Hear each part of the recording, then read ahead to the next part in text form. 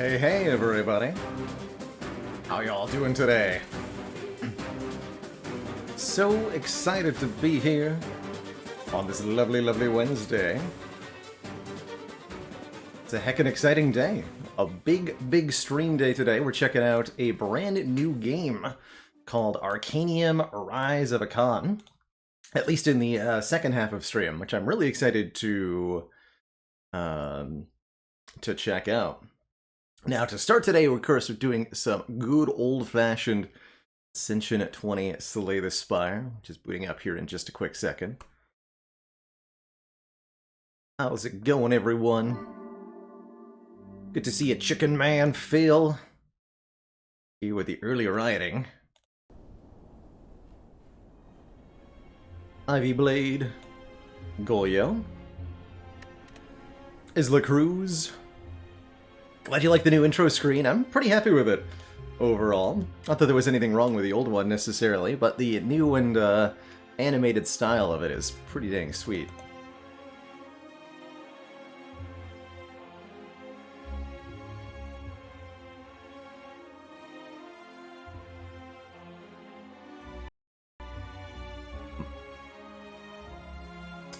There we go.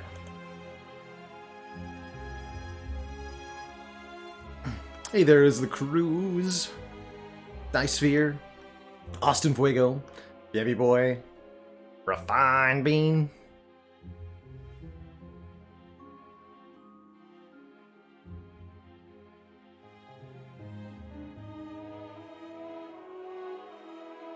Gotta get a PC for all the new roguelites. I think one of the things I really appreciate about roguelites is that a lot of them run on pretty low-end systems, especially the anything that's more turn-based, like Slay the Spire, for example, runs on a whole bunch of different systems and doesn't have particularly high performance requirements. I suspect Monster Train's pretty easy to run, too. Lots of 2D sprites, but nothing graphically intensive or 3D.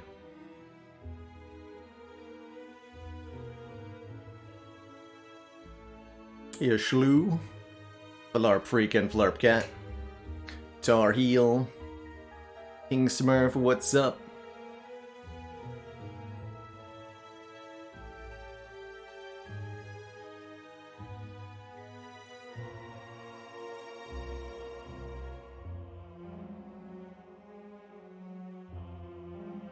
Arcane Order, hello.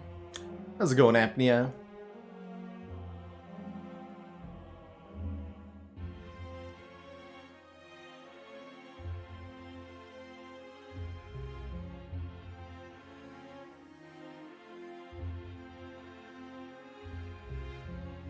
And Kararoku, what do you get when you cross your username with some bad singing?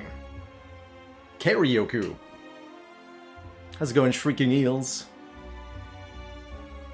Trummers, good morning. Epona.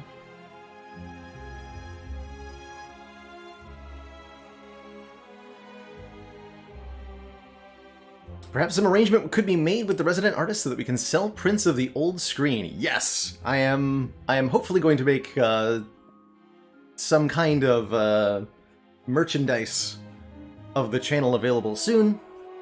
And my intent is that that will include some of our older cherished designs, so that those who were particularly fond of them can get their hands on them in a literal sense.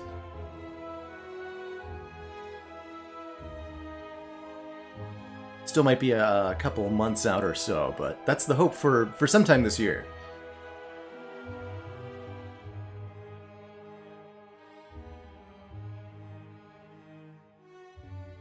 VGF can confirm Monster Train will run on the lowest settings on an 8-year-old laptop. Dang.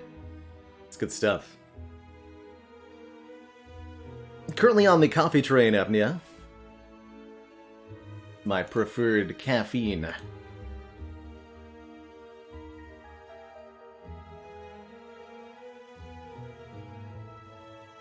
Tricky Gills needs to get a merch store done for a project they're involved in, but can't get yourself to do the work. I know the feeling. Yeah, I know that feeling. Authentic Baylor chair. I guess I could just auction this particular chair on eBay, see what happens, right? Link it to the stream. How much would this cost to ship to somebody? Probably too much. Less than I wouldn't be able to sit on it. It's the last time I played A20. It's been a while, right? This is the 4th, so it's been over a week. And we just finished a Watcher run, which means it's Ironclad time on A20. That's exciting news. Rare Baylor imprint. That's right. It's still got like the. You know what? I'm not gonna finish that sentence. I'm just gonna play some Spire.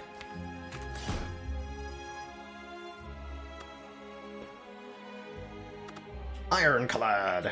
Doing some A20 today to start out the stream.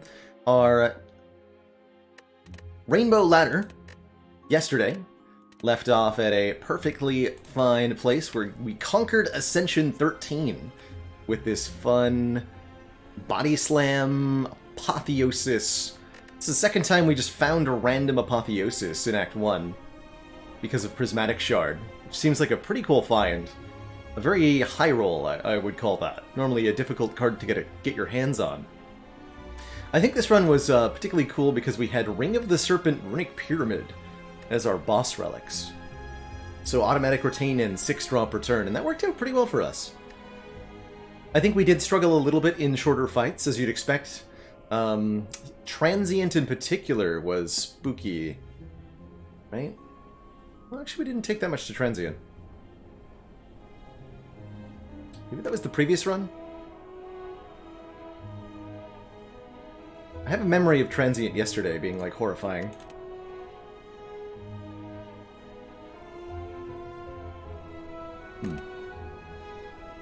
Transient 12 damage? That wasn't too bad either. Although, when you take the same damage from both Transient and Reptomancer... we took 20 damage to 4 shapes, that's right. Because they all attacked on turn 1. That was fun. That was fun. Great question, Zero More. So the easy way to tell a heart-killing run when you're looking at the run history is this bottom row of floors here. A regular run ends after the Act 3 boss. So there'll be the victory floor is here. And you won't have this bottom row of floors. And that tells you it was a heart kill, if it went to floor 56. This final question mark. Do I have a... Do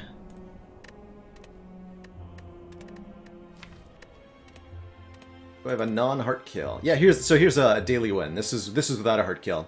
And you can see it just ends here at floor 51 unknown, and there's no bottom row of floor symbols after the run. So this did not go to heart. As the daily never does. Alright. Let's play some Ascension 20. I'm excited. It's been a little while. Probably a little rusty. But that's okay. Here to just have some good times.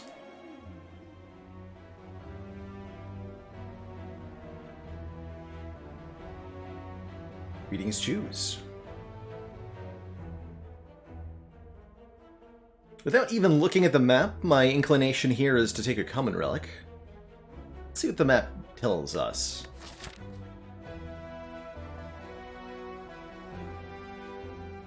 The map tells us to fight our Burning Elite, for it is late in the act. Doesn't look like there's a lot... Ooh, I see the path. I see the path. It's a good one. Actually, wait, there's another path over here, too. Look this out. So we got, although you have to go to an early shop to get over here. Early Fire, Elite Fire into Elite Fire. So we get 2 Elites and 4 Campfires going up the far right side. That's pretty good. But the path I'm looking at over here, I like a bit more. 2 Campfires and a Relic before the first Elite. But then from there, we get to fight 1, 2, 3 Elites in a row. After we've stockpiled cards and potions and upgrades. Harvest a bunch of relics, and go into our Guardian fight with, I think, a pretty good set of stuff. We could also... Is there any other options? Like, cross over through the middle here, grab this elite, but then... I guess we could get a store later on. And we could opt out of the first fire to get a 4th elite and go 4 elites, but that seems really unlikely to be successful unless something really miraculous happens in these first few floors. Or if we get a random preserved insect from the Common Relic Star. I do think the Common Relic Star is going to be the way to go here. Random rare card could be a curse for us. You know, an early Barricade or early Demon form is going to slow us down and make it more difficult to get these elites down. Removing 2 cards is solid early on, but taking 18 damage will definitely make it harder to beat those elites.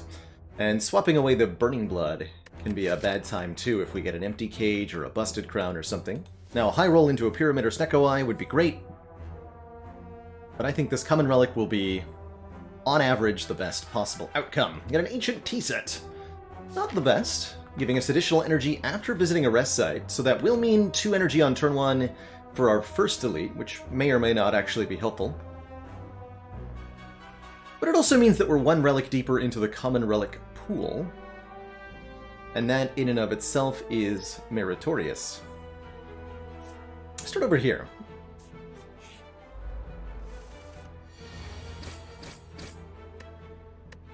Got our repositioned discard pile here using the UI Sliders mod.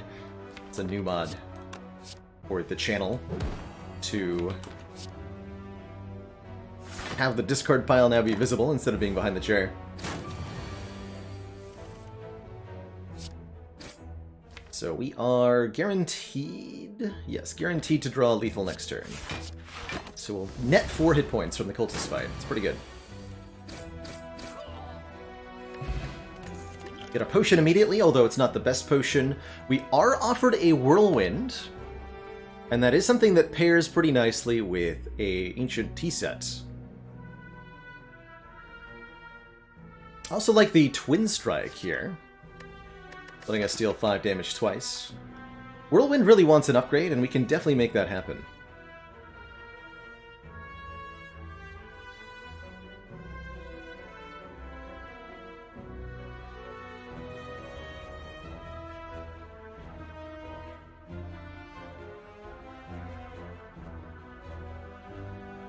Let's whirl it. I think the Twin Strike is pretty good there, too. More like Whirlwind. Ooh, Golden Idol. If we give up max HP for this, we'll lose current HP as well. Might be better to take the flat damage to get this. Giving us additional... Let's see, it's what, 26 damage or 5 damage and 7 max HP? I'm just going to take the flat damage here. That is going to make it a bit more challenging to fight some elites, but... Oh. Well, that's a nice question mark room. We just get a random white beast statue, giving us a potion after every combat on floor 2, after we found a potion at our first combat, so our potion chance was 30%, now it's 100%. Beautiful. What a start indeed. In fact, that start is so good, I'm going to use a Gambler's Brew against this Jawworm. That's how good it is.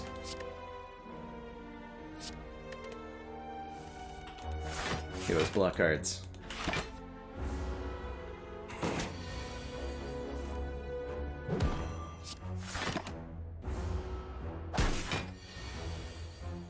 Crud.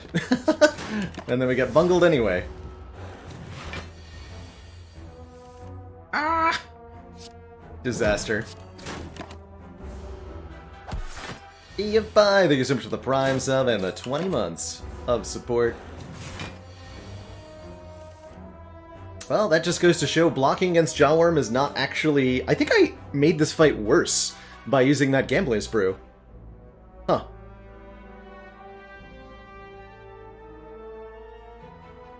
What a country.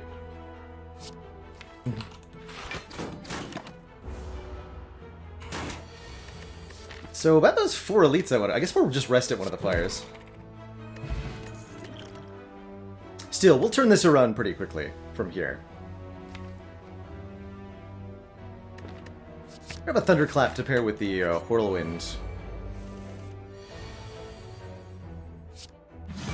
And that's more what I was hoping to do in these easy pool fights. That's more like it. Shockwave's nice. Feels like Shrug could be helpful on 27 HP. Very happy with the current potions. Gonna upgrade Thunderclap. Yeah, let's take a Shrug. Does Shockwave let me remove Bash? In Act 2, sure, but not anytime soon. We're fighting Guardian, so even more reason to want to shrug it off. Alright, let's get that Whirlwind upgraded, for sure. We're gonna have 2 additional energy on turn 1 for this regular old fight here. Did not help me at all. It's okay. Whirlwind is a kill. Either way here.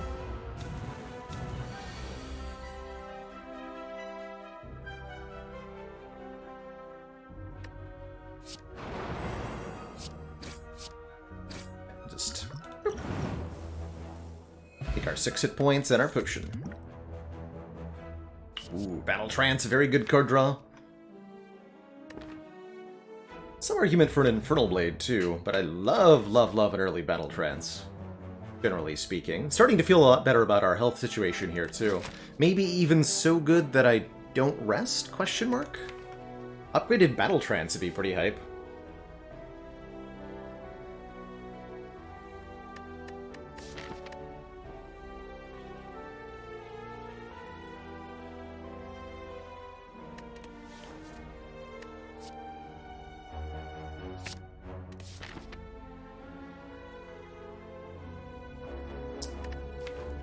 Let's upgrade the Shrug.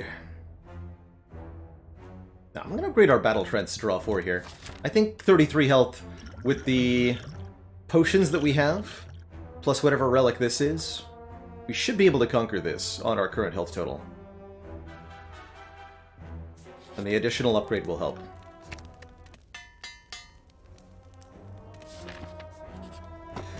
Oh, and a boat thingy will definitely help, giving us block on turn 2. Very, very good. Greetings and... Oh, God. Oh, no. Hello. Alright, well, I'll Strength Potion at least.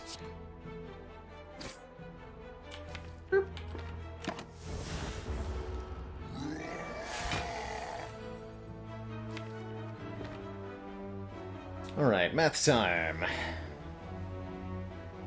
Next turn, we have a guaranteed Whirlwind, which will do 15 by 3. So if we want to kill next turn, we need to reduce Knob to 45 HP. That I think means we have to Liquid Memories.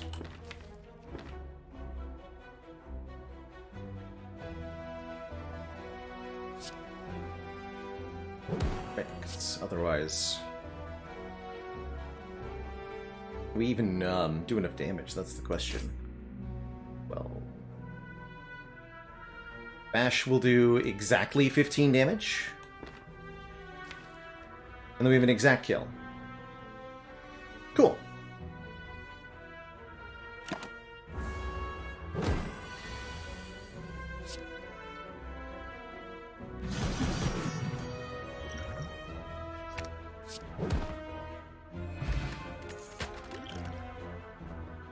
More card draw. It's a total, thank you so much for that. 8 months and that tier 1 sub. Oxygen and Potassium finally went on a date. Okay. Glorious stuff. Second Shrug is really appealing here. Make it a lot easier to beat our Guardian fights. And whatever this fight is, whether this is Sentries or Lagavulin. I mean, for Sentries, we just have Duplication Potion Whirlwind and we win. And I think for Lega, we have to dupe pot the Bash. It's fine. Ooh, this event is. Oh, Remove Transform upgrade. Heck yeah, we get a free upgrade. Or a Transform. But not a removal here.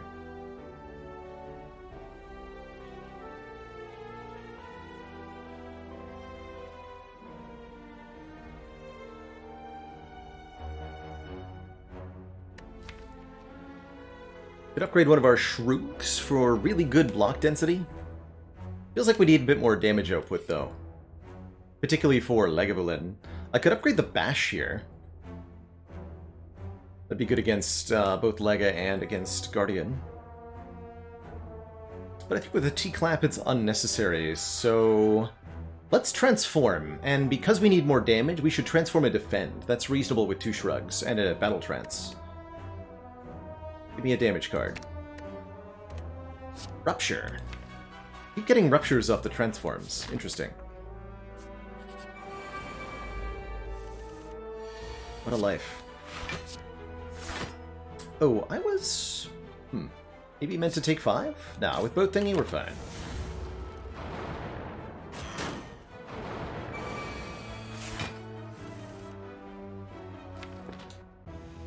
Good day, Private Snowball. Good day, good day.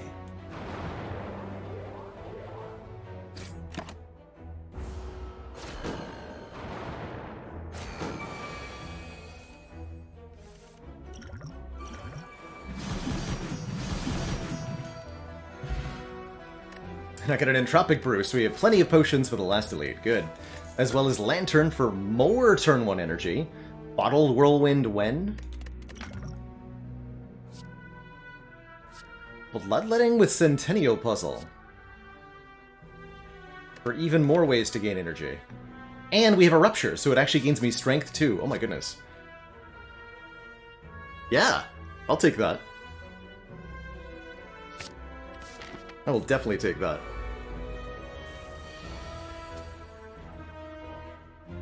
Dang it. One pot, weak pot, huh? Blech. Ouch.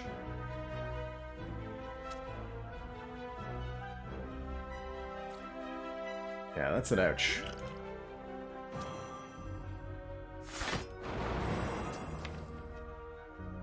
I'm drawing a big whirlwind, right? So let's go 1 hit here, 1 hit here.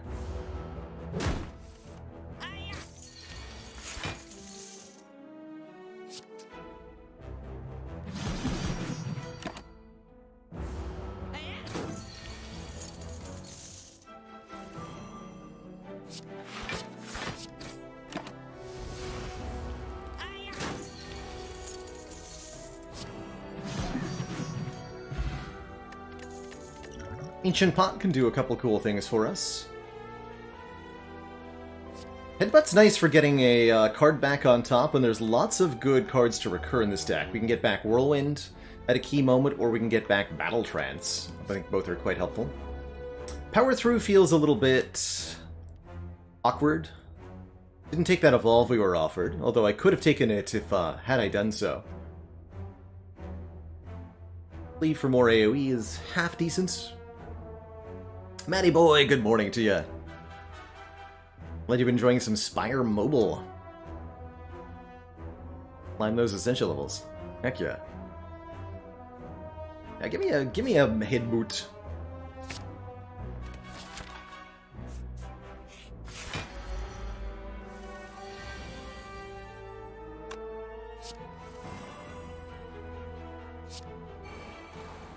I'm not gonna play this because I'll lose the Centennial Puzzle.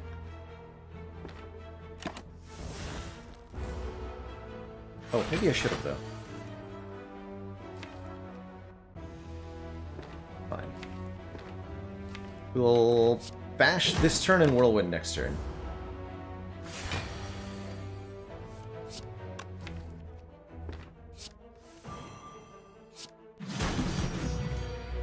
And then we're probably going to draw Bloodletting, which is great. Bruh.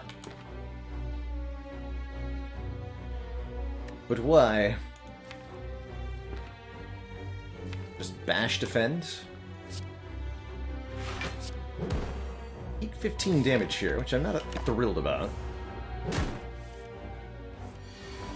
What are you gonna do? What are you gonna do?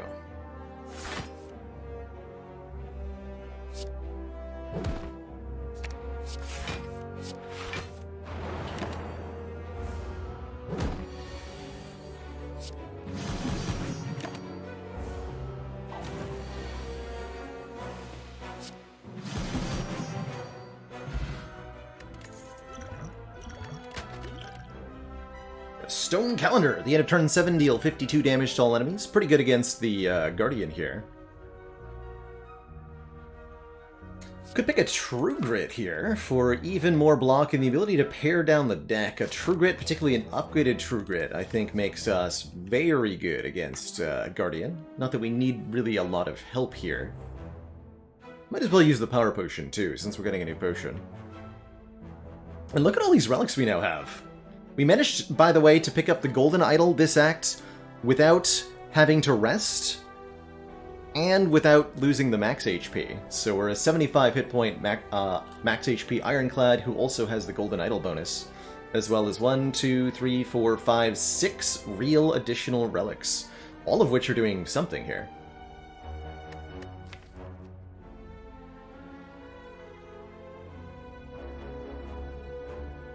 I almost want to upgrade this Rupture. I think what we're going to do is let this Rupture maybe lead us to take a Brutality.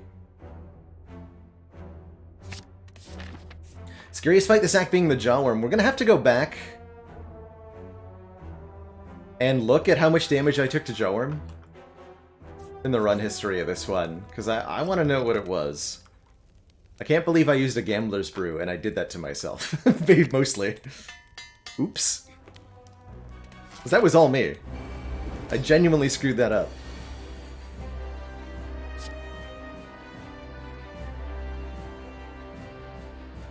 I'm sorry, I have how much energy this turn? Oh, I can have even more if I headbutt the Bloodletting here. Let's just get a whole bunch of Vulnerable down. Forever. Get rid of the Strike.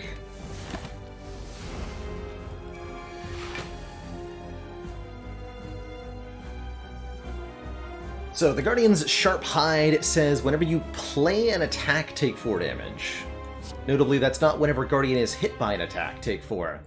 So, an important distinction between Guardian's Thorns and Spiker Thorns in Act 3 is that multi-hit attacks on Guardian only hit you back 1 time. So even though the Whirlwind hits 3 times, we only take 4 damage for playing that.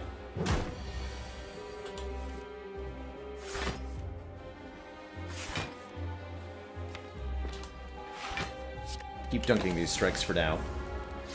We just want to be at the point where we can... What on earth? Hello? Ah! Draw order, please. Not like this. Ow. I guess I was meant to use this Power Potion, wasn't I? Kinda forgot about it. Maybe that would have saved us from this small agony. Let's see, would a Inflame be good enough here? That would be 15 by 3 now. Inflame won't save us now. This is done, the discard pile is being done through a mod. Shown down at, the mod is called UI Sliders.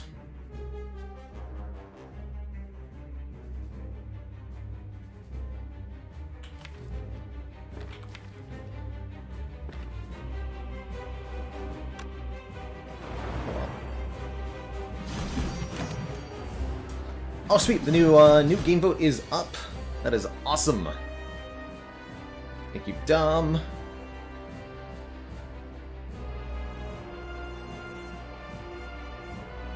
Community Growing Channel. Quickly, Balamate 21. Oh sweet, and you've got the poll open. Sweet! Yes! So, thank you, Tom, for setting up the game vote poll this month, as with every month.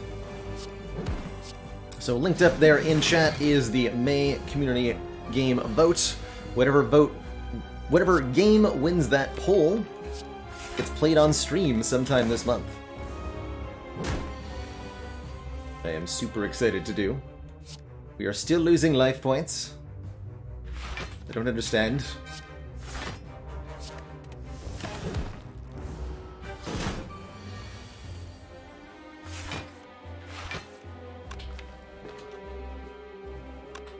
I'm gonna play this. I'm sure we can play our bash here. Gain that 1 point of strength. Narrower victory against Guardian than I expected, quite frankly.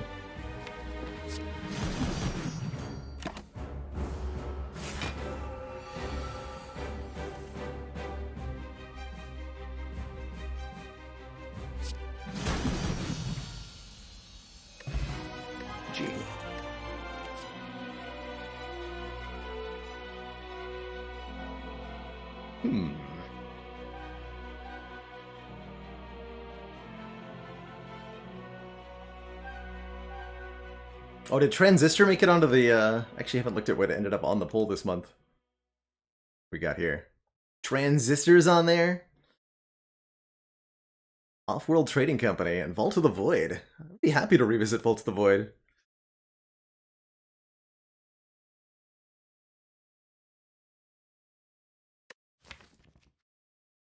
Berserk's kind of interesting here, giving us even more energy, but I feel like we've got it covered between our turn 1 relics and the Bloodletting. Impervious give much blunk, pretty good. Not a bad Juggernaut deck with Shrug, Shrug, True Grit. But I think I want the big blunk, the Impervious here. Leads us well into taking a Barricade. I'm going to keep these 2 potions. Quite a few good uses for an Ancient Pot. And oh boy! Is that some Snecko I see?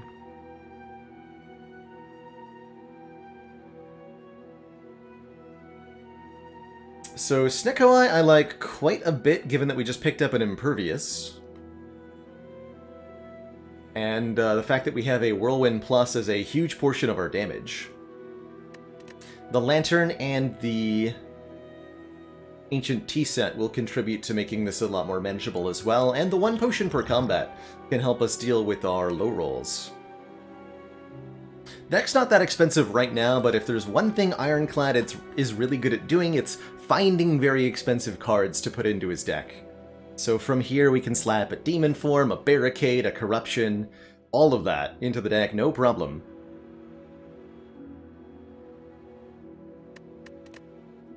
Dome wouldn't be bad either, giving us just more energy to work with. Certainly we block quite effectively. I think this is a very good Dome. And then poor Tiny House. I think not standing up to the competition here, as it usually doesn't, unfortunately. It's just not a very good real estate market these days.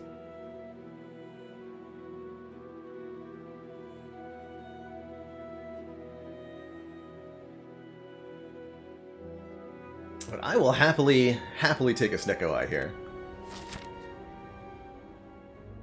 Additional card draw is so good. Now all I need to do is make it to a merchant. Apparently the merchants are a little oddly positioned today. And I must fight an elite to get to the merchant. Interesting. That's okay though, because with a half-decent draw, we'll definitely very, very important that we be deliberate about our pathing here. We want to go fire first and then elite because of this Ancient Tea Set. Although if we go elite and then fire, I guess we get a bonus against this elite maybe, although if the event is a combat, that wouldn't be the case. And then we should go for probably 3 elites. Hey Rectum, yeah, we're still rocking the ladder. Taking a day off from the ladder today just in the name of variety. Playing some classic A20. How many combats do I want? I think we're pretty good at combats.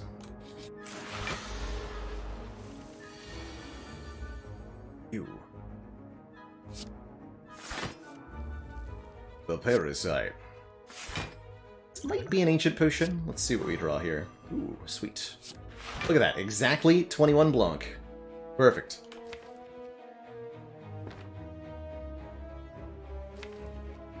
And yeah, I'll use the Ancient Pot in this fight.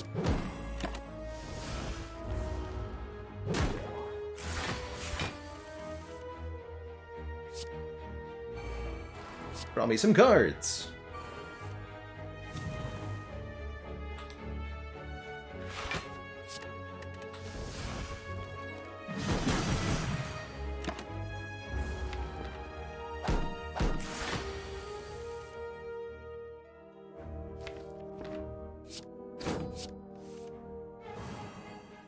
Beautiful.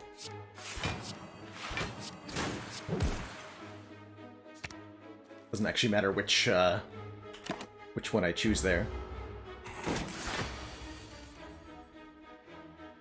And overall, Snecko was pretty kind.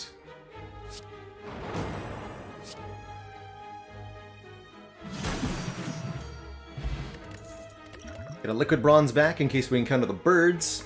3 unupgraded 1-cost common cards. Not really the sort of thing we're looking to add to the deck here.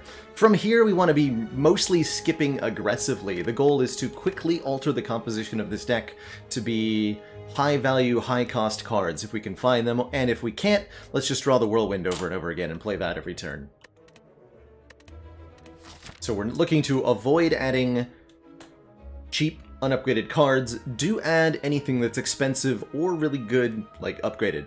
So a Shrug Plus would be fine, but also looking for Flame Barriers, Entrench, Barricades, Clothesline, Uppercut, even a Sever Soul maybe? Just to name a few. And when we can't, we will happily take any card removal opportunities we can find to dunk those stinky 1-cost starter cards from this deck.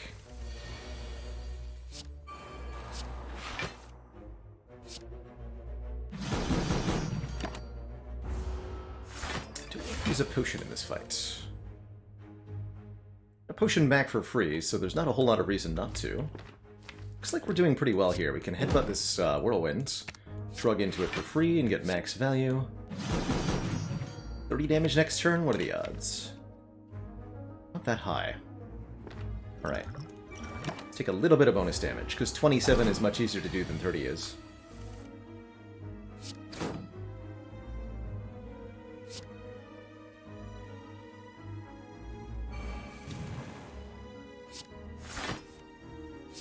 No sign of Whirlwind, unfortunately.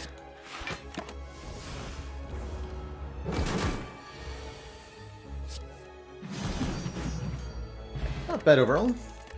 Ancient Pot comes back, strength gain, and a free upgrade, I think means spot weakness is well worth it. Despite the 1-cost base of this card, its overall utility is perfect here. It's exactly what we need to augment our damage output. Fighting Collector, which is a pretty good card against Collector too, since those minions always attack. Take that. Let's do an event first, and then I can choose again. Give me a relic. Oh! That's a pretty good event. We now have a Pocket Watch. Whenever we play 3 or fewer cards during our turn, draw 3 additional cards at the start of the next turn. That means 10 cards per turn if we play 3 or fewer. It's a lot of cards. And I actually, now that I think about it for half a second here, I do think I want another combat. 1, because I want a card reward, but 2, I also want a different potion than an Ancient Potion going into an Act 2 Elite. Ancient Potion not so helpful against Slavers, or Gremlin Leader, or Book of Stabbing, compared to really anything else.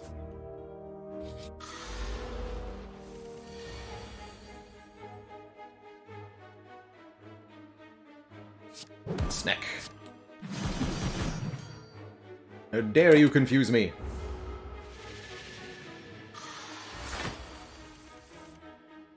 Fool.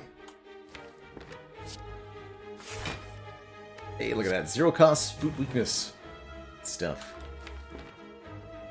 And then I'm just going to T-Clap so that we can draw 10 cards again. Just draw back to the Whirlwind for a kill here. Failing that, draw the Impervious.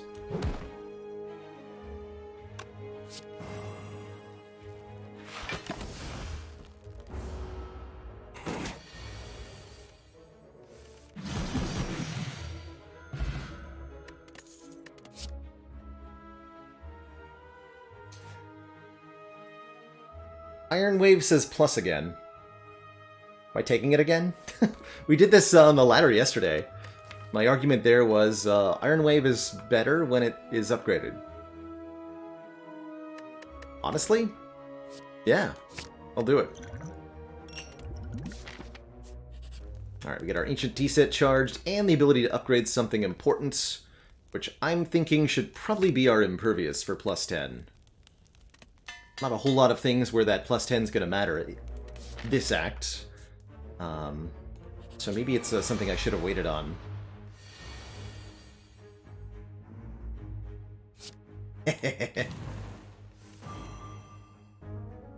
Free cost bash. I'm not paying that. Spin to win, baby.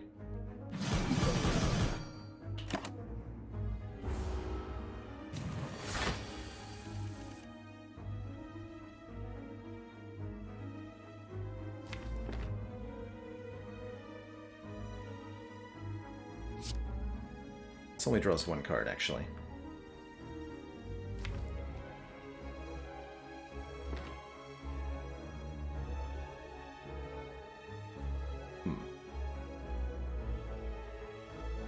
Let's go ahead, but the Whirlwind. Sometimes it's okay to just play one card on your turn. Easy game.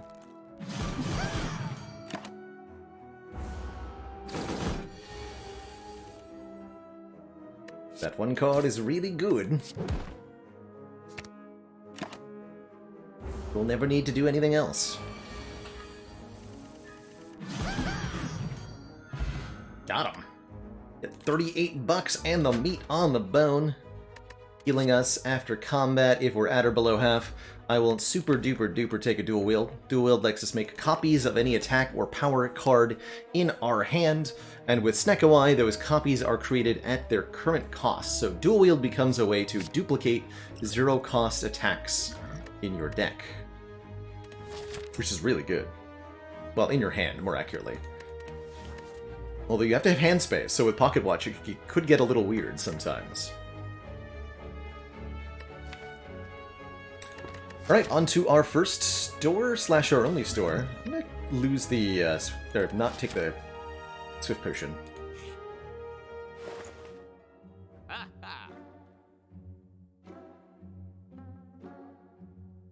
Fun. Medical Kit is here.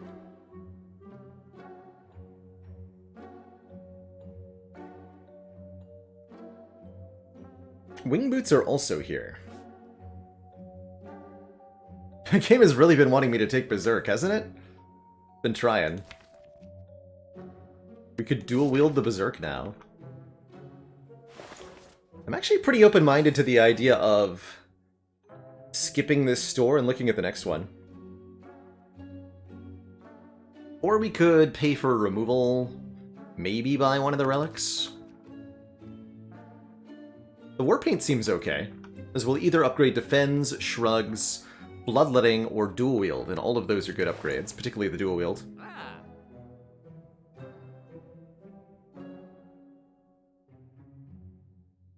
I don't think I want the Medical Kit, and the reason being is that when you play a status card, Pocket Watch resentfully counts that against you.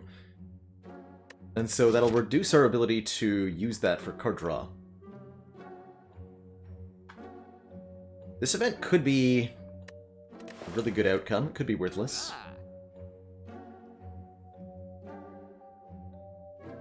At the next shop, what would we be looking for that we really want from the shop relic specifically? Brimstone? No, that's crazy, right? Let's go Warpaint Remove here, and dodge the second store. Take an event instead. Continuing to lose strikes, because I think they are bad. We get Defend Shrug upgraded, that's just fine by me. Chemical X would have been actually extremely good, that's true. How about Art of War? If we don't play any attacks during our turn, gain an additional energy on the next turn. I think yes. Yes, we have plenty of hands where we don't play an attack, and plenty of reason to want additional energy. 275 gold for Regret Course, or 50 gold if I'm not willing to deal with the pain. I think that means, unfortunately, 50 gold here. Although this Regret will activate Rupture. Does damage to us based on the number of cards in hand. That's spooky. Although with our immense card draw, it's pretty easy to make True Grit to destroy it. Take the money. Alright, Book of Stabs is up next.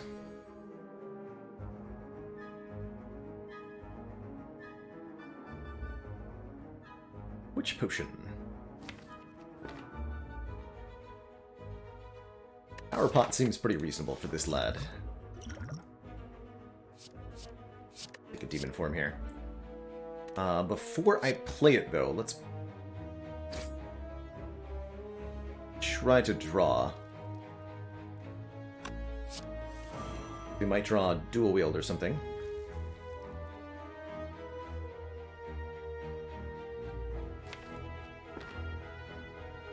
Ruin my puzzle.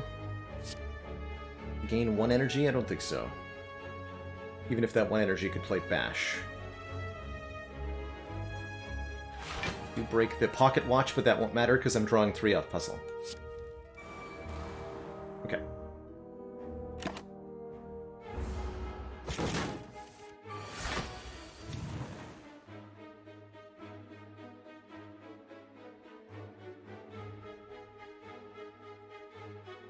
Okay, no good dual wield targets. I think we just go spot weakness, Iron Wave here. Some damage done. Draw 10 again.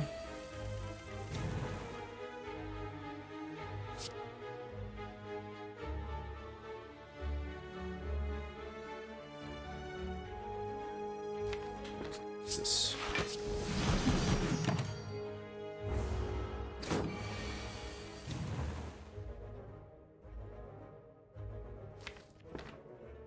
Dual wield, why are you 3 cost? Still make me another Iron Wave. This looks like it's gonna hurt a little bit, though.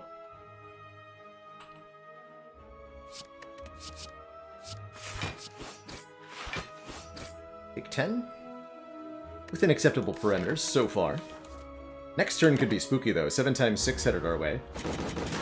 Put 2 wounds in the draw pile. Looks like we have lethal, though. Good. Okay, pretty smooth. We get more upgrades. The Whetstone. We'll upgrade 2 random attacks. There's that Entrench I kind of wanted. Body Slam also quite nice for doing damage equal to our block. This feels like exactly the kind of deck that wants an Entrench. Not too many decks without Barricade want one. But we have lots of block, lots of card draw, and it is a random cost rather than 2 costs, so I like it quite a bit here. Heavy Blade falls into a similar category, but I don't know that we have quite enough strength yet for Heavy Blade to feel like it's worthwhile. Bash upgrade is definitely appreciated.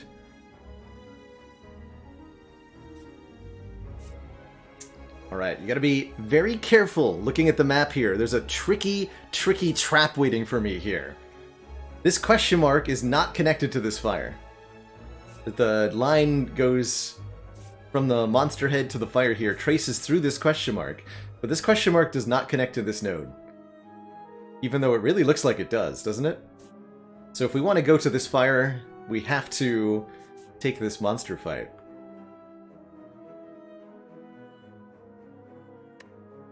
Do I want that fire, though? Yes, I want to upgrade dual wield.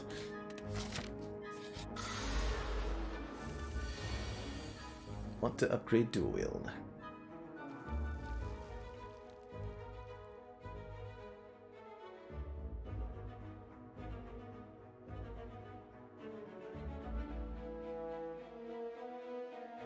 How many times have I made that mistake? At least once, which was 1 time too many. Make sure they're both vulnerable for a long time here. Now, we could play this strike for free, but to do so costs me 3 card draws, so I'm not going to do it.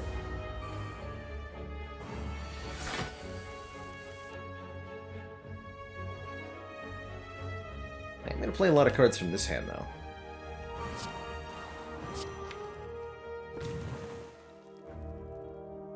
Headbutt dual wield?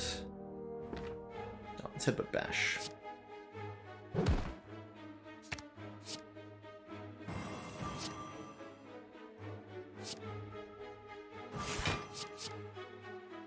One. Something like that.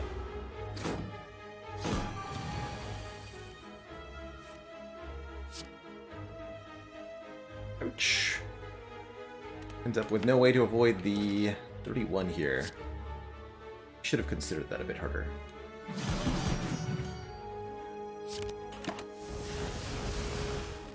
Ow. Thank goodness for meat on the bone, though.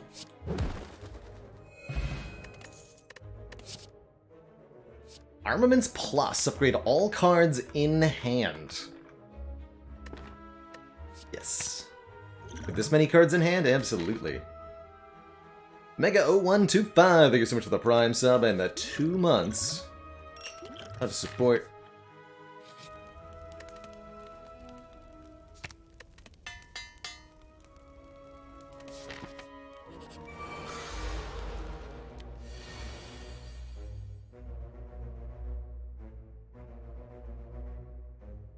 This looks like acceptable meat on the bone value. Half health for us is 37. Which is 14 damage that we need to take? Take 13 if I defend. I'm gonna go for the full damage to the face then. Intentionally don't play defend to activate meat on the bone.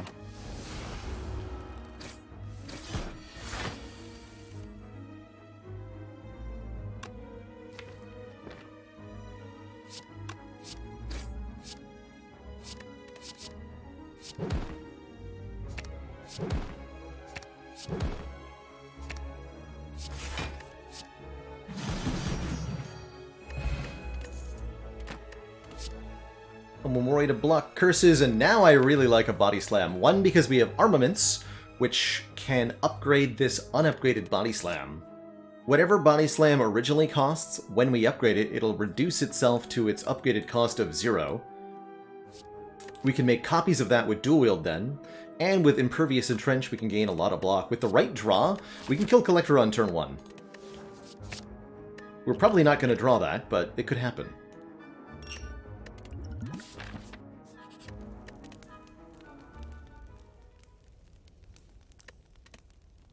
Grab a recall. Most of these upgrades are insignificant, and we have the armaments to get the rest of them. I'm gonna go ahead and use our cultist potion.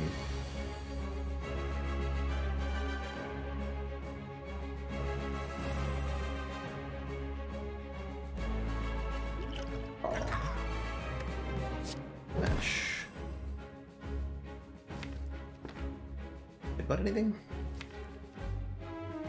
I think so.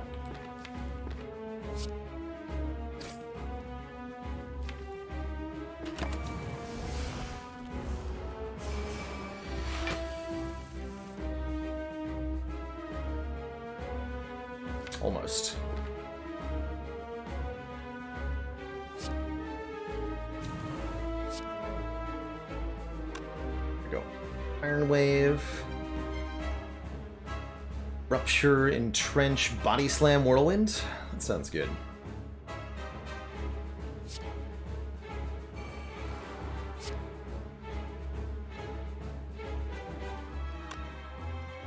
$13, $13, $12. We won't be killing the frontliners here. It's okay. Bang.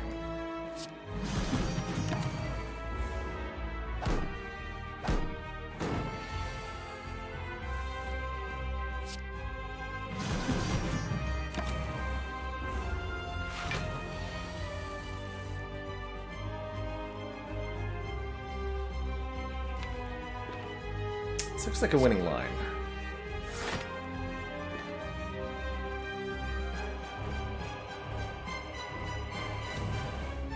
Yes. Although I have no block. Hilariously.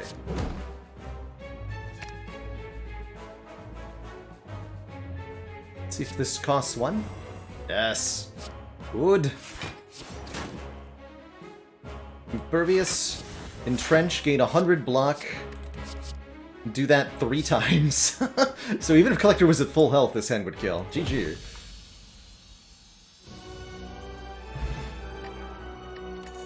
Got him. Big Blunk card. Legend's definitely good, but what about Feed?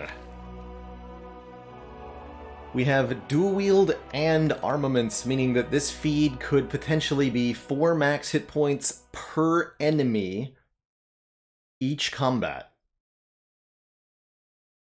Pretty good. Now, I would have preferred to see a barricade to any of these, but these ain't bad. Brutality could be, well, I have a hard time wanting a Brutality here, even though we have a Rupture.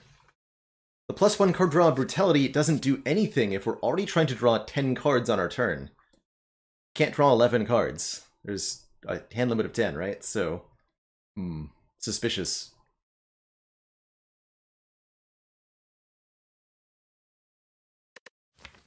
This Bludgeon is a great dual-wield target. I like where this is headed with a feed. I think if we feed vigorously in Act 3, we could go to 150 hit points by the end of Act 3. I mean that. And that's an easy Cursed Key. Cursed Key Omamori, one of my favorite combos. We even get them back-to-back here. Get a curse? No thanks. I'll just take freeenergy.com. Could transform a few starter cards, but we really want to go 4 energy with Snecko here. Definitely prefer Cursed Key strongly over the Philo Stone, then. Good. We could still be rich. Richness is not forbidden to us. So if we find 999 gold, say, in one of these two events, we're allowed to take it. And then we just have a regular Cursed Key instead of a free Cursed Key.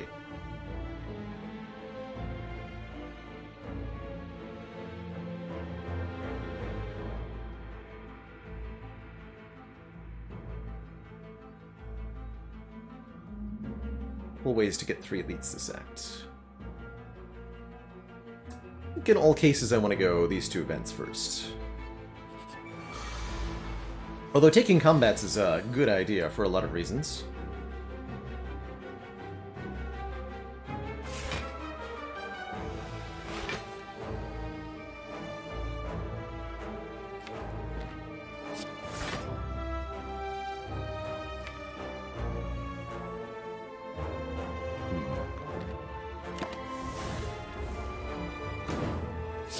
Hey, Ferox.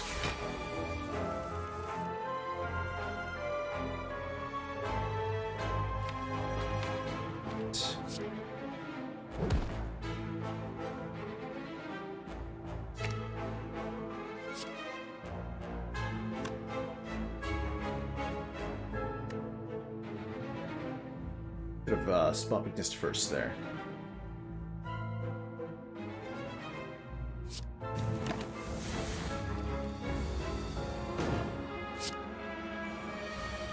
Oh, it's 3 costs? Dang it.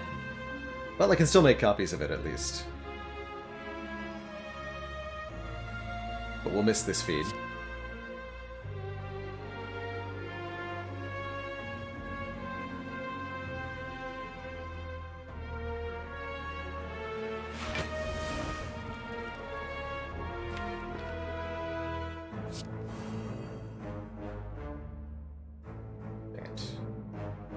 Even we'll take a little bit of damage for this.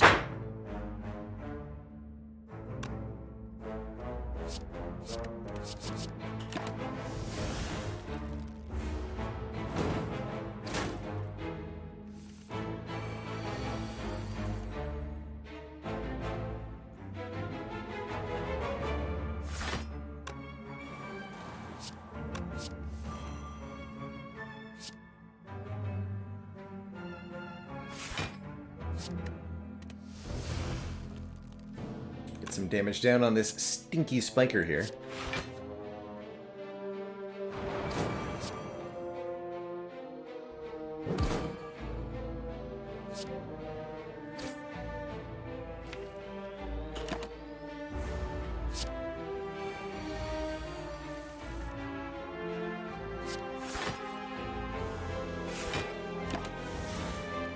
Now we must be patient.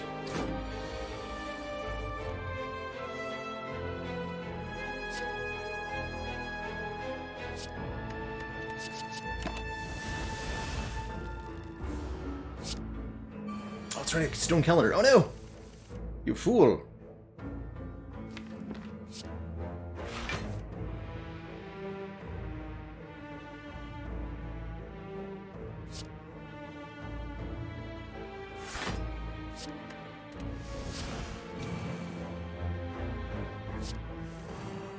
Okay, we get 1 feed. Loose. Good reminder to me that I have that. Strength? Don't think so. Can do better. We'll fight these nerds for a rare relic. I'm not going to try to double feed here. This is a really dangerous combat. So this is all about winning as hard as I can, basically.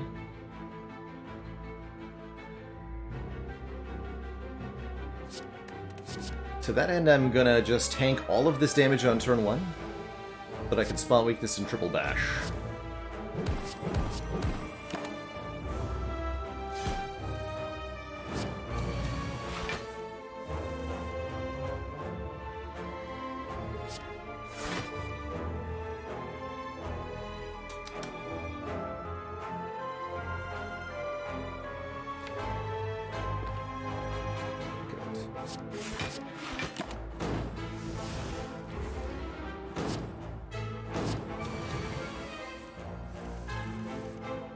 Oh man, I almost didn't draw this.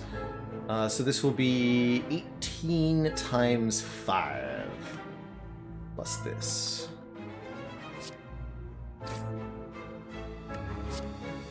$90? Yeah. Cool. Another dual wield on offer. I'll take it. And the Winding Halls. So we're not being offered 999 gold.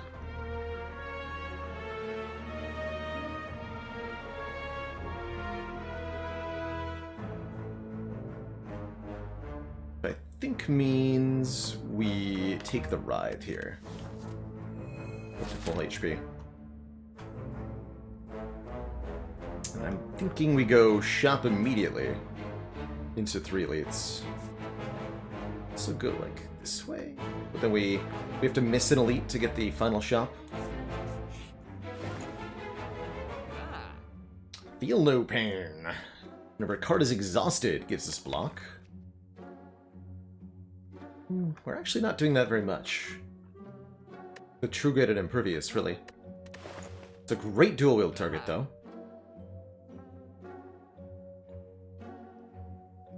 Spoon is here to let us potentially keep Impervious. Or the feed. That would disincentivize taking a Feel No Pain. With Tori here, I'm not as worried about Heart, and with max HP too. So I'm not certain that we need a Feel No Pain. How about our Act 3 bosses? Don't even Deca first. I mean, we've got a pretty good block core. I don't think this is a Kunai deck, is it? Maybe it is. Ironclad struggles to work Kunai into the mix, but I think dual-wield Snecko Eye is definitely capable.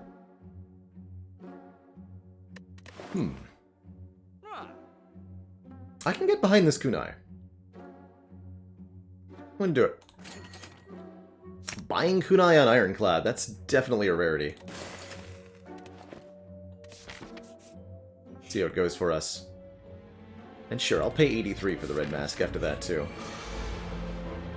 Get that weekend on turn 1.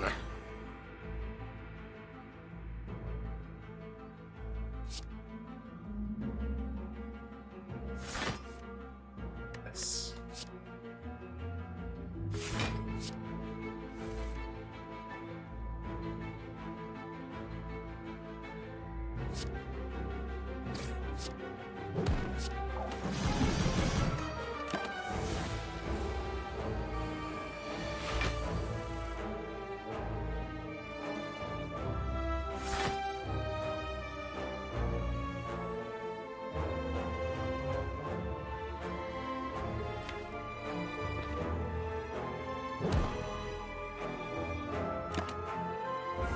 May need to potion next turn.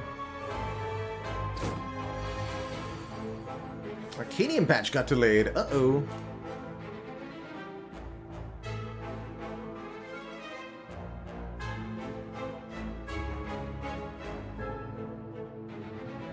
Okay, cool. Appreciate the heads up there, Jedit.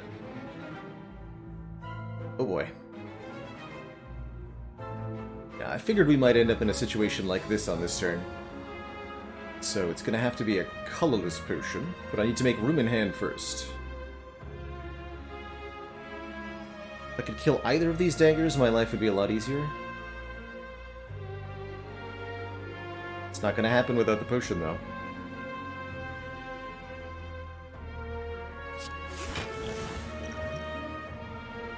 Well, that's one way to do it.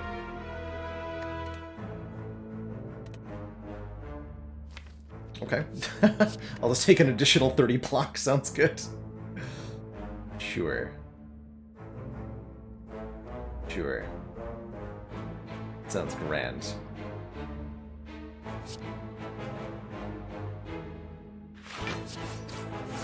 I block for 80.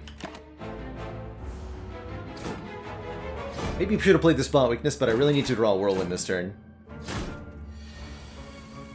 Oh good, I did. And I think I kill. Even better. Janet O'Janet, thank you so much for the Prime sub and the 17 months. Been there, done that. Bird. Unfortunately, the Body Slam won't contribute to our damage output, but that's okay. I can, thanks to Bloodletting costing 0, I can even Whirlwind first and then feed. So let's do some math. This will do 48. So 48 plus from Whirlwind, plus 13 from Strike, plus 18 times 3 from Headbutts that are dual-wielded, although dual-wield costs 2, so I can't go Armaments and dual... I can go Armaments first, though. Hold on, so let's recalculate then. So minus 12. Because we're actually not Whirlwinding for 4, we're Whirlwinding for 3, plus 18, plus 18, plus 18. Yeah, that should be more than enough. So we go... Armaments first, then Whirlwind. Strike, Bloodletting. Dual wield the Headbutts. Did I math this wrong? Shoot.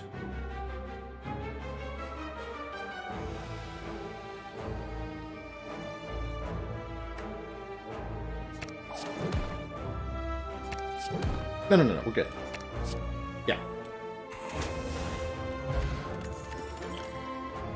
And a Flame Barrier Plus. I'll take it.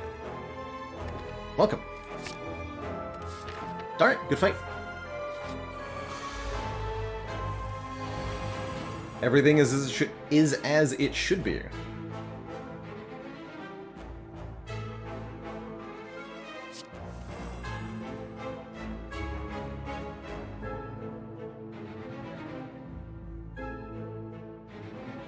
This only does 40.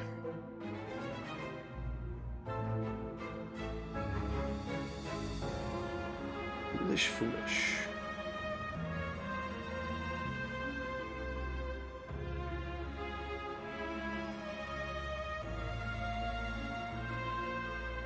Could arm a dual-wield Body Slam or something. It's no good.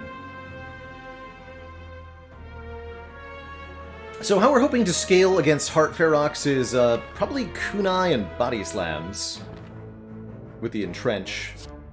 Hoping to get a Barricade or a Calipers or something. Though that may not happen.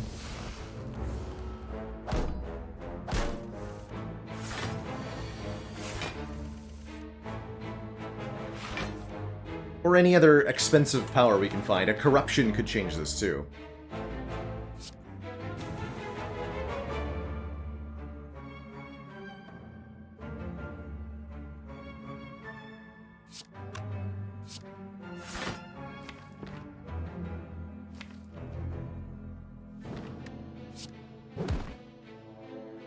Whirlwind back. Thank you.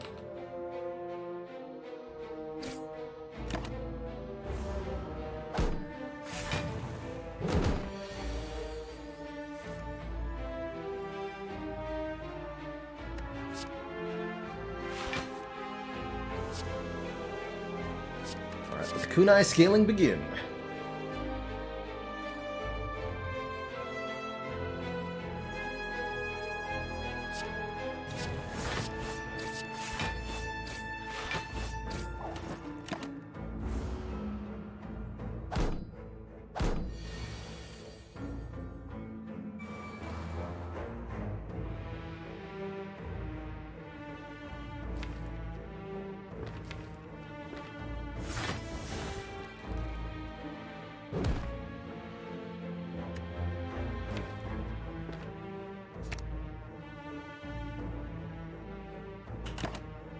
Want to draw the armaments and the feed together here. That is ultimately our goal, is to upgrade at feed and then feed. Even though it's easier said than done, unfortunately.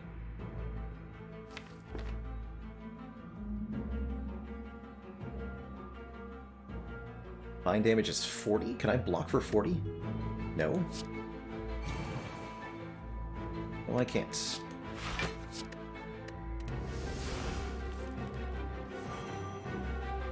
But now I can.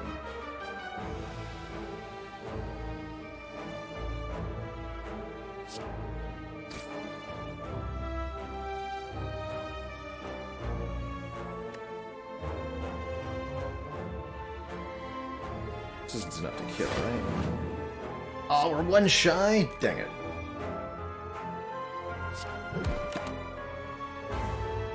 Come back to that.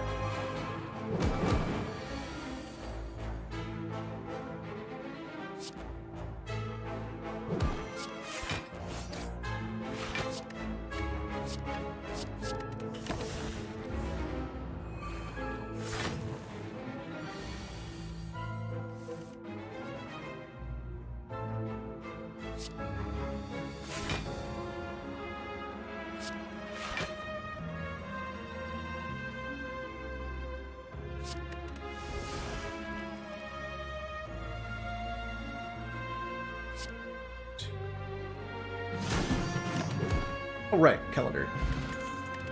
I knew we had that. I remember we don't have infinite time to mess around.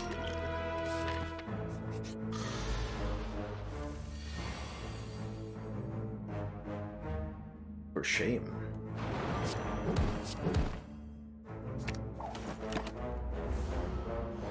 Oops, all calendar.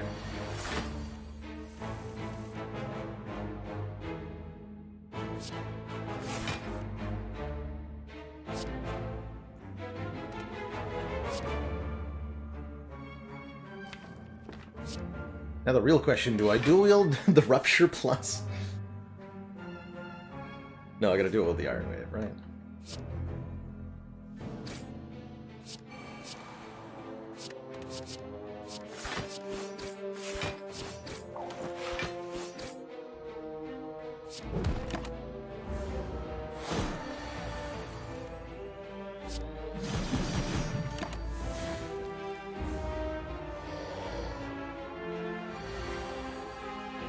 Oh yeah, Vulnerable Potion would have done it there.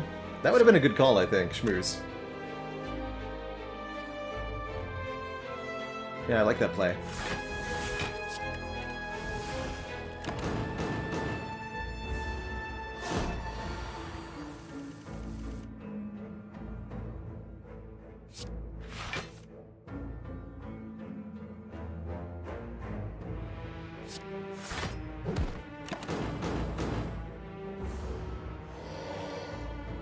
Trying to make sure we keep drawing enough cards, but also blocking is quite a challenge.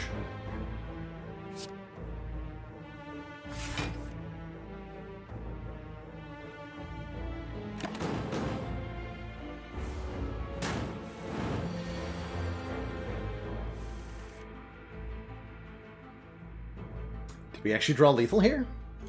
I'm sure there's a Flex Potion feed. See, this is 12 times 3.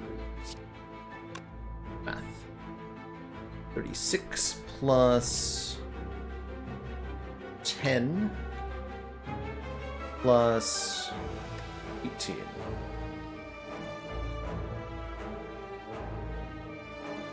Is 64. So we'll do it this way.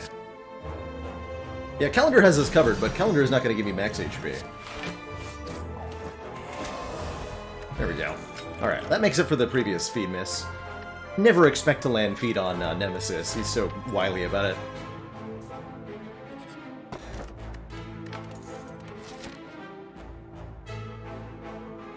Want an event? I don't think so. I think we just want to eat more stuff. Like you. I will eat you, sir.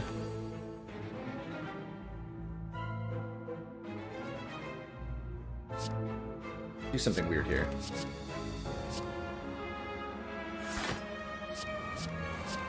Strength!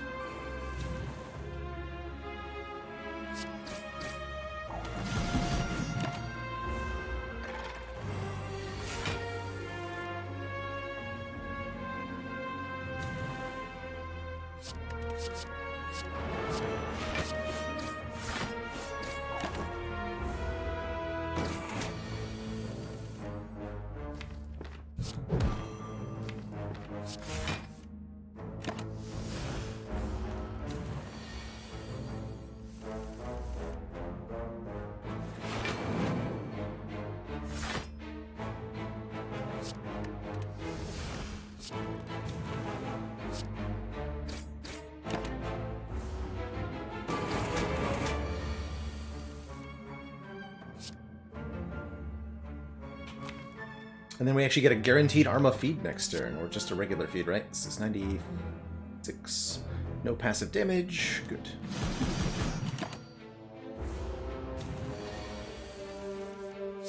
Nom nom. Blood Pot is helpful. There's the Clothesline I talked about. It's not my favorite card here, but I do want some Weaken for Heart, so I will take it.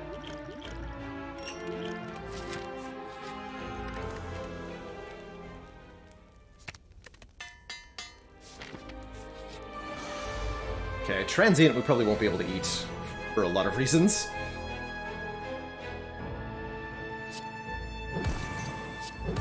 Be pretty bad indigestion.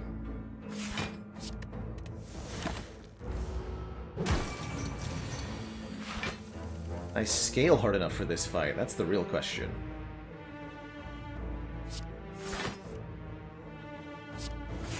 You spot weakness, I think I can.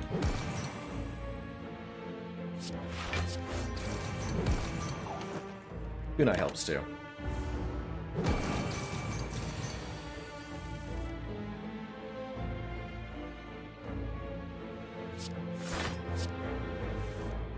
Better.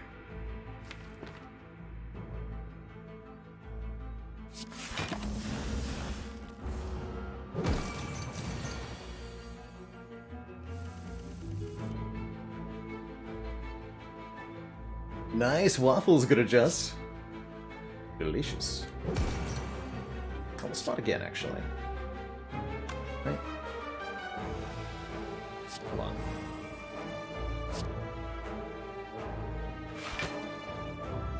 I can get away with that.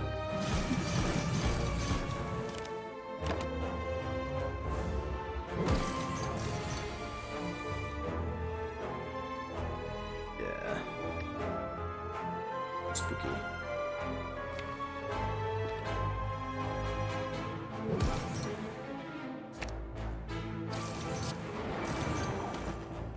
Ouch.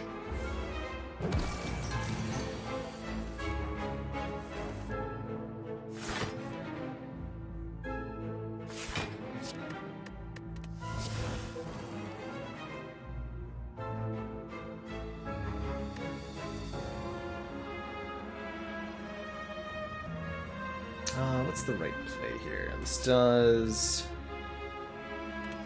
18 times 3, whereas this will be better to go Shrink Body Slam. Yeah, that's good. And then we get back up basically to full gear. Blood Pot. Another feed is an interesting offer. I'm very happy with another Flame Barrier here.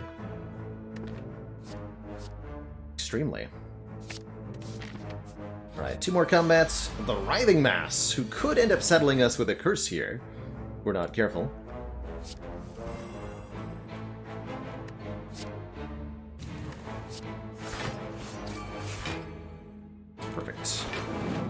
Every time they take unblocked attack damage, they'll change what they're doing. Gives you a lot of control over the fight, but at the same time takes that control away from you in some ways. Broken Bard, thank you so much for gifting a sub to Good Adjust. Good.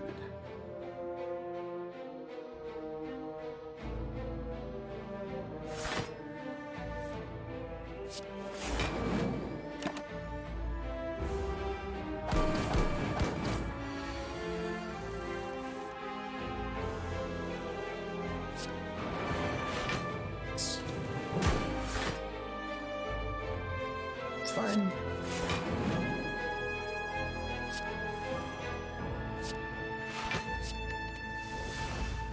Play this for 0 just for the kunai proc.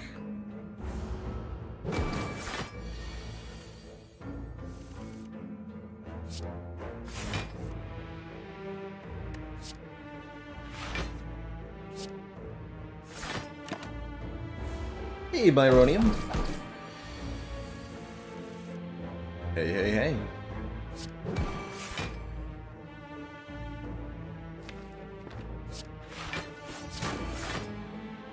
Okay, not a 4 max HP feed, but I'll just take that one and be very happy with it. I'll also be extremely happy with a disarm here, enabling us to remove a little bit of strength from one of our enemies. Great against the heart. Keep this speed potion for now. Our last elite is Giant Head. Happy to not see Repto again.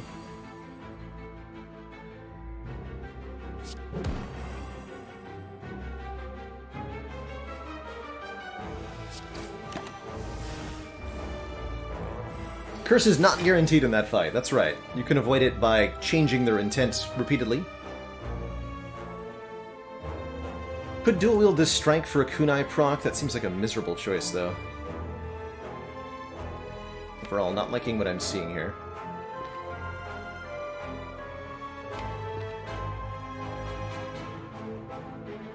Let's go disarm and destroy the strike instead.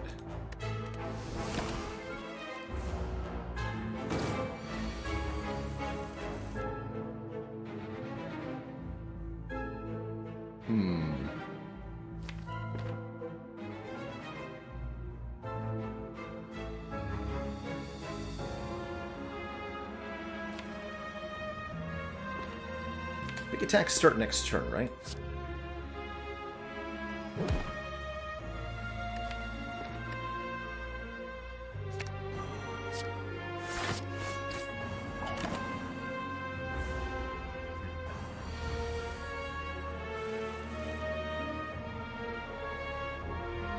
Did not find Body Slam.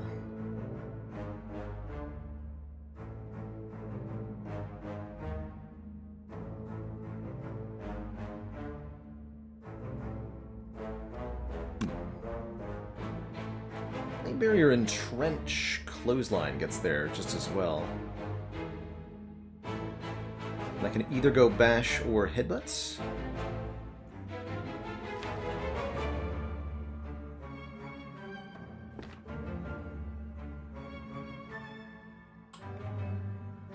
Or if I'm impervious, I can do both Bash and Headbutt. I can Headbutt and Trench. Let's do that.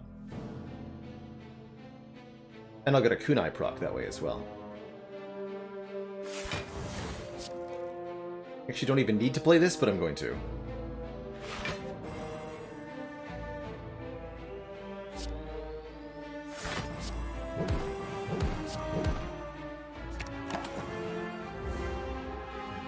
Probably should have used our strength potion in this fight.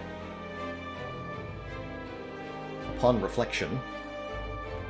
This is just sad.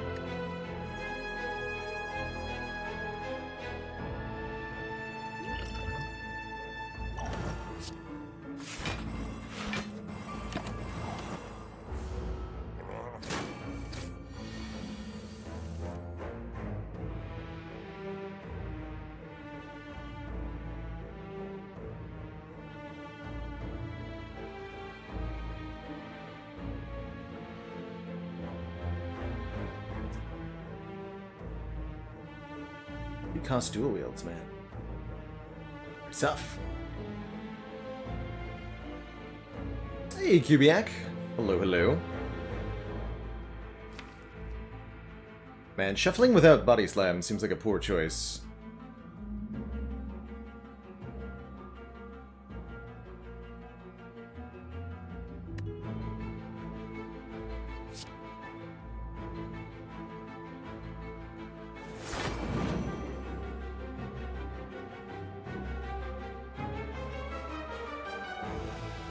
Looks like we're gonna have to, though.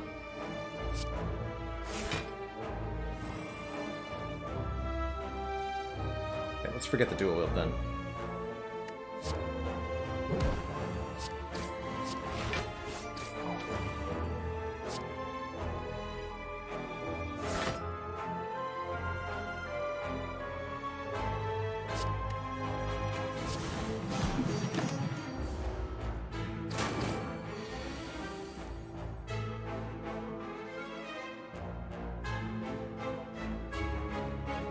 Holding on.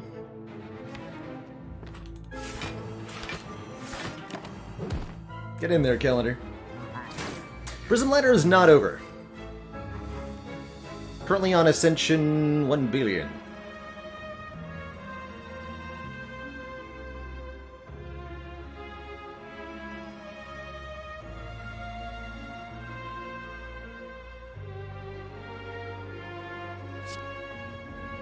Okay, Arma at least makes his body slam free.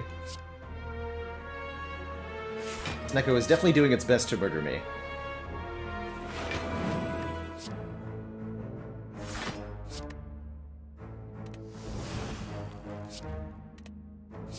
So it's either clothesline body slam or defend body slam. I think the clothesline's the better pick here. Pick one. Is impervious yet? That answers that. Yeah, and here's where we'd have a kill had I used my strength potion earlier, I think. Versus.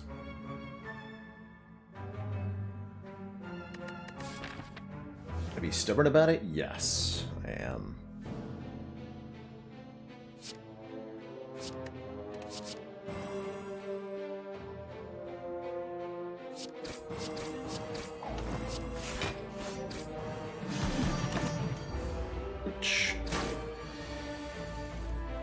Please die.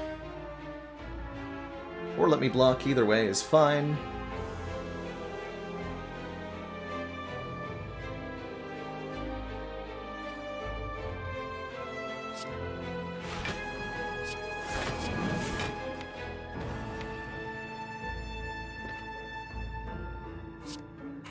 Get out of this fight.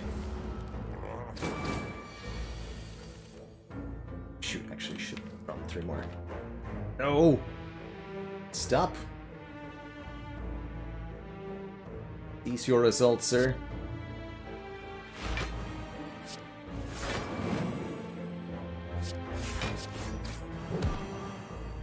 Please.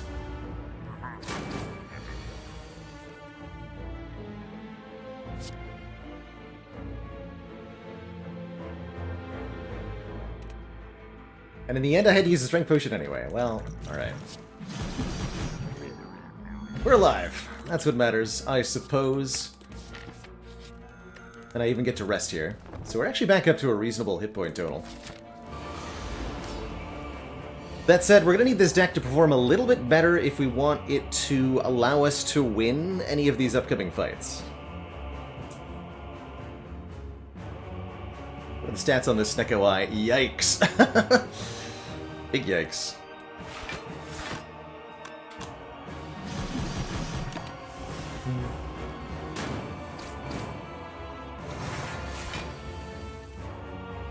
And counting, not a single zero cost here.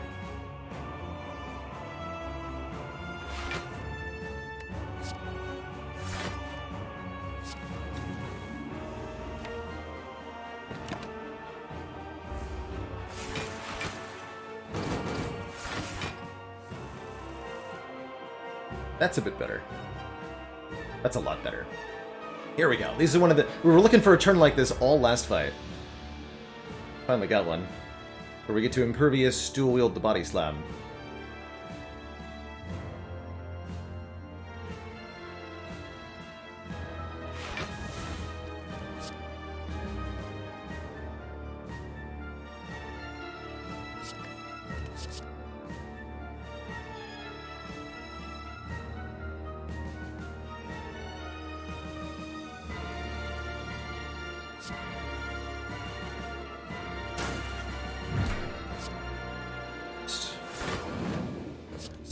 60, 60, so close to a kill here.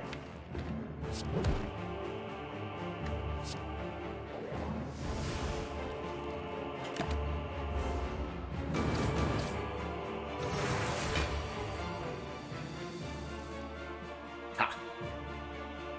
Wait.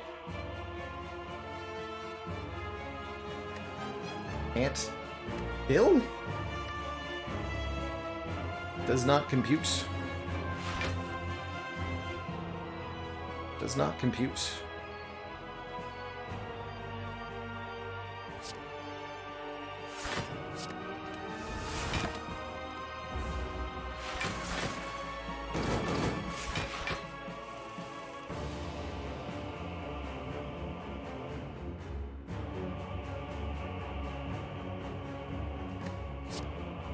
Oh boy.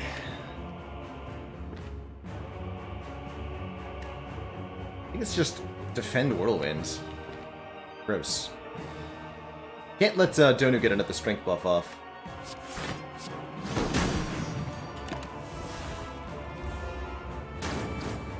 Fortunately, meat on the bone here to provide some value.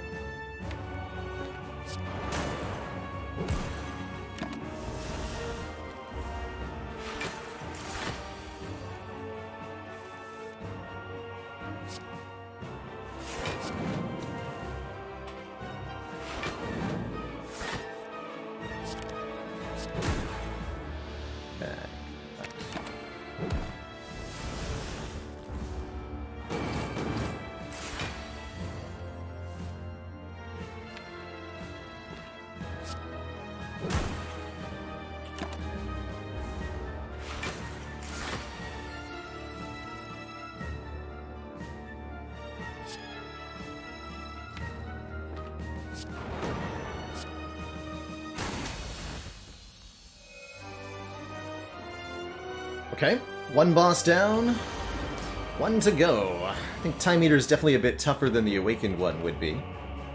It's okay.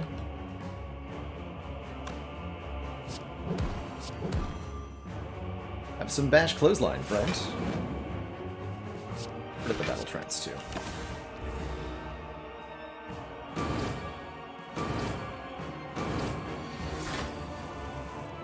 Rude. An impervious body slam turn too, double rude.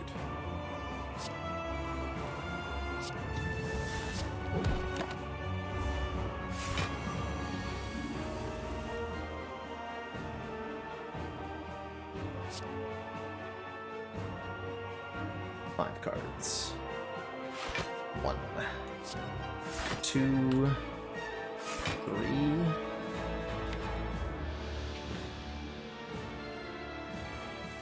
Let's go 4, 5. Makes us take quite a bit of extra damage here. But I need to make sure the timer rolls over.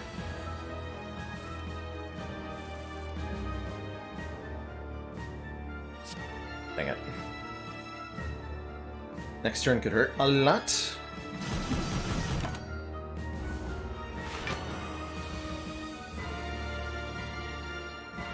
Okay, not bad at all.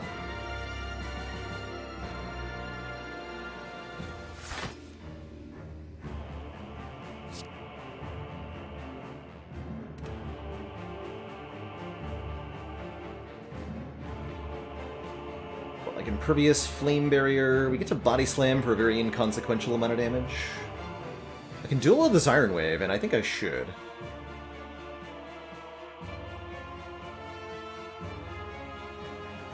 I might be correct to make more copies of the big expensive stuff, even if I'm not going to play them immediately.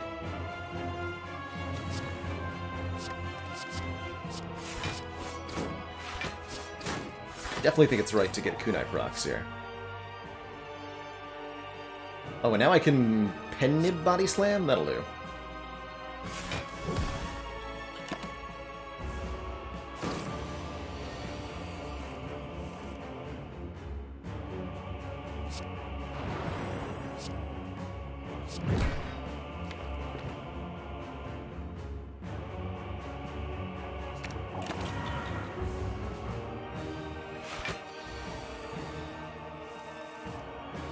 Nice.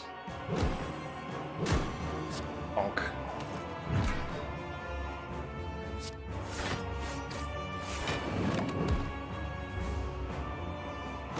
Okay, Time Eater fight was a lot easier than the Donu Deca fight, which was itself a lot easier than the Giant Head fight.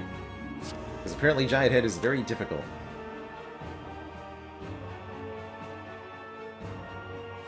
Let's see. Dual wield feed lands the chompification here. Can't get the Arma upgrade, but that's okay.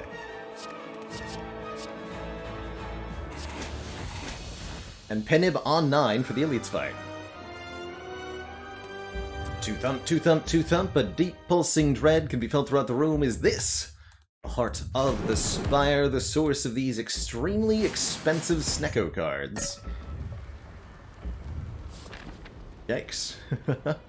What if what we've rolled previously is no longer relevant? All that matters is what we're going to roll. Having Bludgeon upgraded for turn 1 Penib seems relevant here. Orrery on offer, letting us add a bunch of cards to the deck. Not a lot of great stuff in this shop otherwise. It's going to be a tough couple final battles.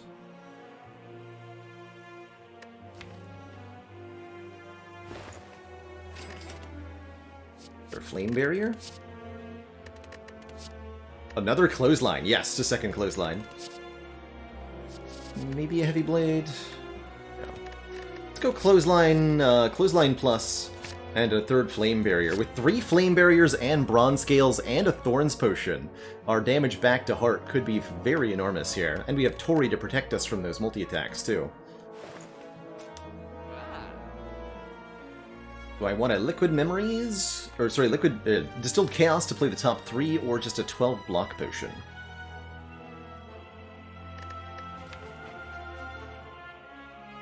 Honestly, I think we got perfectly the right cards here. Trust in Distilled Chaos.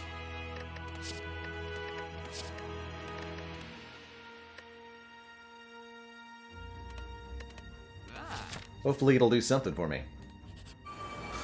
Alright, turn 1 Whirlwind, come on. Yes!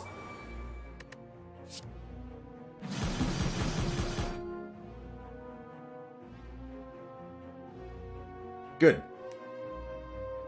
That was good damage. Maybe I should have played Spot Weakness first? I definitely should have played Spot Weakness first, actually. That would have killed the Spire Shield. YOLO! Perfect.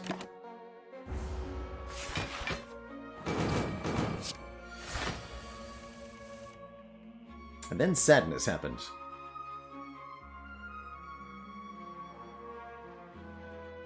Too caught up with the satisfaction. Yup. And now we're being punished, I think. Based on this draw.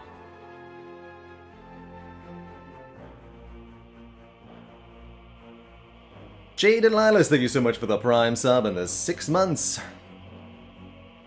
Oh, would have added more than 6x4. That was a 7 energy whirlwind.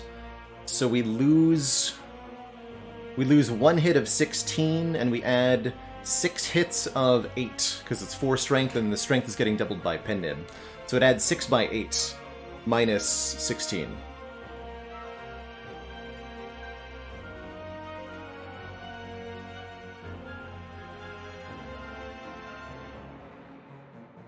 Yeah, that would have killed the Spire Shield. That's okay. Save me, Shrug? Unfortunately, no way to get a kill with what's in hand, right? Yeah. Cute.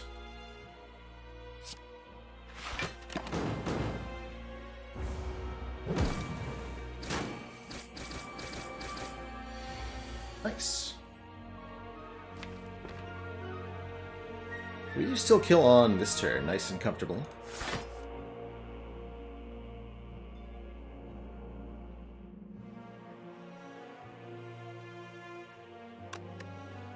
Just headbutt kills.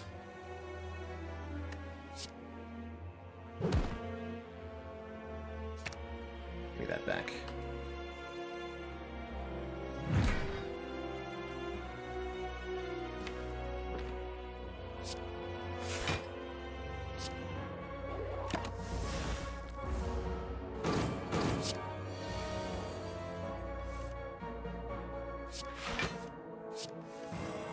Oh, we got the Arma too. Good.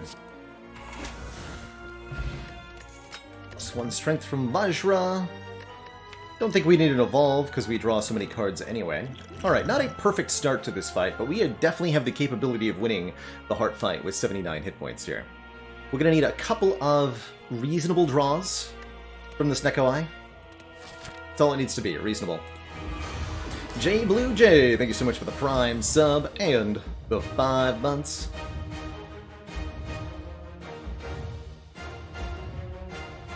You keep watching, I'll keep slaying.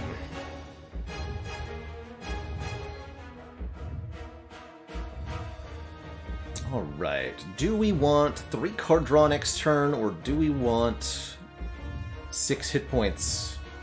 Oh, I also draw off puzzle. I think I'd rather have the puzzle next turn.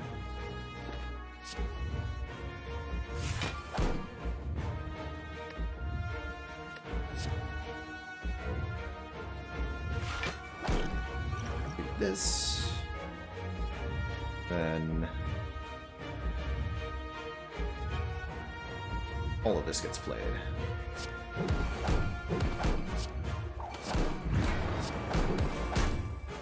That's a good start. We did over 100 damage. We gained a kunai proc. We applied Weaken for the full first attack cycle. And we didn't lose any hit points. That's a good start.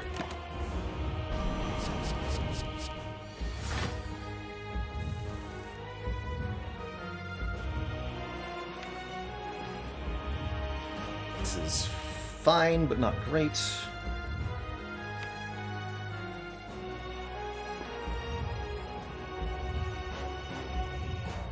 We'll overdraw next turn?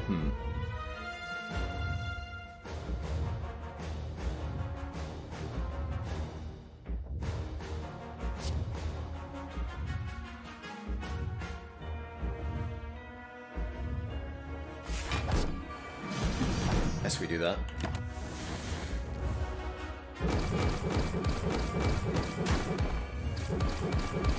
Ooh, zero cost block cards on the big turn.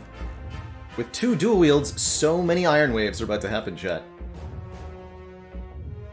So many.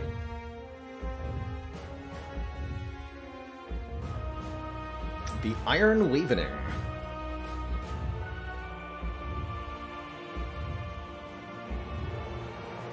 It's gonna be only 1 kunai proc? That's sad.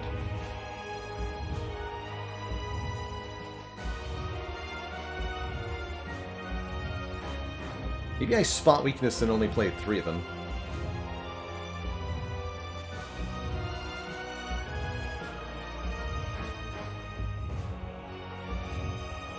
Unless, does 1 extra energy make a difference here?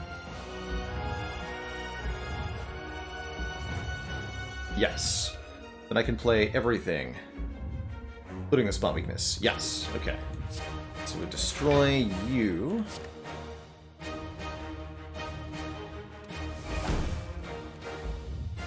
I'm gonna leave this disarm for later. Arma.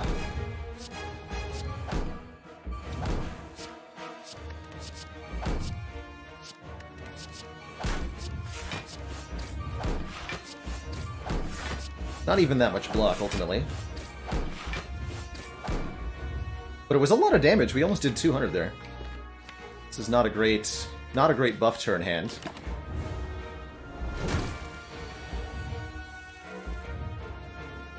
No, it's not.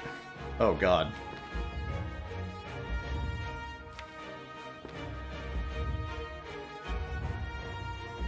Yikes. That might be our doom.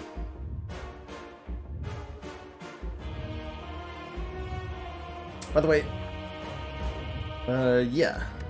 Yep.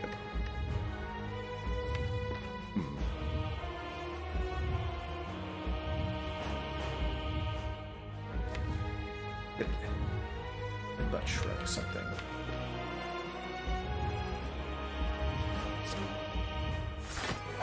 Okay, get the burn out of the way now. That helps. It's a shame I can't headbutt my impervious, because that's what I want to do here. Headbutt shrug. We can headbutt entrench, although I'm not sure I trust entrench. No vulnerable, unfortunately, or no weaken happening. I'm going to use the vulnerable plot to remove an artifact, so that I can maybe land my disarm. Is there a barrier plus in the discard pile? Just a regular barrier? Guess I will headbutt shrug plus then.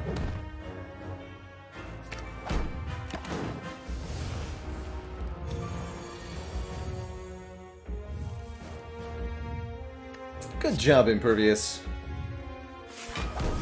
You did it.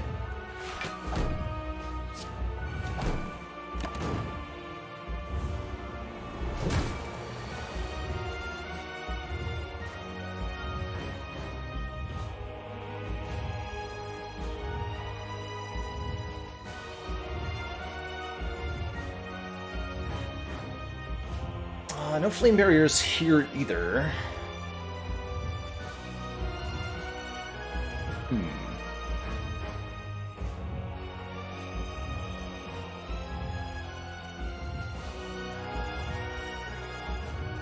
So this attack is fine, right? We have Tori, so this doesn't even do that much damage. I can land the disarm now by going weak potion, clothesline, disarm, but that doesn't actually reduce the damage that we take this turn. But it will prevent the next multi-hit from being nasty.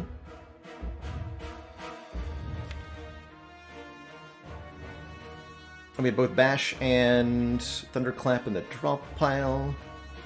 This might go half decently here. Or I can simply spin to win as hard as I can, and we can really go for lethal here. Especially with Stone Calendar chipping in. That might be correct. Forget the clothesline, forget the disarm, just do damage. We're doing 90 damage back with Thorns, 52 damage with Stone Calendar here. So this heart is under 350 health, effectively.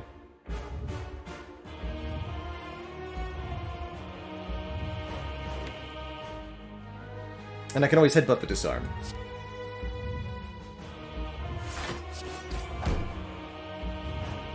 Just attack. Easy.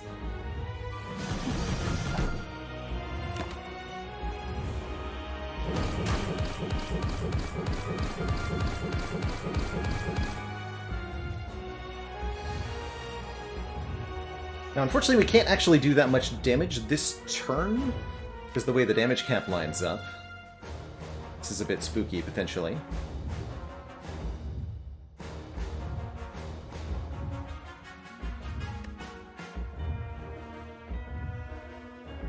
But I still need to make sure I do a bunch here. So this is like Iron Wave, Thunderclap, Bludgeon. That'll hit the damage cap, that'll give us a kunai proc, that'll remove an artifact.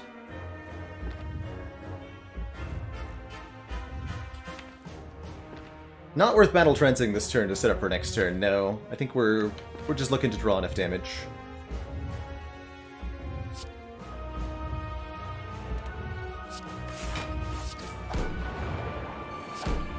Oh, shoot.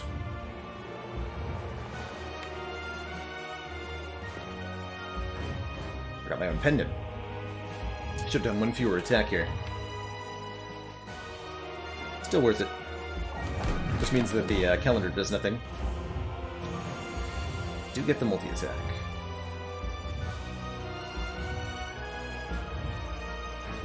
Looks good to me. That's gotta be a kill, right?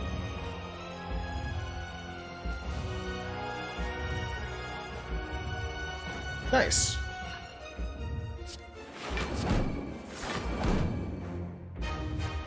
There we go. Bonk. Fly vulnerable. Dual wield the zero cost hit boot.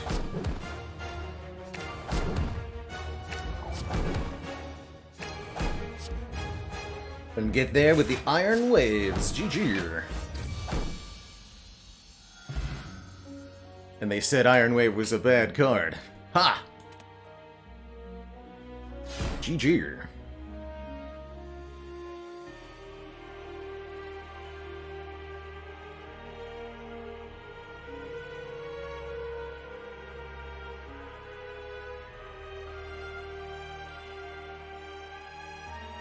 GG.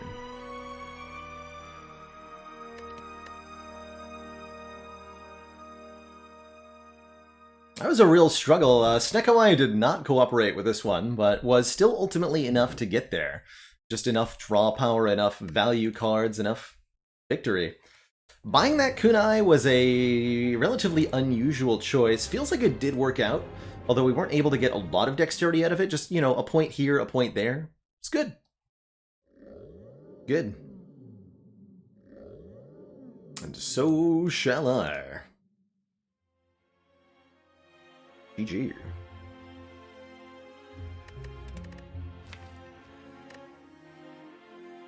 Great run. Prism Ladder is still alive, Oblox. Indeed. Totally still alive. Taking a quick break from that today, but we'll be back to it next week. Some more rainbow action.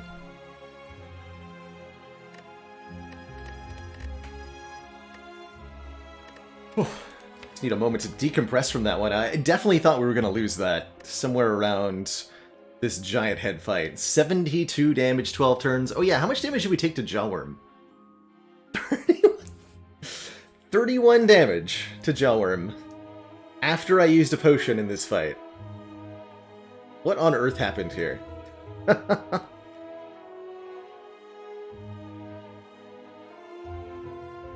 Oops. Big oops. Right, imagine if Stone Calendar had helped. If only. If only. Guardian was a toughie too. We very scrappy run overall. Like 72 damage to Giant Head. Wow. I went into that fight with almost full HP. And then we just healed it all back. Good work. Good work. You see the Snecko stats? Here you go. Yep. 243, 0 costs, 278, 3 energies. Overall, this is pretty close to average, even though it's definitely weighted towards the higher costs, and we felt that. It was still a victory. It's good. Definitely the champions of this were the dual wields, even though they had a hard time lining up. And those flame barriers for the block and return damage. Not bad. Nothing particularly broken here. We had... Do we have any powers at all? Oh yeah, we had Rupture. Technically Rupture is a power, but we didn't really use it. Alright. Cool, next up we're going to dive on into an A20 run with the Silent, but before I do that, I am going to take a quick break, refill my legs, stretch my water, and when I return, more Slay the Spire action. Be right back, everybody. Don't go nowhere.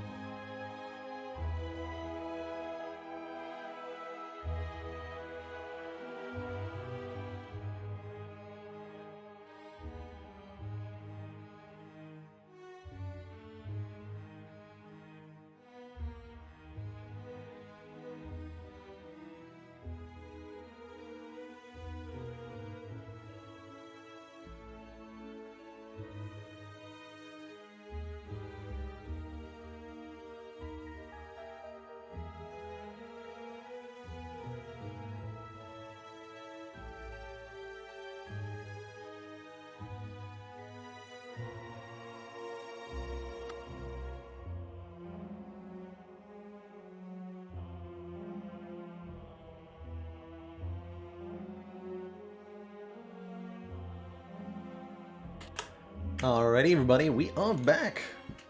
Thank you so much for that patience. Well, I refreshed myself. Let's dive on in to another run. See how it goes. Floor, thank you so much for the Prime sub. 3 months. Let's go.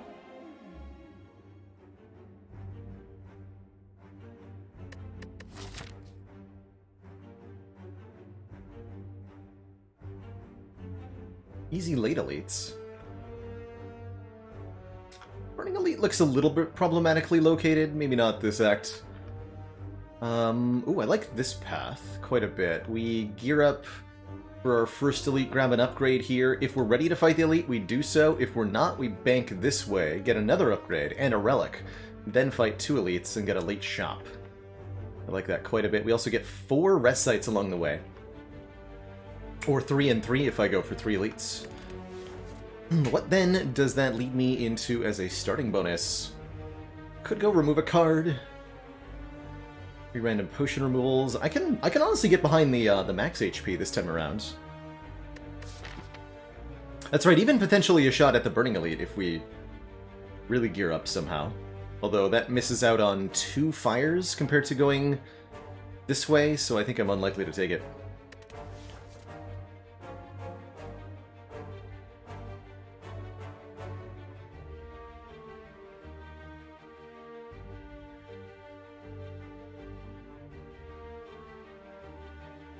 FTL was one of the first games I ever streamed, you like this name.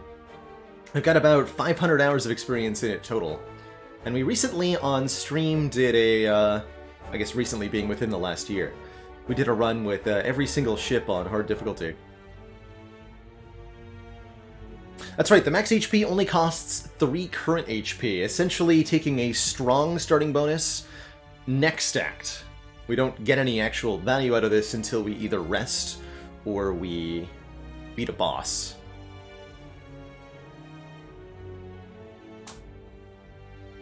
Our boss being the Guardian, right? That's right. That's right.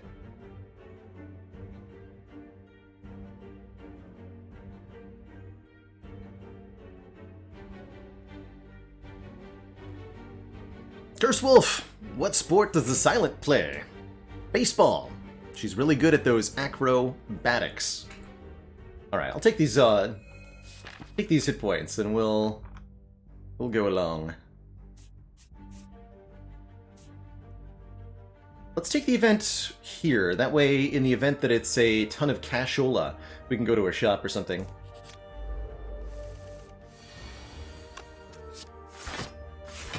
Cashola. 2 to deal 6. That seems like a good idea.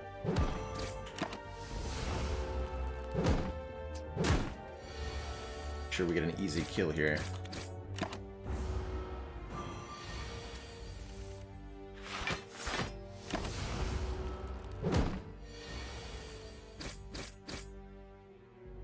And indeed, had I not done that thing on turn 1, I would have taken 6 damage on that last turn.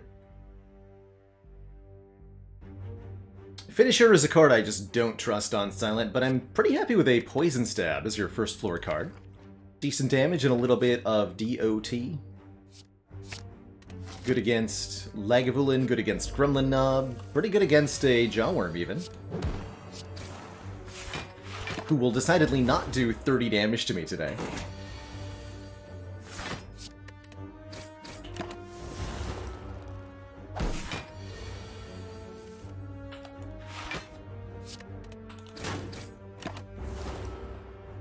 Pretty good lining up the Survivor and the Neutralize.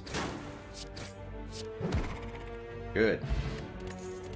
20 bucks, also good. Early Footwork is really good as well. Increasing our block on every card. Very good against the Guardian.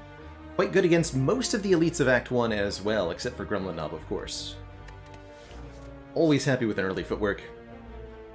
Act 1 Infinite Blades is a card I don't like that much. I think it's okay against the Slime Boss, where 1 Shiv per turn is decent. But without a Shiv boosting card of some kind, or a relic that interacts with this, I'm not a fan. Eviscerate could be good. I like Eviscerate if you've taken a Dagger Throw already, or a Calculator Gamble. Take this Footwork. Oh, and we're offered a heal. One of the benefits of taking the max HP start is that we can get a bunch of health from a healing event, bringing us up into the 70s here. And that'll make traversing multiple elites this act much more reasonable of a task. I like it. Give me that. Saves us money compared to the card remove, too. With only 96 bucks, we'll not take a shop. Instead, let's take more combats, looking for more card rewards, looking for more chances at a store. Or not a store. At a potion. Words. Oops. That was a genuine misclick. It's alright. Supposed to neutralize in the backline to take 0. Fat fingers.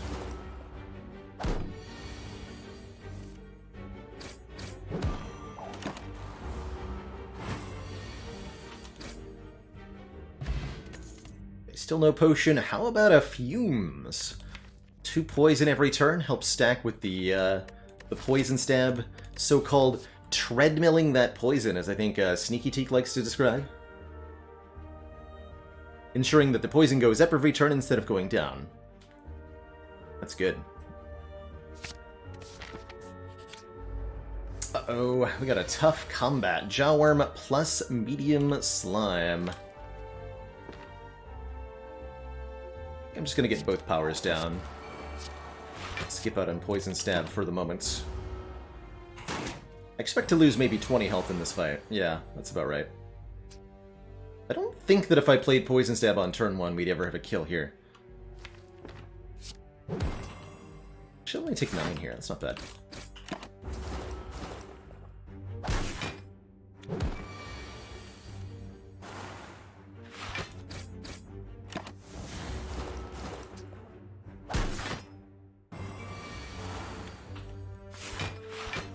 Okay, not bad.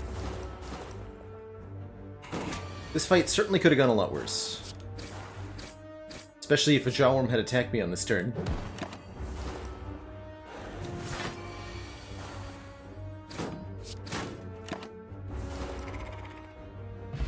And we do get a potion, finally. A power potion's not exactly my favorite floor 1 potion, but it'll do just fine. Little skeptical of Blade Dance here, although it's good damage for the energy. It's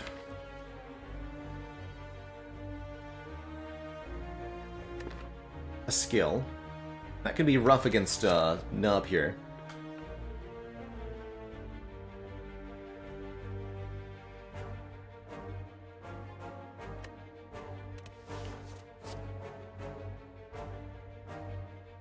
Kind of preferring a Sucker Punch. Extending our weaken. And the Agony could be nice, just a little bit of free damage. But I think I want the Sucker Punch for the weaken here. And then we upgrade our Fumes first. Though I do like upgrading Sucker Punch as well.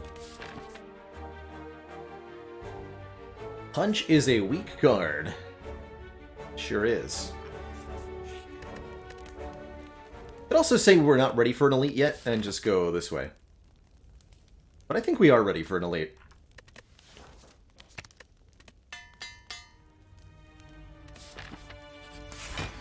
This elite in particular, we are.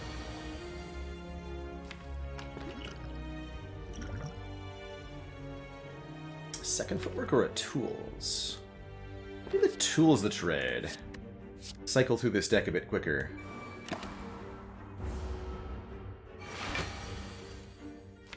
Perfect. Wake up next turn. Kubiak, thank you so much for gifting a sub to Berserk Exponent. Welcome to the council.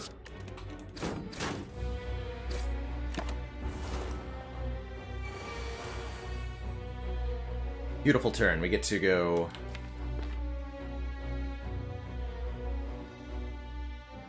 I think I'm actually going to take the 5 so that I can go Neutralize, Sucker Punch, Poison Stab. Block.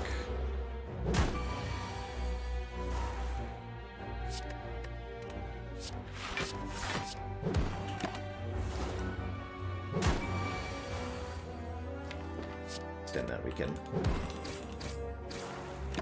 Yeah, if you're going to trade in the Lega fight, you got to do it early. certainly won't work if you do it late. You just die to this, right? Yeah. Alright, that was good. Easy fight. We got another potion, a dex potion, as well as a shuriken. Play 3 attacks in 1 turn to gain a point of strength. Blade Dance looking a lot better now. Oh well.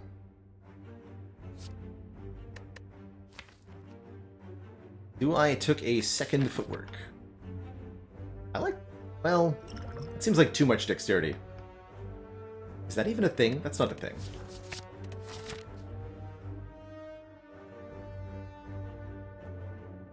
And I'm planning on going to this store, so we will avoid this one for now. Take a relatively easy combat. Gonna not play Fumes this turn.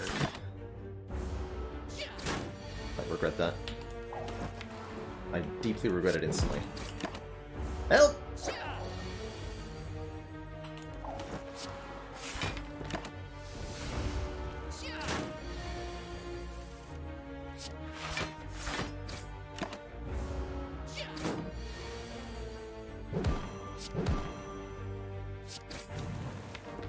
Okay, not bad, actually.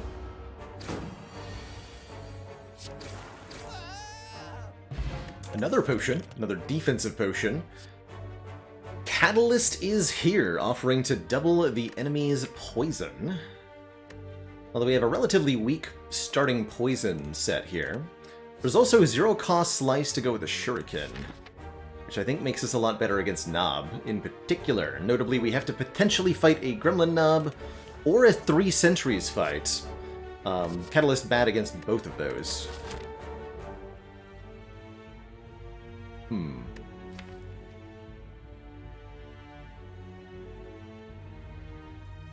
I'm not convinced we have enough upfront poison to take this Catalyst. I'm gonna take a slice here.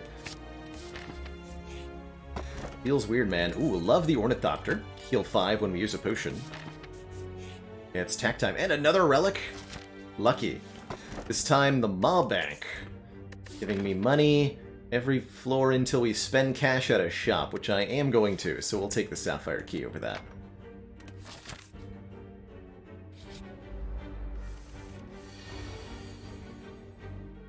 Okay, no footwork today. We gotta get the Shuriken proc here. It is, in fact, a Nob. I'm pretty happy with the Shuriken, with the Slice pick. That's what I'm trying to say. Pretty happy having taken Slice right now. Looks like this is gonna go badly, though.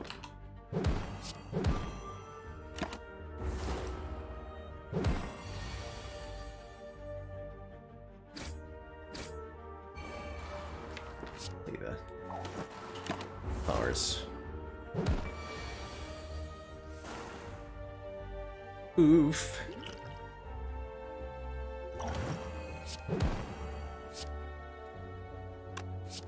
Alright, no.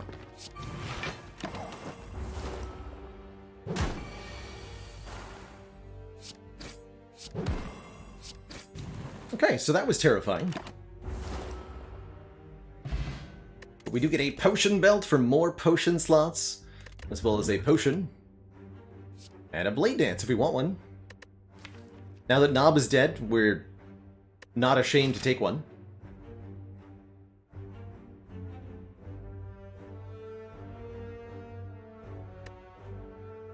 I don't think we need to rest.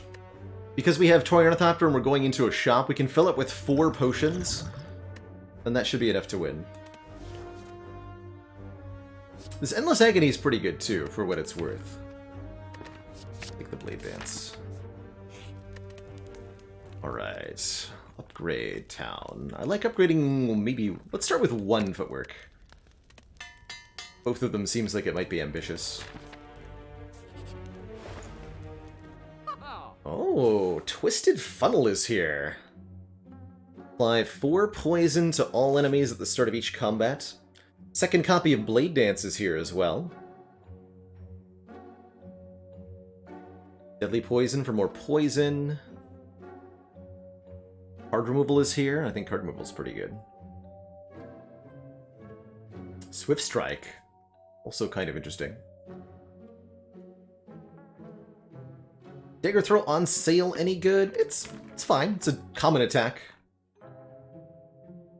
I don't think it really does much more than... Like, I think the Blade Dance is better than the Dagger Throw, even though the Blade Dance is more expensive.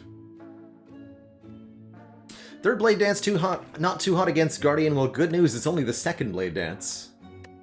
I think it'll be just fine. Especially with 2 footworks, like, I'm not worried about Guardian. We should probably buy 1 potion, otherwise I'm gonna have to rest. So if I'm doing that, I think that means we end up avoiding the funnel. We go Blade Dance, card remove, and 1 or 2 potions. As much as I'd love to have that starting poison.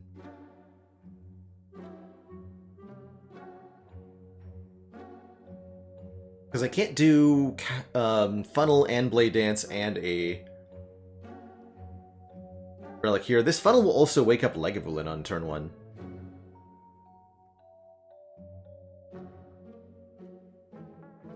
Funnel plus Deadly Poison, kind of like that combo too.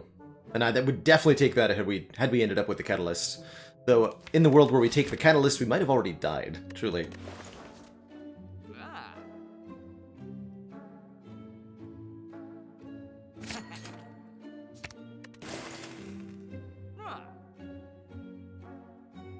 And then buying these 2 potions is basically like buying a guaranteed upgrade here.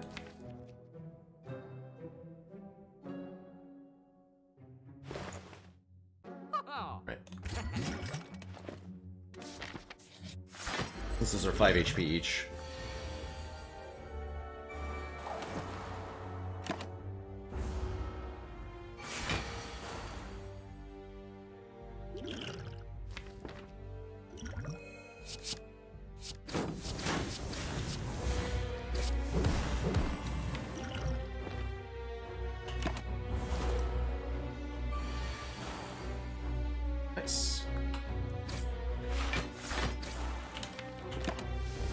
Turn could be bad. Yeah. Or could it? What if Liquid Memory's Blade Dance is a kill here?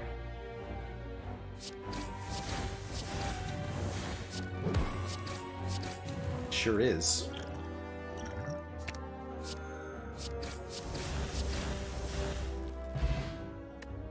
Alright, we get 2 random skill upgrades with a Warp Paint. Very happy with that. Could upgrade our Blade Dances. Swift Potion is good. Cloak and Dagger for a block card that adds yet more shivs. I also like that.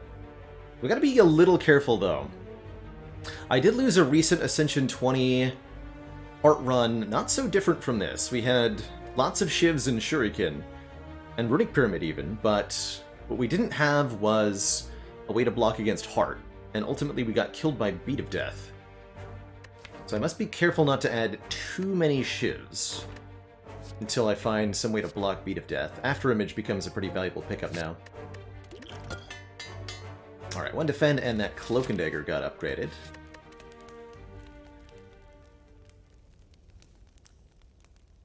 I think maybe some improved Weaken would be nice. Let's upgrade this Neutralize.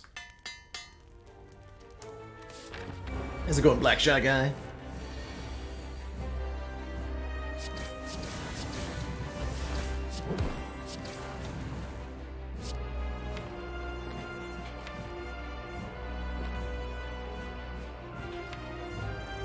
A lot of block in the draw pile, that's okay.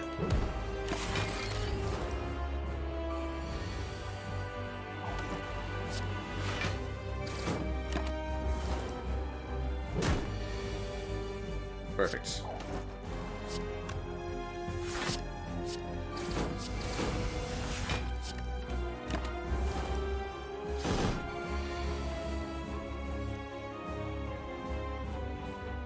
This is acceptable.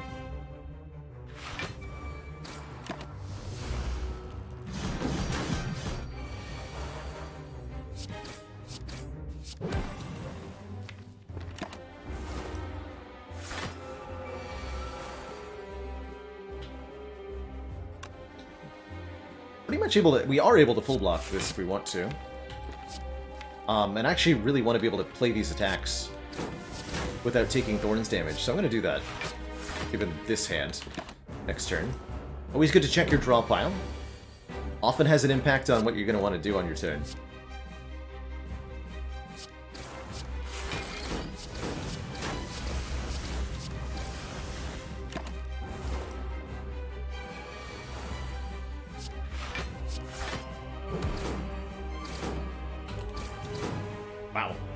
play all the attacks. Full block anywhere. It's that easy.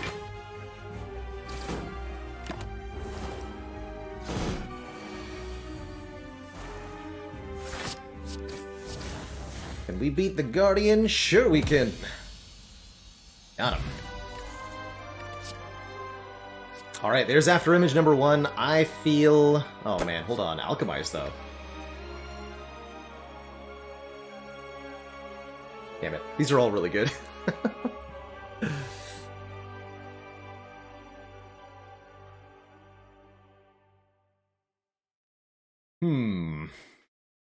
So After Image, whenever we play a card, gives us 1 block. We have, you know, a lot of reason to want to do that. Alchemize, obtain a random potion, which is 5 HP, and we have 4 potion slots. That's super powerful. The additional sustain from Alchemize alone makes it much, much better in the short term, I think, than this After Image.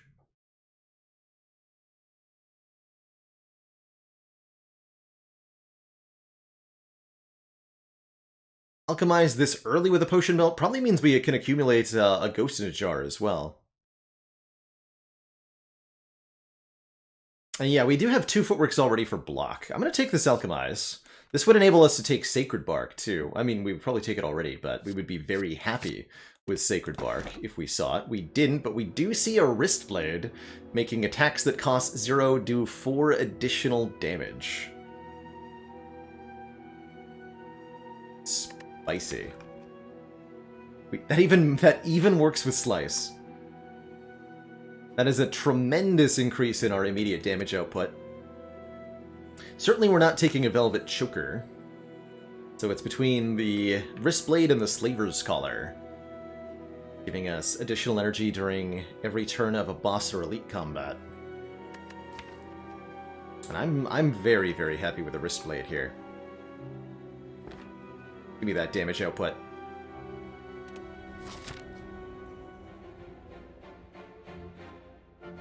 Okay, so the goal from here is to figure out how to block the heart. And to get lots of relics. By killing elites. We'll go 1, 2, 3. We could maybe aim for the Burning Elite here.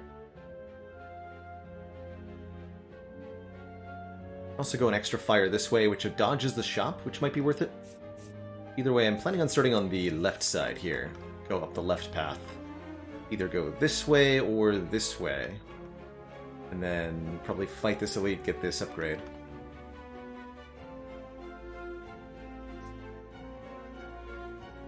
Brownies sounds like the best of those to me, Storm. Although, what is monkey bread? Never heard of such a thing.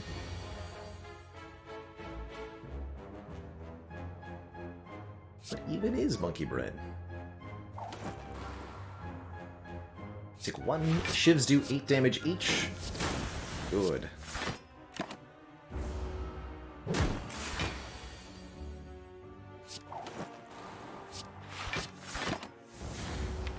Uh-oh. I drew all of my block cards. That means only one thing. Potion time. Question mark.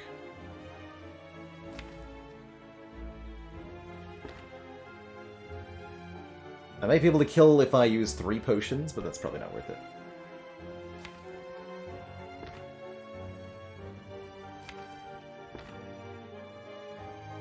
No way we can stun him on this turn. Guess we can Swift Potion into the Neutralize at least. Let's use 1. Yeah, didn't get it. It's fine. Here we do, I think, get a kill if I have both Blessing of the Forge and Energy Potion, but I'm not willing to do that.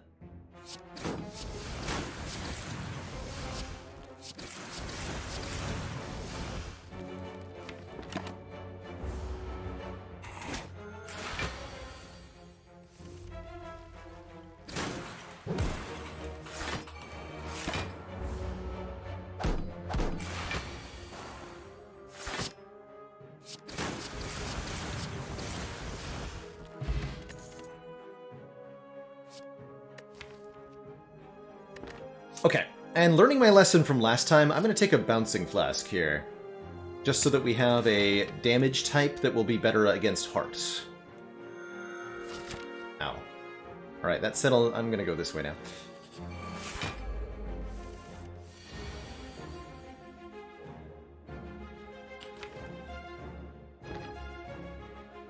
Get down a decent amount of poison if I energy pot here. Hey, Con Badger, nice waffles. Or Blessing of the Forge would be even better, right? We apply 6 poison. 6 plus 5 plus 4 is not a kill, though.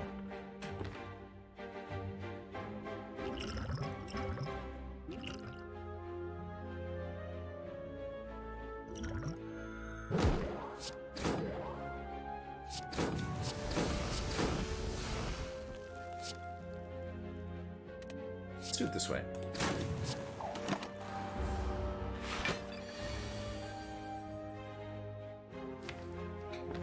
Is my blocked entity wrong or something? We need a backflip.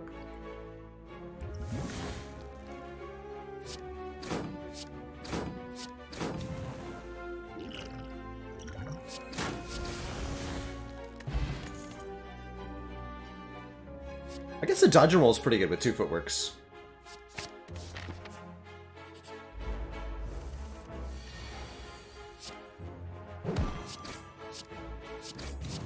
Again, just dead drawing all of our block cards on turn 1.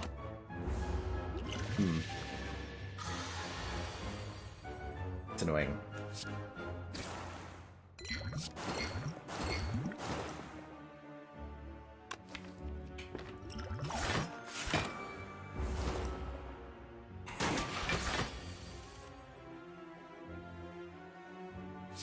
Ugh.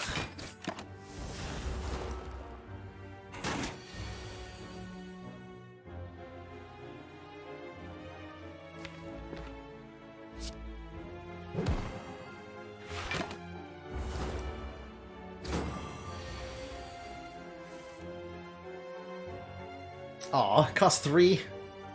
I could upgrade it with the Blessing of the Forge, so we can trade the Blessing of the Forge for a random potion here, which is also 5 HP. I'll do that. And a Duke Pot. Alright, worth it. And our Cunning Potion back. Okay, good. I don't trust Finisher. I really don't. Not without any retain, I don't.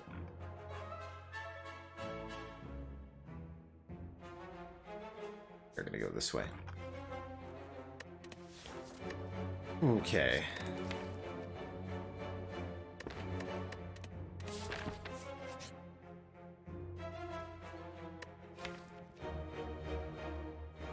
$21 HP to get the book. I'd have to skip the Necronomicon, but the other 2 would be good. And I can rest again. Ilri's Codex. At the end of our turn, we may shuffle 1 of 3 random cards into the draw pile. That's going to be a really big help against Heart and against the Champ, especially. Son of a biscuit.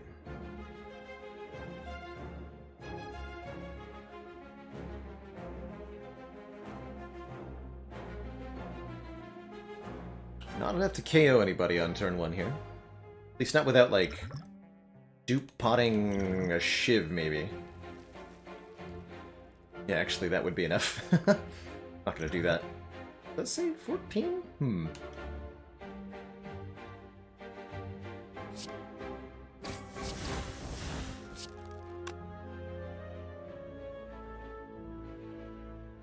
Not the worst idea I've ever heard.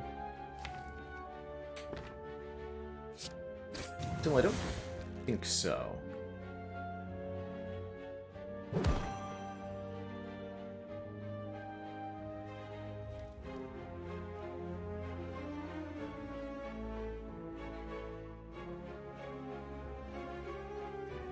Do I dupe anything? I'd rather not.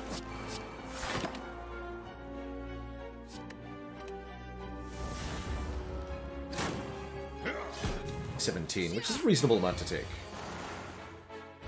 Then Fail to block the bone. Just barely. Dude.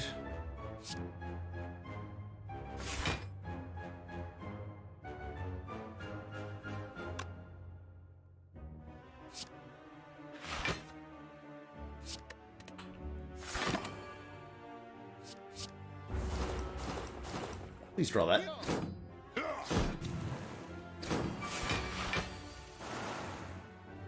Dang. Still pretty good turn overall, looks like.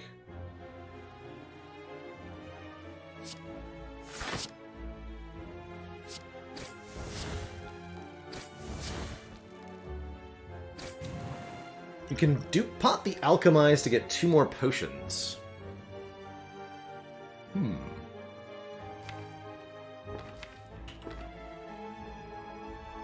Kinda seems worth, actually. Right? Shivs aren't enough damage, though. 21... Let's see, you're currently at 26, so I need to use the Poise Step to kill, actually. Not playing this at all, then.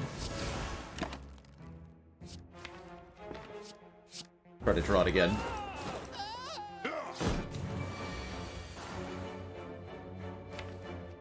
Dang it.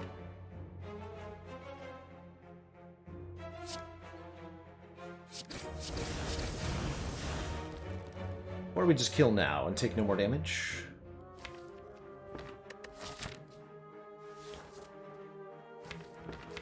It's a lot of wounds. It's gonna be hard to draw that again.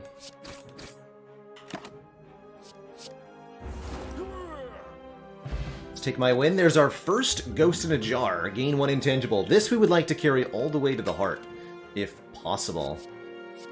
I'm definitely feeling a lack of block density. Okay, do I get to upgrade now? I'd really like to upgrade Alchemize in particular, since we've been struggling to play it. Let's make it free. We're not going to take 33 damage to Book of Stabbing or Slavers again. Yeah. Vajra gives us another point of strength. The attack damage is starting to get off the charts here. Good. Very good. Again with these turn 1 dead draws. Fascinating.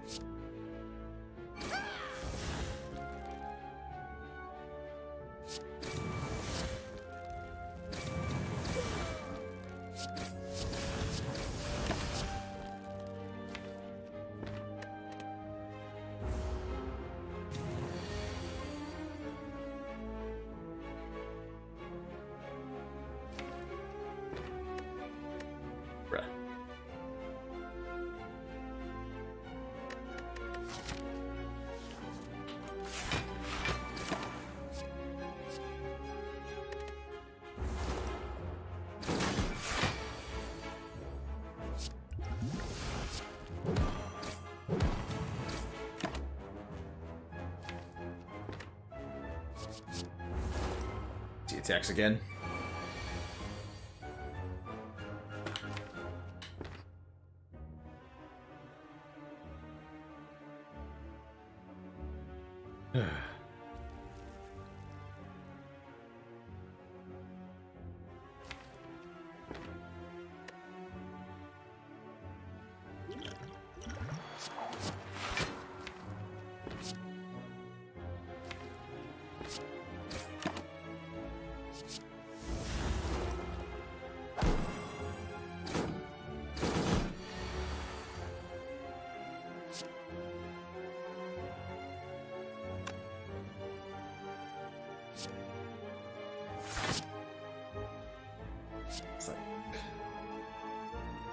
Shoot them both if I do that?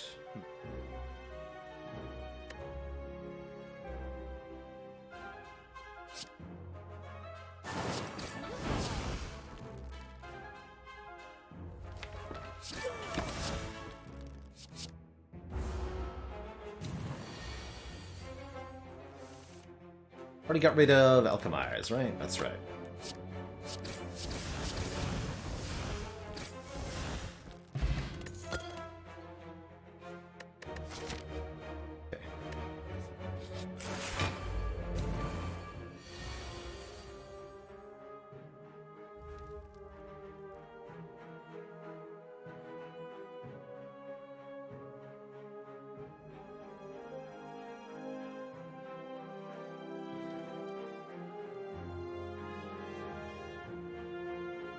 see, shivs are 9 each.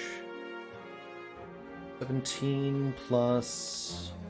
Wait, no, 22 to start.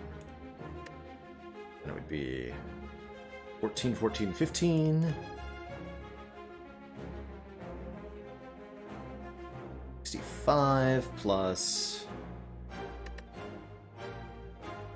Sucker Punch would then hit for a base of 9 plus 14. So we can do at most 79 damage if I Flex Potion. That won't be enough. Alright, what if I Dupe Pot the Blade Dance then? But don't use the Flex Potion. Establish those shivs are 9 base, so we do 17 plus 9 plus 9 plus 10 by 3 plus 11 plus... We have 3 strength for this, base of 7 plus 10 more. 86 damage, yes, that gets there. Okay, perfect. Use the Duke Pot then. But we must, very importantly, have room in hand for all those shivs when they arrive.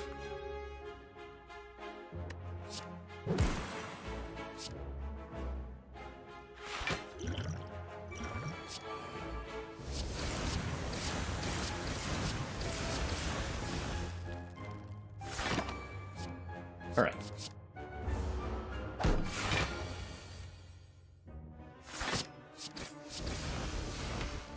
Definitely gotta make sure we play Alchemize.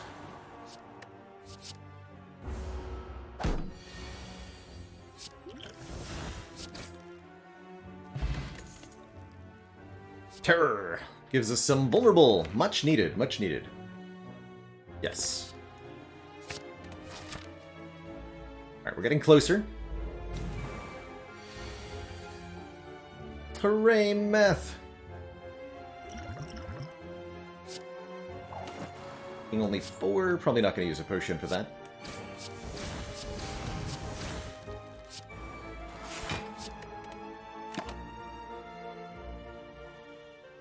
Do I want to skewer? Hit unload.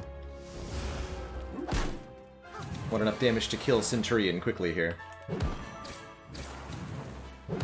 Which we have. Hooray!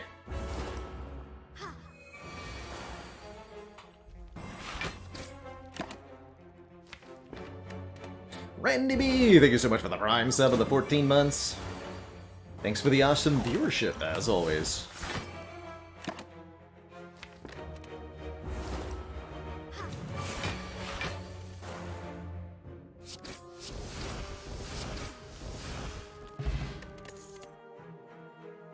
Acrobatics Plus, I actually really like a zero-cost upgraded block card. Get in the deck, we have 3 energy, and I'm desperate for help.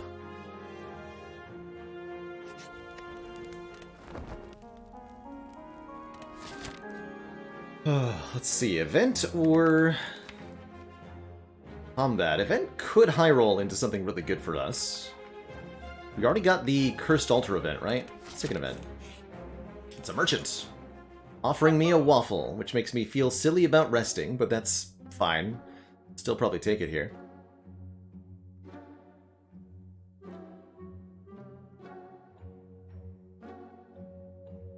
Raise your max HP by 7 and heal all of your HP. Sure.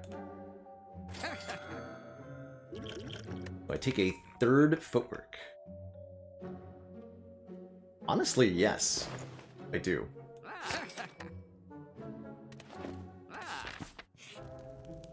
And I'm not taking the flower there. I felt like the heal before champ is pretty relevant to our interests here.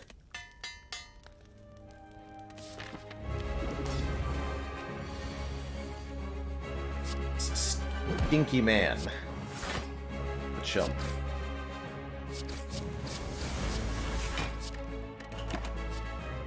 Shouldn't have too hard of a time in this one, I don't think.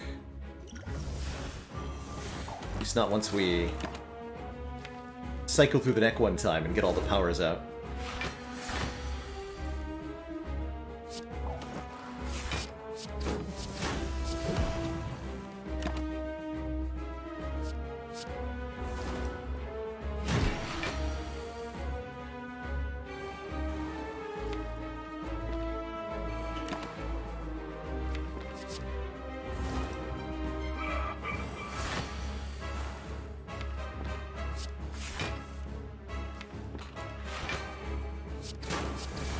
Applying poison with the shivs. Take one more slice, too.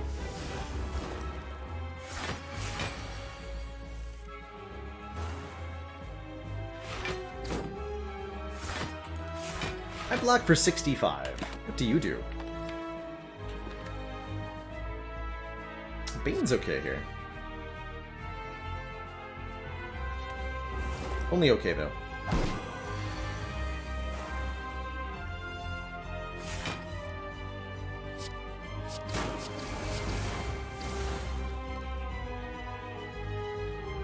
Half health for Champ is 220. This would put him below half, which actually means we won't be vulnerable when Execute rolls around. So that's a good... It's a good time. Get him riddled with holes. Do your 13 times 5 plus 5 poison. Not too bad.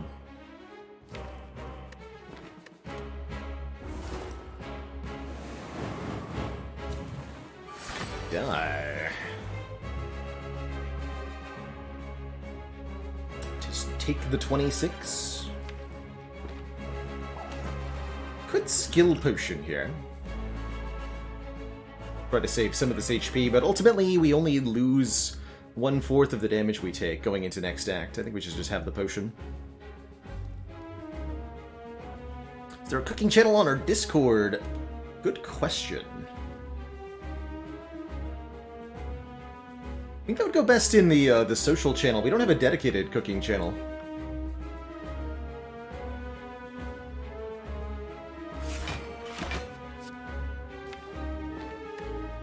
Actually, escape plan. Thought about that riddle with holes, but we gotta block this turn too. Dang it. Actually, do we? Or do we win? It's gotta do 21. It does not do 21.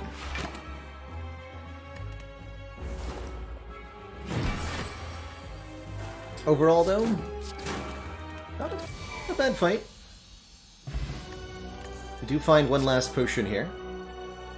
We do get offered a Phantasmal Killer, letting us double our damage on the next attack, or on the next turn. Feels like we're going to want an energy relic going into the next act, and we're going to want to add some card draw from there too. Not sure how we're going to get both of those things.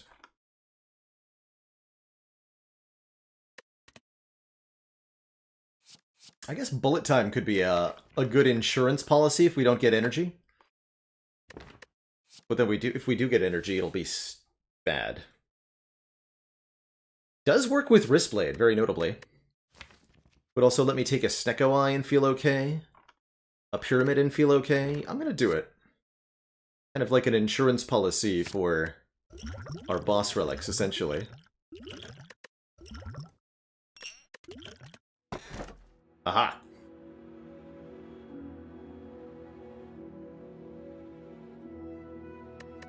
Snecko Eye says, at the start of your turn, draw 2 additional cards. Start each combat confused. We've got a leg sweep, we've got a bouncing flask, we've got a bullet time, most importantly of all. The bullet time really enables this to be not terrible. And the Nilri's Codex can continually add new cards to the top of the draw pile, too. Otherwise, we'd have to take a Busted Crown here. I think that's pretty sketchy. Snecko Eye. Now, that does invalidate some of our upgrades that we've done. Fortunately. And we're not allowed to get any upgrades this act, also unfortunately. So good luck to us.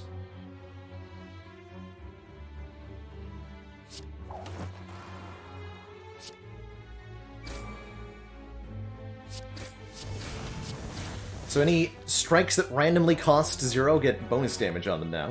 That's pretty cool.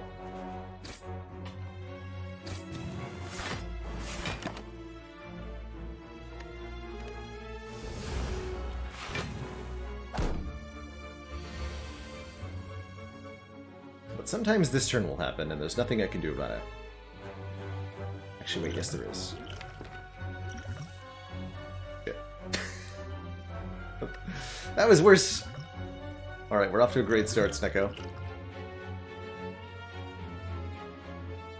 You and me.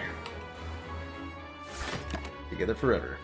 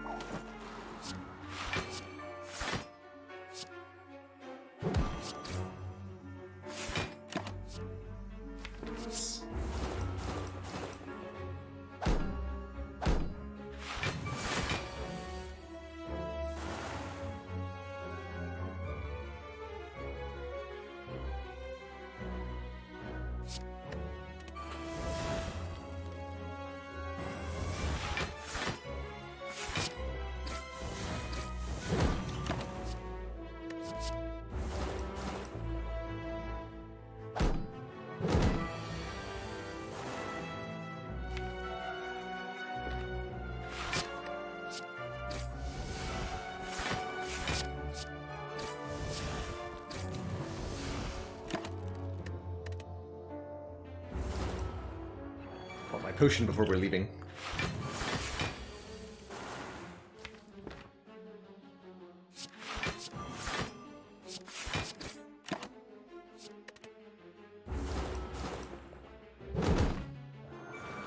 Right, bottle the bullet time if offered. Probably. Yeah, probably. I think it would be nice to have that on turn 1 with our 9-card hand. I will definitely take a Crippling Cloud for some Weaken and AoE Poison.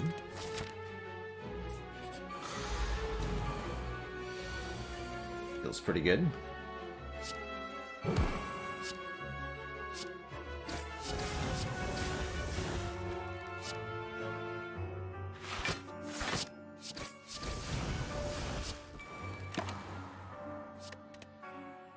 That's a good turn 1.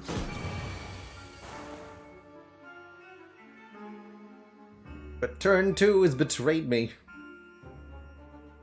No, not turn 2. We'll attack pot.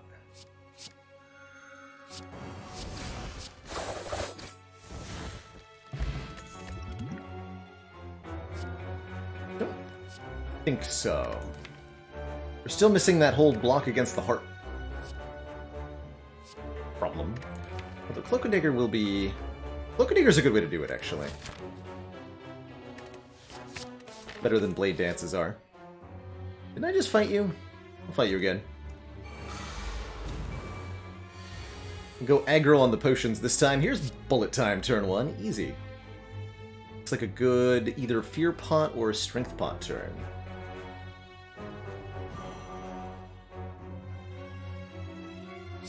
This lands first. Okay. In that case, let's Fear Potion you.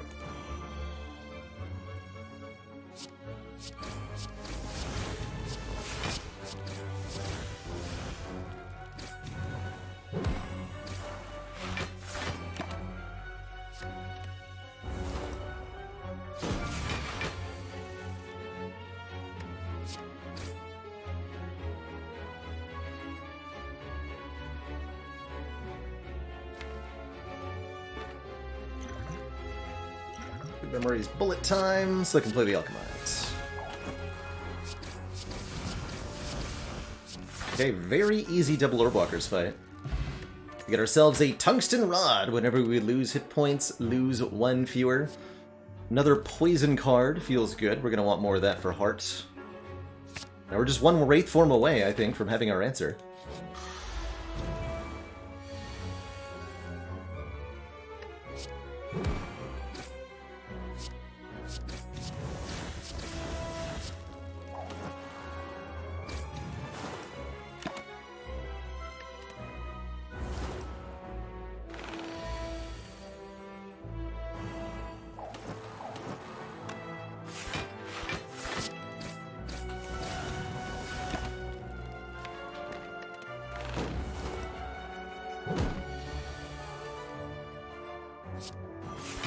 Praise Snecko.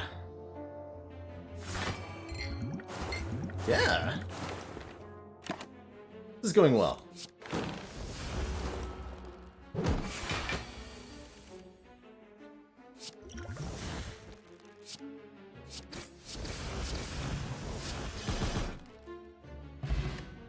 The arena bottle. If we would die, heal to half HP instead. Not bad, not bad. Don't want a sneaky strike. Lose the skill pot for the moment. Carry that around. With this much max HP, that's a pretty decent fairy. Oh, even more potions. Duplication potion, definitely.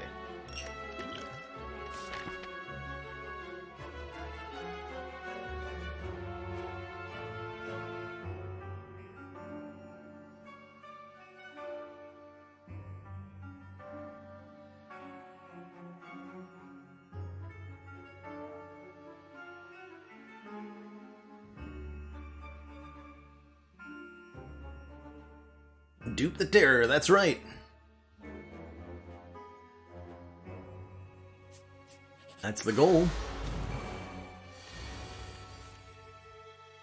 Okay, certainly rolled well on our Burning Elite here. It's like a good energy potion turn.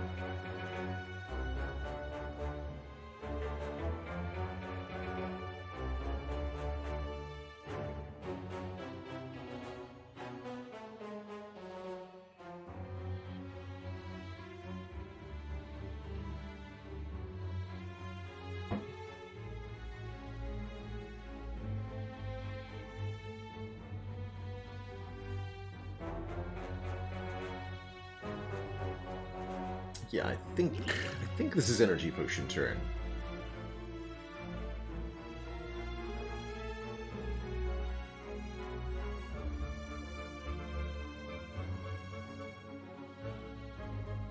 Too wet!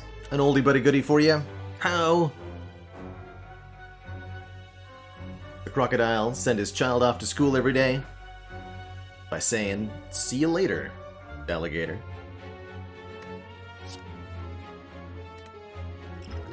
Why did the crocodile adopt an alligator? We'll never know.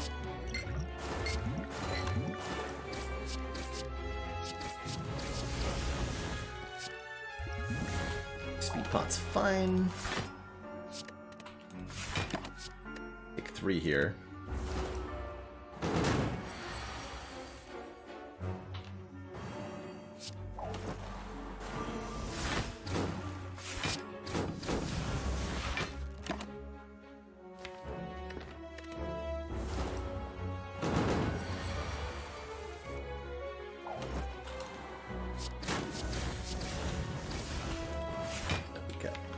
Looking good here. It's been really good. We'll even take that doppelganger, just in case. Good. Very good.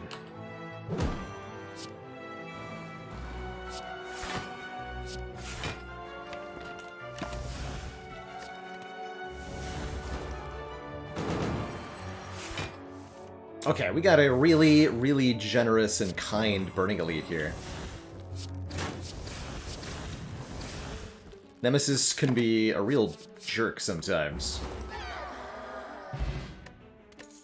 Unfortunately, don't get a good relic, but that's okay.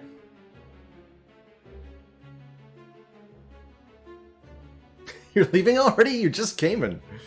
Love that one.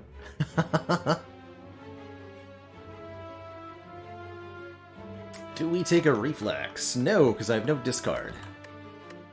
Sad but true. And I'm gonna go 2 more elites because I'm crazy, because we need relics to beat hard.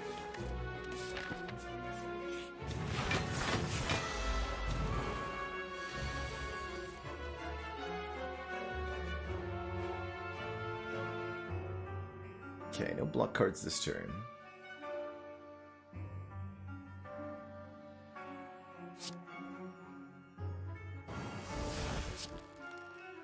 $28 damage, dang.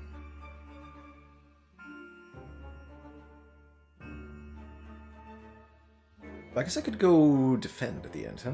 Actually only take 3.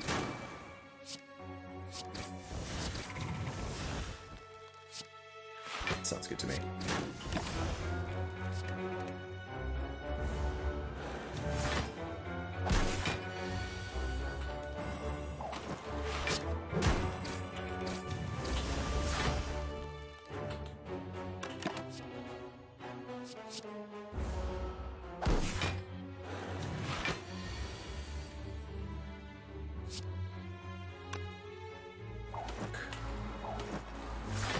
Definitely feels like the third footwork was a good idea.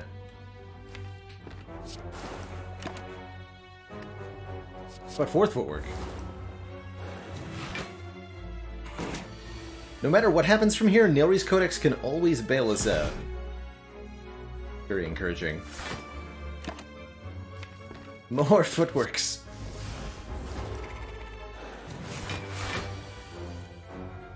Demand more. Ooh. I can cycle a potion, too. Let's cycle the... Spire in a bottle.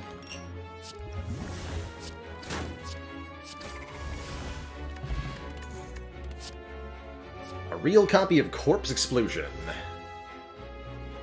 More poison and a way to deal with AoE fights. Good against Donu and Dekka in particular. Well-laid plans could let us retain stuff. That's pretty good, too. I think I'd better take the Corpse Explode here. Go Shiv Pot over Strength Pot.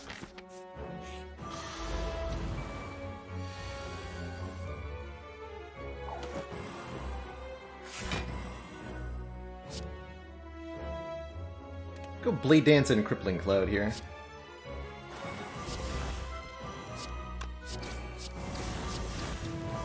Make sure we're gaining strength. Blaze seems bad, but Infinite Blade seems okay.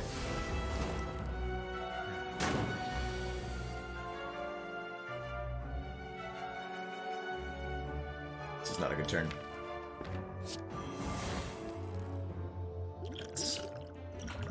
G-Pot, second Blade Dance.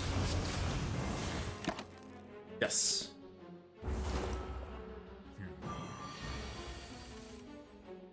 Even better.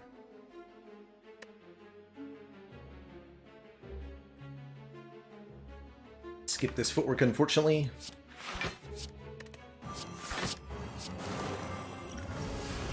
And potion is nice. Nightmare for this Wraith form. Let's go. Dang it. Oh, it's a full block, though. Exactly, with Tungsten Rod. Beautiful. We get it guaranteed. So again, here's a way we can beat Heart. Just get Nightmare and Wraith form from Nailry's Codex. It can happen. Can't wait to see how we do.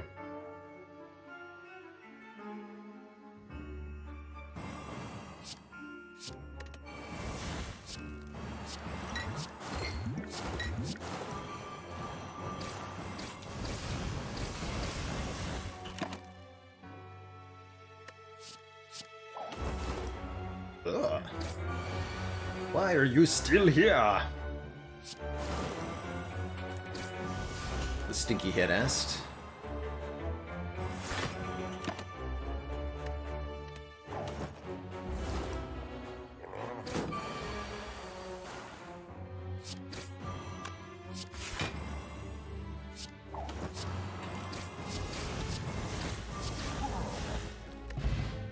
Another Shiv Potion. And the Centennial Puzzle giving us a bit more card draw. Another Corpse Explosions here, although I gotta say with the Snecko Eye and 3 footworks, I'm really all about this leg sweep.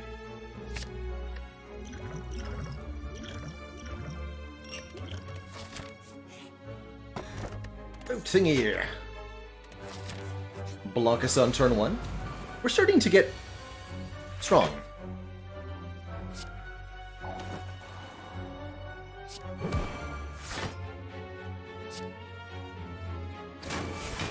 We're approaching Strongitude.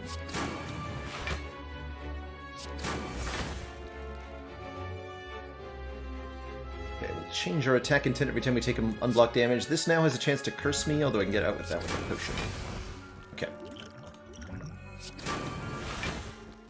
Perfect. Give me a riddle with holes.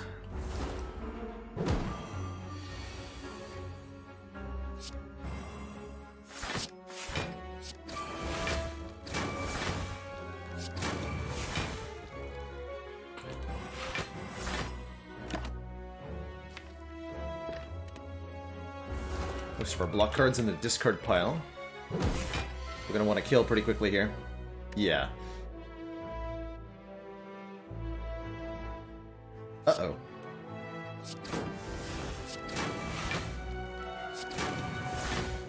Okay, that's the weakest attack, so please do that one.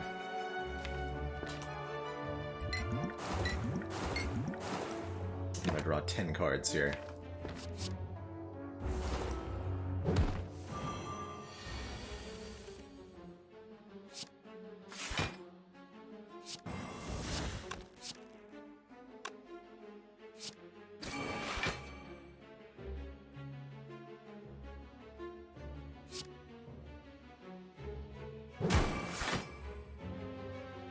Perfect.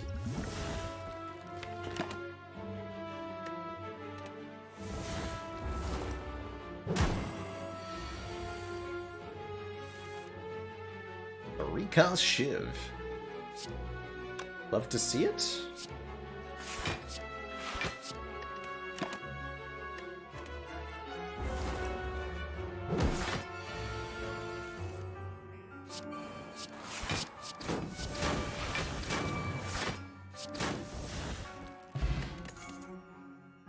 Unupgraded commons, get out of here.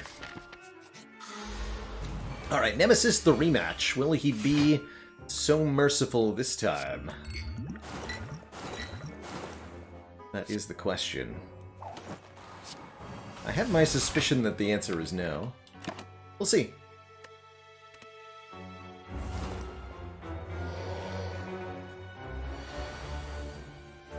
That's right, taking a break from the short letter today. In about an hour from now, we're going to be switching on over to Arcanium, Rise of a Khan.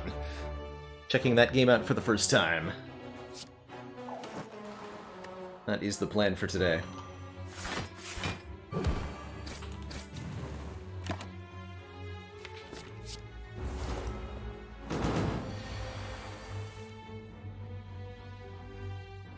Alright, if I have a Cunning Potion kill, I'm gonna take it here. Love this zero cost Eviscerate hitting for 13 by 3 thanks to the Wrist Blade making it better.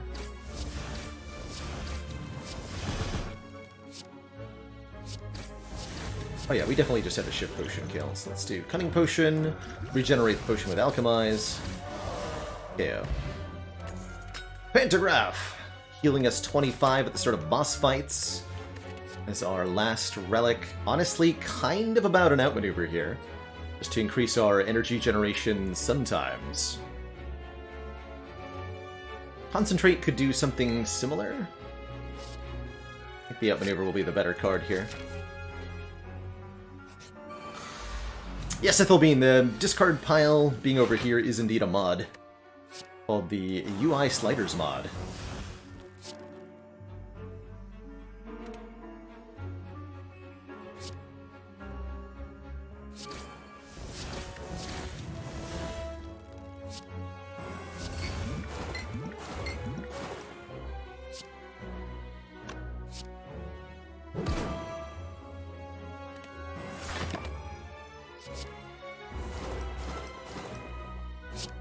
Overall, this has been a really breezy Act 3 so far, and I have to say that I've been pretty impressed with Snecko Eye's performance.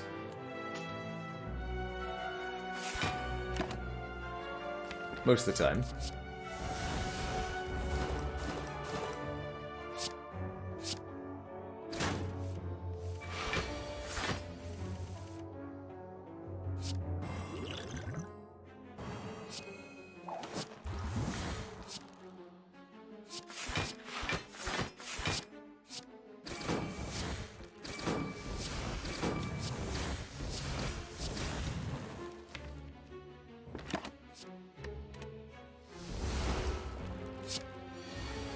Much more generous this time around. 97 zero costs.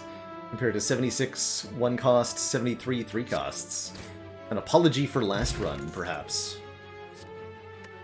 One more bouncing flask? Yeah, one more bouncing flask.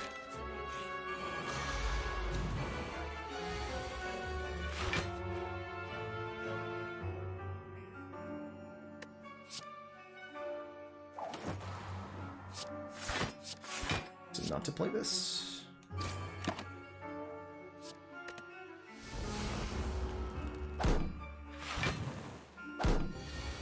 Hey, Guyzilla, we have about 200 hours of Hades streamed. Done quite a bit of it. One of my favorite roguelites, and definitely my game of the year 2020.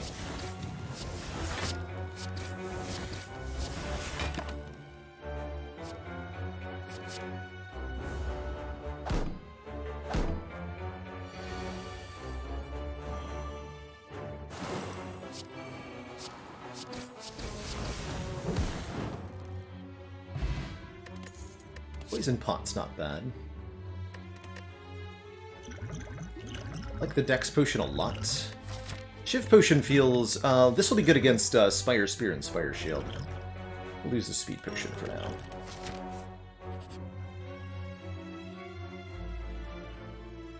First with Pain, you say? To shreds, you say? Sure, I'll take the Warp Tongs. We're saddled with a Pain Curse, which will do 1 damage to us every time we play a card while it's in our hand.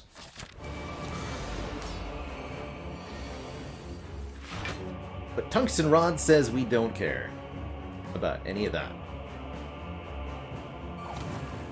We'll be playing these footworks against the Awoken Blokened here. Maybe not both of them on this turn, though. I'd rather get the Crippling Cloud down. Start killing a bird. Which of these potions will I use? Not the Dex Pot. I'd like that for Heart. I guess the Poison Pot, then? Okay.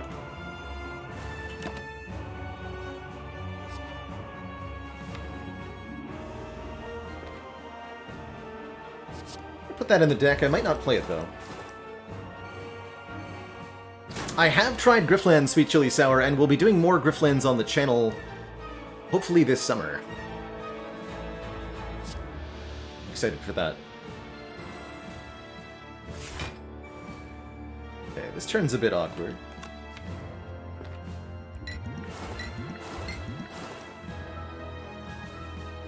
Not gonna play these fumes.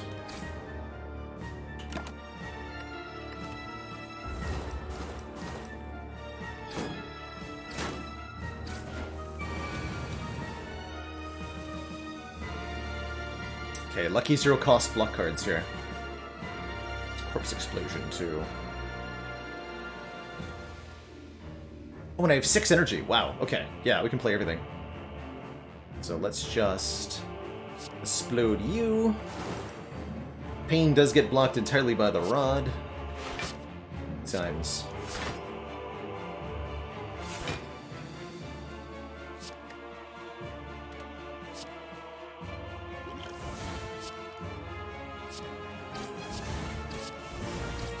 Just pumping the stats up on this, kind of artificially, really.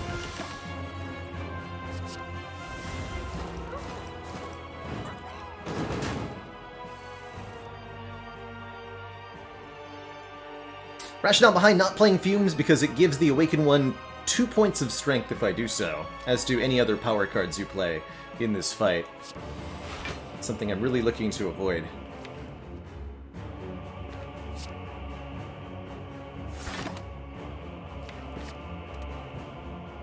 That's unique to this boss specifically, who is really kind of designed as on a counter to player decks that have lots and lots of powers in them for their scaling.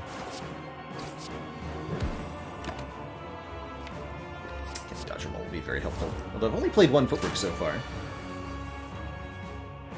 Here's footwork number 2. Will I play it? No, I will play Leg Sweep.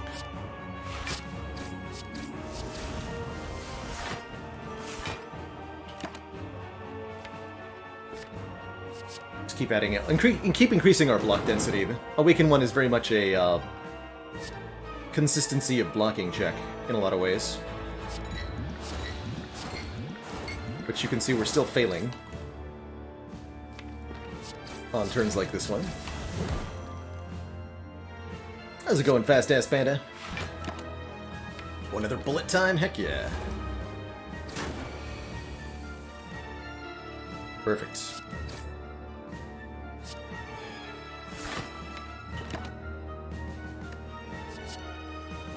Now, when this boss dies and comes back to life, they lose the property that they had that makes them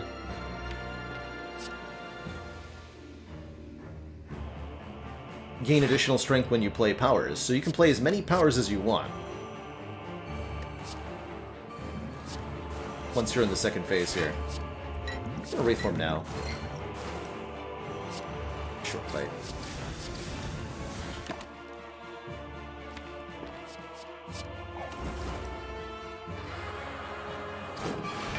I played out maneuver, right? No, I didn't.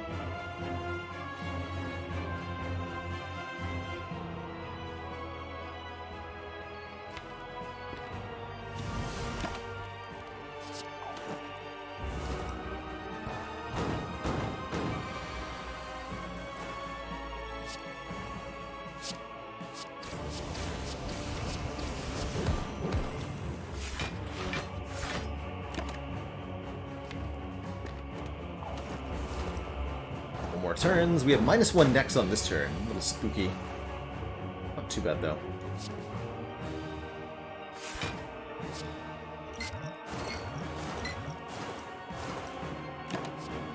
More.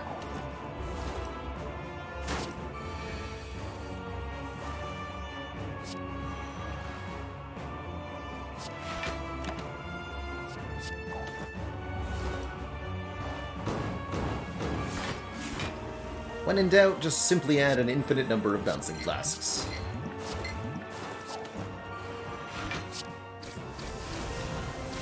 GG. Alright, on to boss 2. Don't forget, we get a 25 hit point heal here. And we still have 4 potions, as well as a lot of money for Act 4.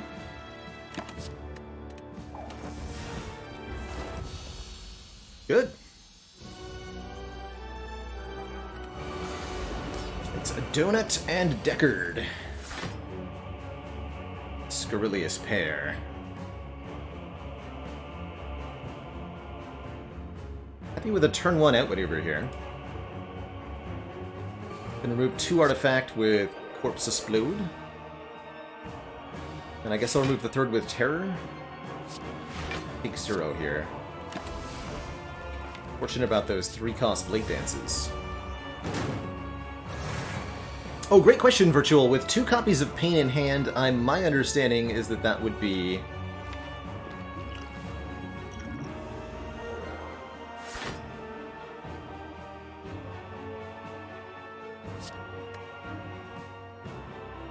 two separate damage instances. It was a sad, Distilled Chaos, unfortunately.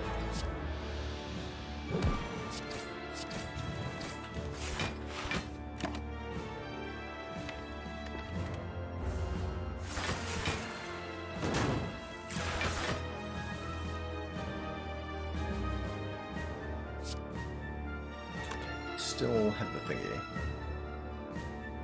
Cloak and Dagger, Footwork, Dex. Okay, 3 leg soups in the draw pile, though. Alright. Heck Donu, apparently. Screw this enemy in particular.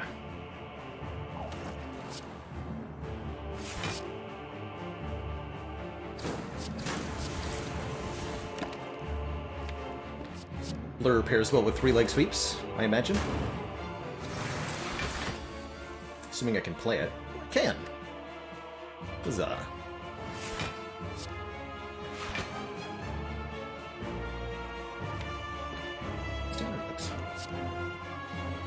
Get the fumes out of here.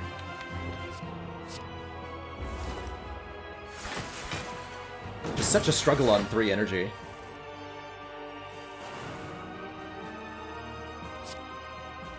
but I'm gonna let that stop me.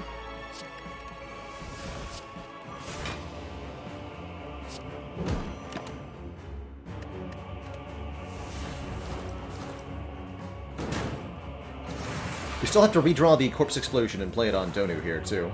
Ah, Blur, nice.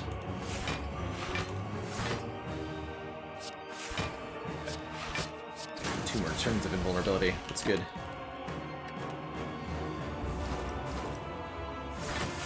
Nice.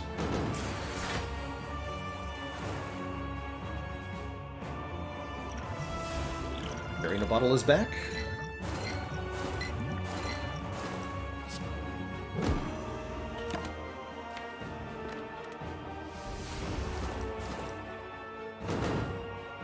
Explosion, please.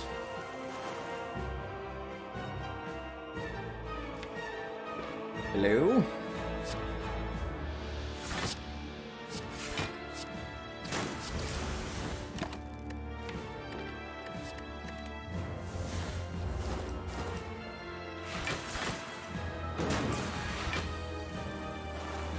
Okay, GG.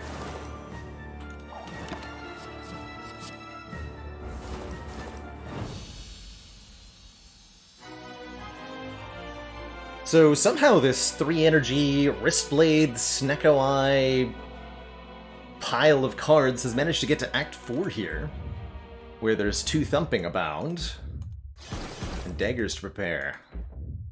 Have I been here before?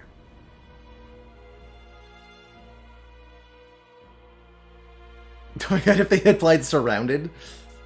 Wouldn't be actually that bad, since they never both attack you on the same turn, right? Wouldn't be horrible. I think between the Pantograph and the Ornithopter, I can take an upgrade rather than a heal here. We can upgrade our last footwork, we can upgrade Crippling Cloud, we can upgrade one of these Blade Dances, although I really don't like upgrading Blade Dance versus Heart. Am I surprised how well this deck's doing? No. Nope, I think Snecko Eye is this good. And the bullet time has been really, really helping.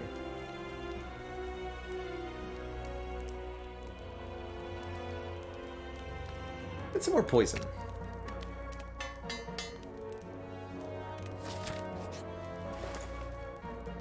A shard. Overall, a relatively underwhelming store. I do like the boat thingy, completing, or incrementing our boat times.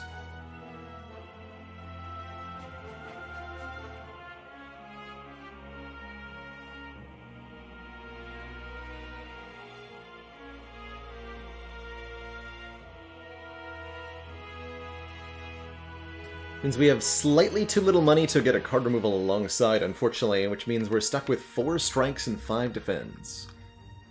And pain.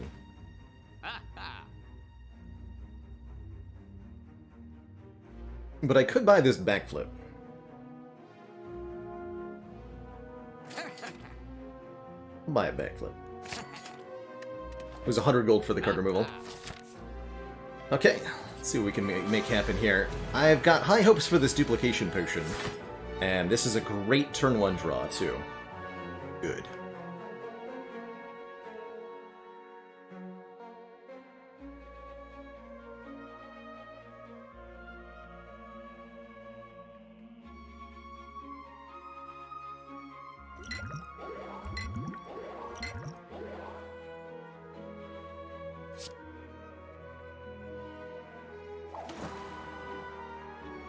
Want to weaken you.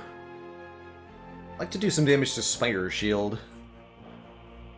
But I'd like to play the Blade Dance. Means not playing the footwork. Okay. Do I Shiv Potion now? Might be better after Terror. Let's hold off for a turn.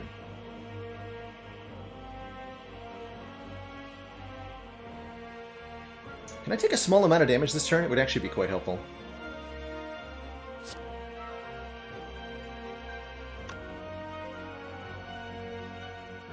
Block for 27, take 21, 4 times 2. 21 plus 8 is 29. We'll take exactly 1. Perfect. Brilliant.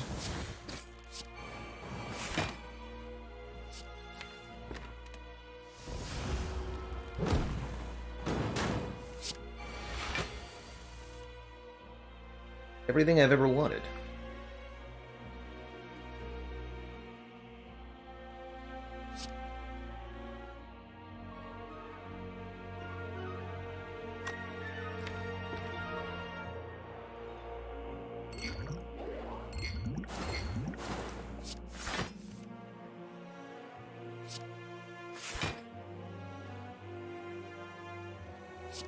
What, 44?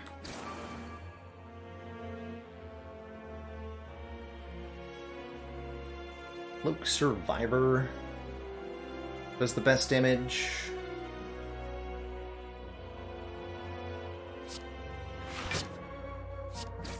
9H. Or 10H.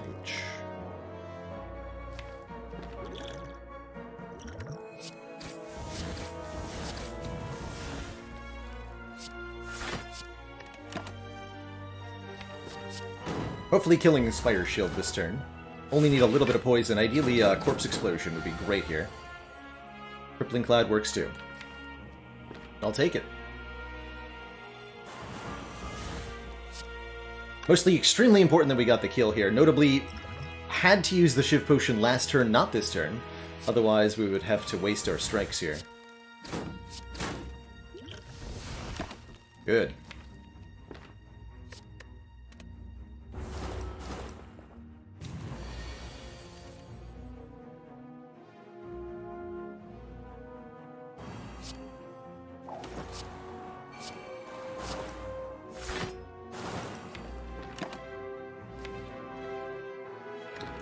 See, you're still weakened.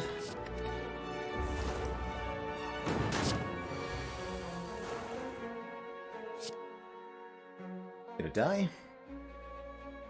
Gonna die for me, kid? No, you're not.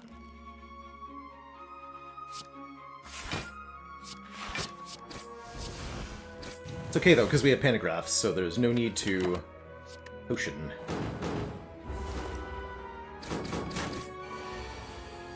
Awesome! We get to go to the heart with full health and 4 potions.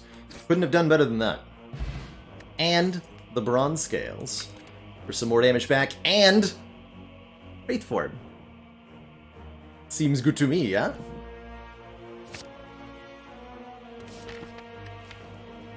Excellent.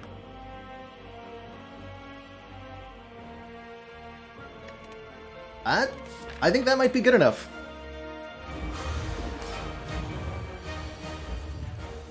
And we got bullet time on turn 1. Can't get much better than that. So we're gonna dupe pot the Wraith Form, of course, now, too, right? Yeah. This is a beautiful turn 1.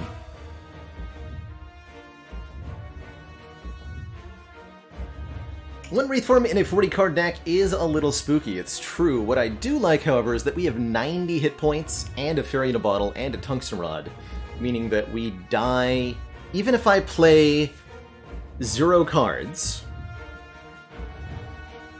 we die on like turn 7. It's gonna take a while for this heart to kill us. Not doubling the terror, it's true, I know. Sad but true. Any reason to... Remember, we heal for 5 each time I use one of these, so we want to take damage before I play them too.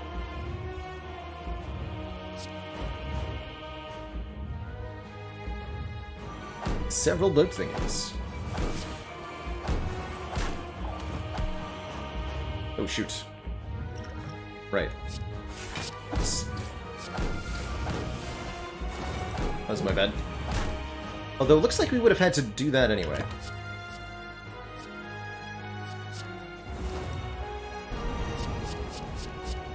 We did waste our Centennial puzzle, since I forgot that we weren't playing on Lower Ascension.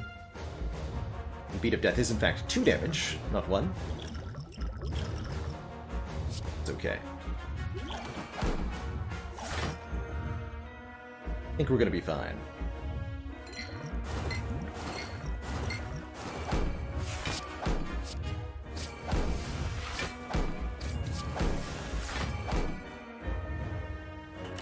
We'll take exactly 0, please.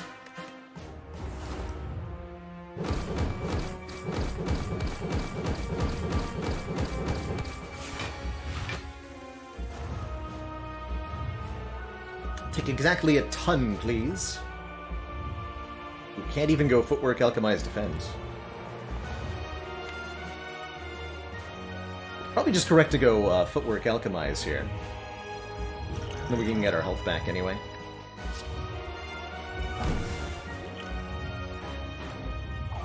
It's a sad potion, man.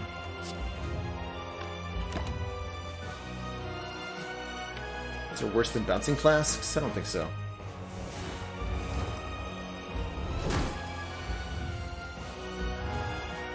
Oh god, upgraded!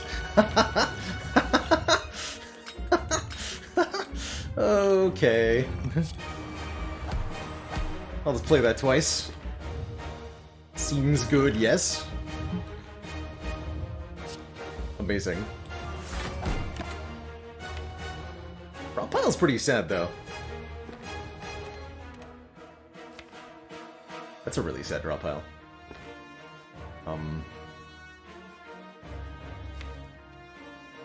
Really any good burst targets. But the good news is we're immune to all damage for quite a while.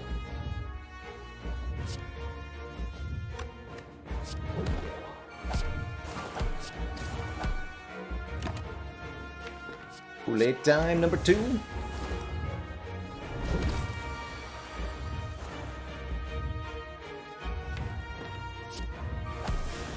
Well, that's sad.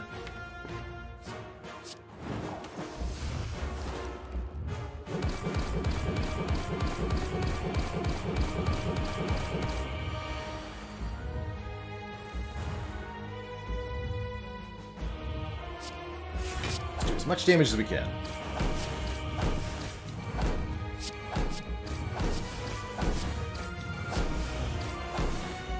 Yes, Slippy Toad. Orange pellets would indeed remove the minus dex per turn of a Wraith form. Yes, indeed.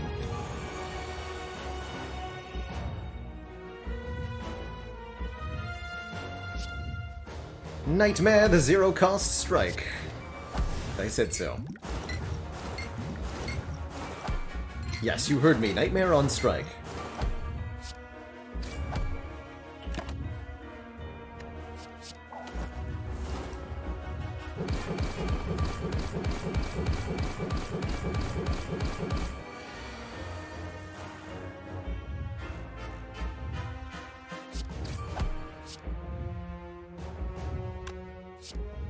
Get 'em, strike cards.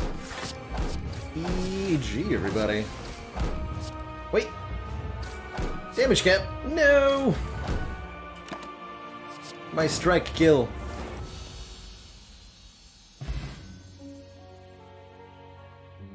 GG.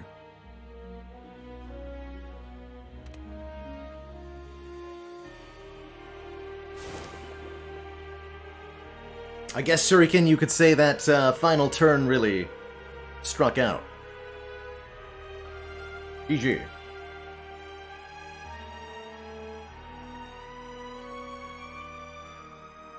Be free, my fairy friend. Be free.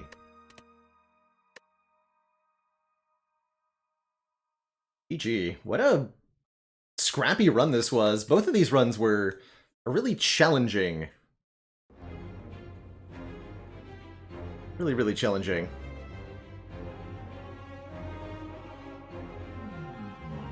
Now what? It's been done. Spire sleeps. So shall I. GG. I was pretty sure that I was going to lose this run when Gremlin Leader attacked me on turn 2 and turn 4, forcing me to use my Ghost in a Jar. Surprised we managed to pull through. I'm really happy ultimately with the Alchemize choice from the first boss. Just 100 hit points healed from Toy Ornithopter, in part because of that Alchemize plonking away.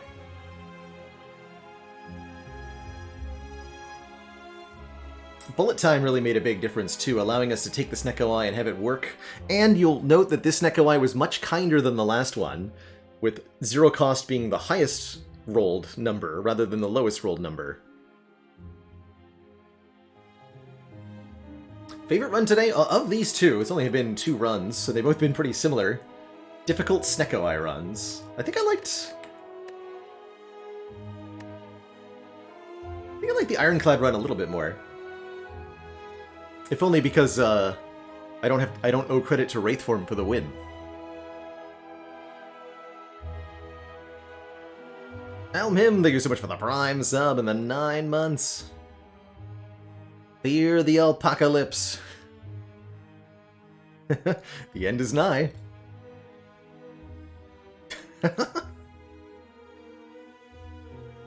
GG. GG.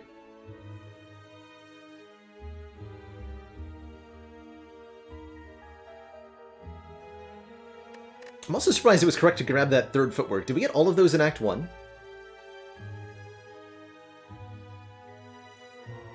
No, when did I take the 3rd one?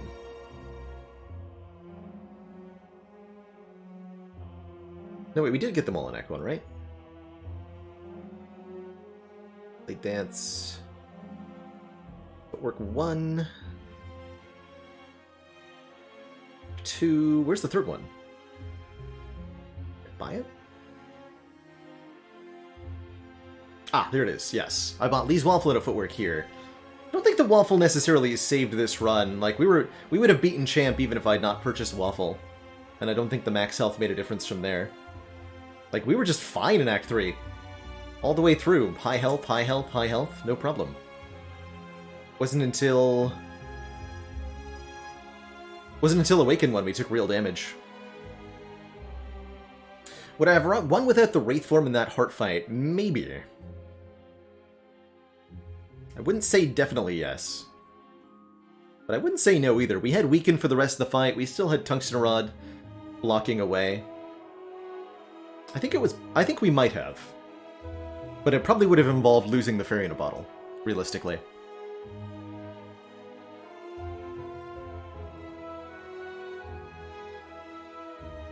Waffle is often just strawberry, and strawberry is bad. Whoa, whoa, whoa, whoa, whoa. That's some awfully harsh language. I mean, you're describing here a relic that is better than at least 5 other common relics. Tiny Chest, Boots. I'd say it's usually better than Omamori. Regal Pillow. Ceramic Fish. I like it more than Blood Vials sometimes. 7 max HP is good stuff. Good stuff. Just a little bit more durability against Heart. Tongs was definitely good. Tongs upgraded Wraithform on the turn that I duplicated it. That's good stuff. That's good stuff.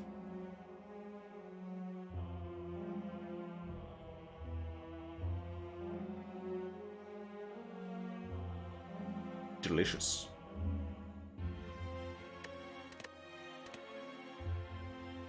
Alright, so let's see. I'm going to start the Arcanium content at 4 exactly if I can. So that's about 15 minutes from now. So what I'm going to do here is take a quick break, refill my legs, stretch my water. Then I'm going to come back, do 1 or 2 quick speed runs of Slay the Spire. And then I'll switch it on over to Arcanium for our sponsored segment today. We'll be doing Arcanium for 2 to 3 hours, Teutonic Knight. Definitely minimum of 2 hours. But that's the plan for the next little bit of stream. I will be right back. Quick bathroom and snack break. When I return, a little bit more Spire. And then checking out a new deck builder with all of you. Be right back, everybody. Don't go nowhere.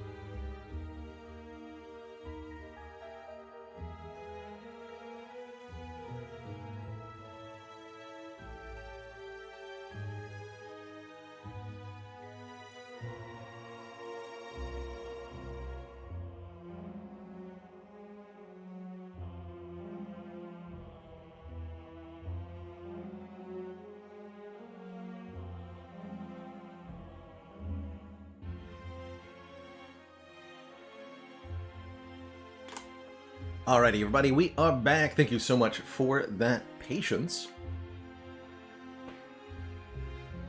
As promised, one quick speed run here. And then we'll play some Arcanium. So I'll just switch over to the third save file. The goal here, play an Ironclad run on Ascension 0. And defeat the Act 3 boss as quickly as possible. Shouldn't take not but a moment, and a really fun way to play the Spire. If you don't like the kind of methodic decision-making of higher ascensions, speedruns are a really fun way to play. By the way, Klein Dome, thank you so much for the 8 hecking months. Just one more to that Twitch baby arrives, and Melee MP3, thank you so much for the Prime sub and the 6 months. Alright, let's embark. Greetings, shoes! We'll take Niao's Stinky Lament. Going fast means taking damage cards where they're offered. Means not taking things that aren't damage cards, generally speaking. Removing our defense as much as possible, and avoiding combats, too. Since combats take time. Just using the in-game timer here, not going to bring up the... Not going to bring up the live split or anything. We're just going to go fast. Yeah, we'll anger the mushrooms.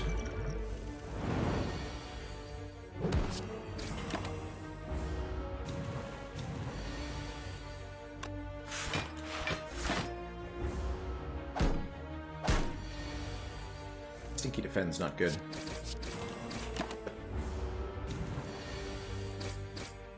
There's no time for the timer.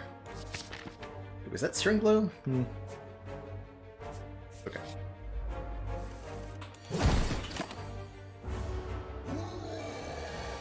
Bonk.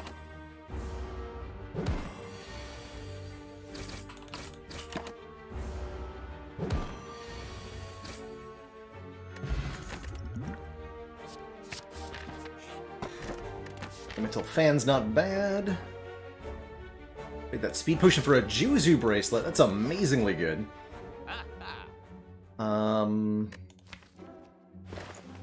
think I want an orange pelt. Let's just remove a defend and take a pummel.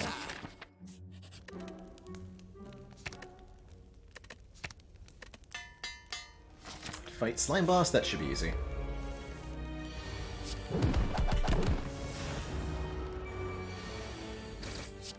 Order?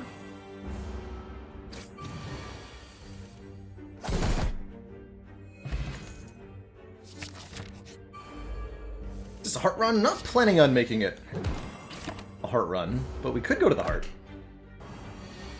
We find stuff that makes heart relatively easy to do. We'll go for it. Hey, flex, that's good. Or strength for one turn. Love to see it.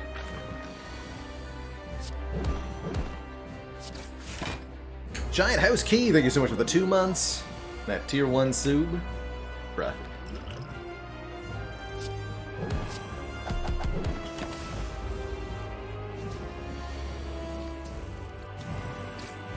Disaster.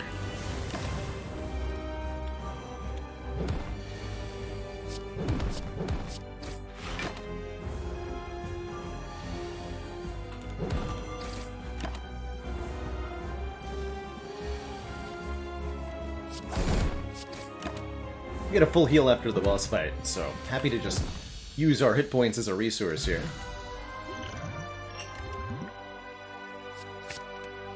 Fire hits pretty hard, especially with a runic pyramid. Also good with our flex. We'll take it. Alright, now the goal is mostly put Juzu Bracelet to work in avoiding fighting anything at all, really.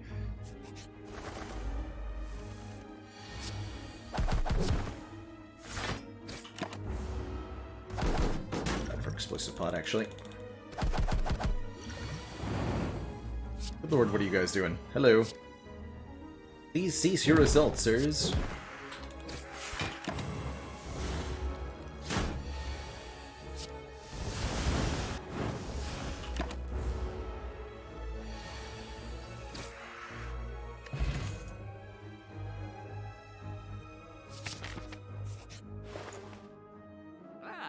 Don't want a Reaper.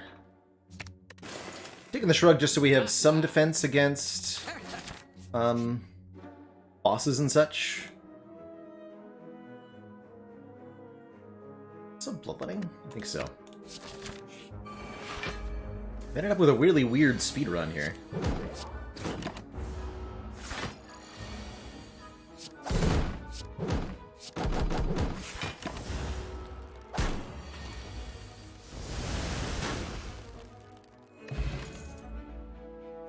Arma's good with Pyramid.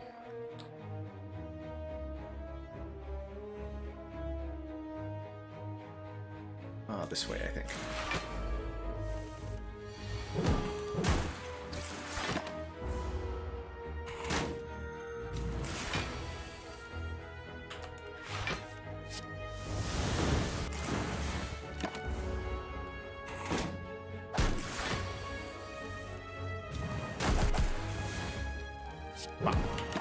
Oh, wait, what? Happy Flower. I get you.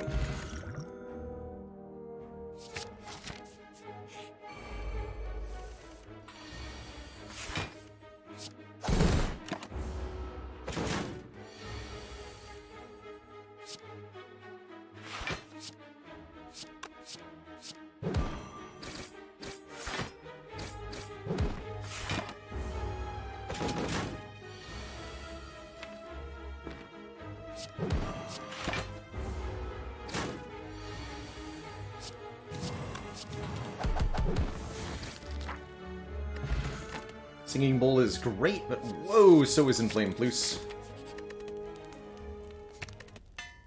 Probably wanted to upgrade armaments there.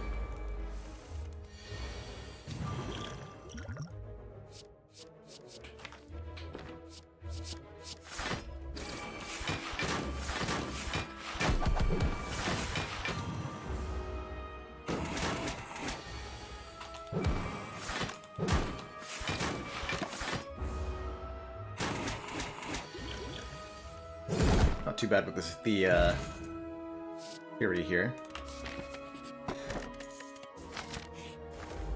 Maybe should have taken the boot with the pummel, actually.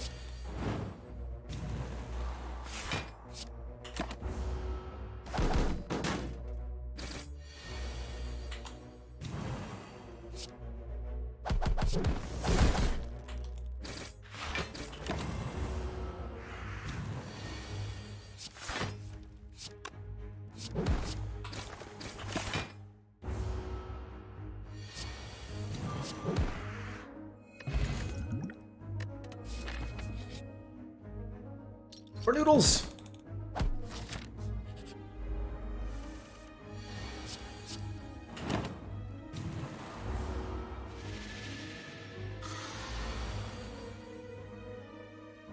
Just to make the bash cost less. You fool.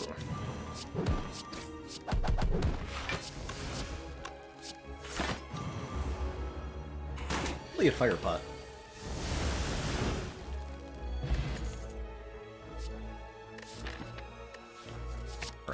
Not a good speedrunning card. That's okay. Double tap I'll take.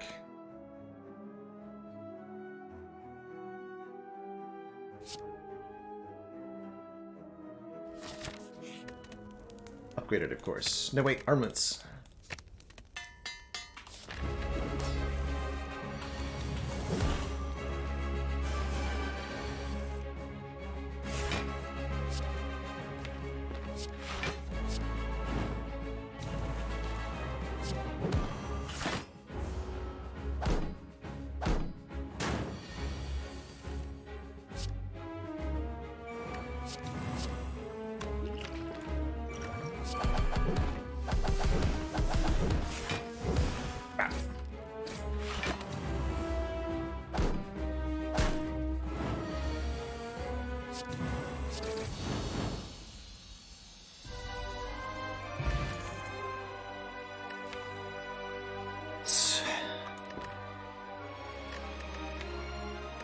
Take this to Impervious. We are going to make this a heart run. More energy would help. Alright, I go for the Burning Elite now. There.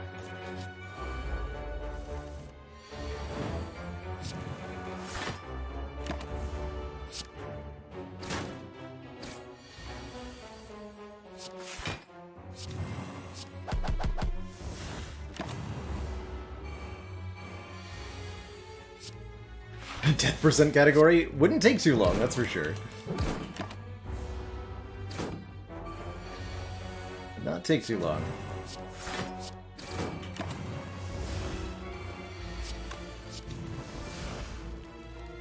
Oh yeah, my timer's covered up. Actually, apologies for that. Although it's not even on screen all the time anyway.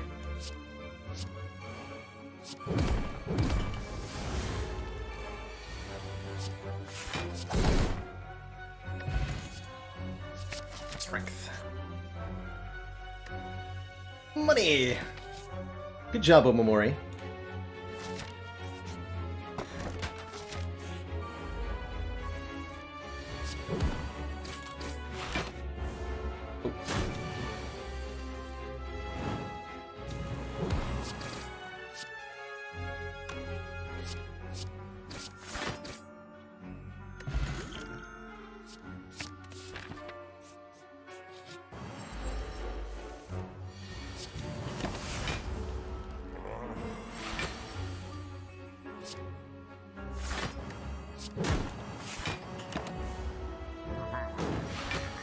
Use Charm. Sir Van Buren, thank you so much for gifting a sub.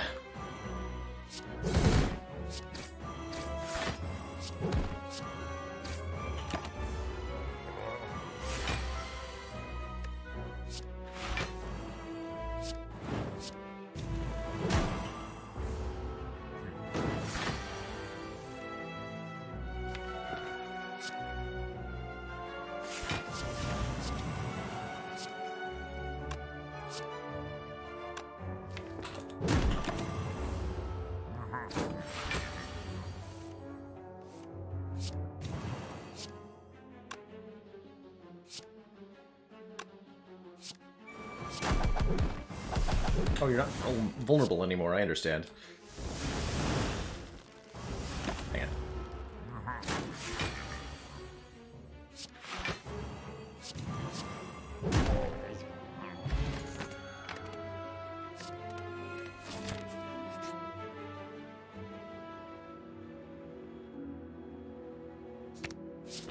I think that's the one?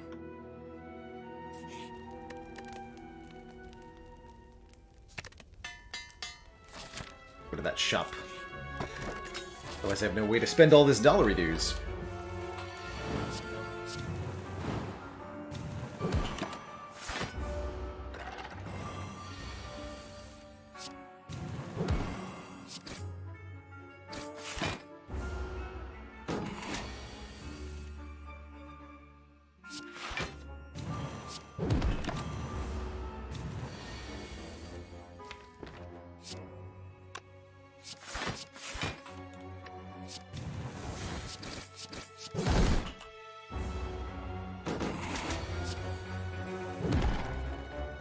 Time. Currently at 12 minutes, 55 seconds. We can do under 20 minutes heart run, that'd be pretty good.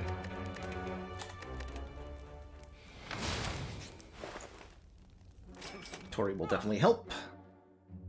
Panacea will definitely help.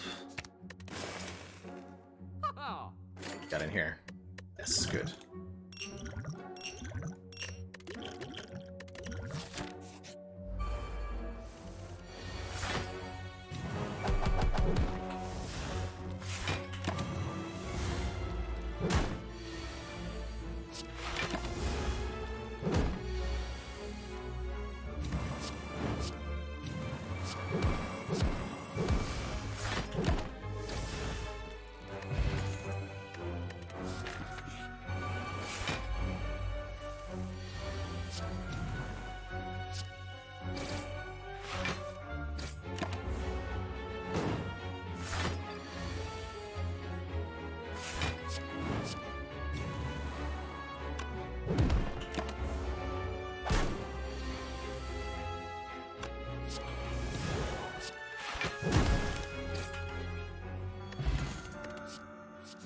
Nice.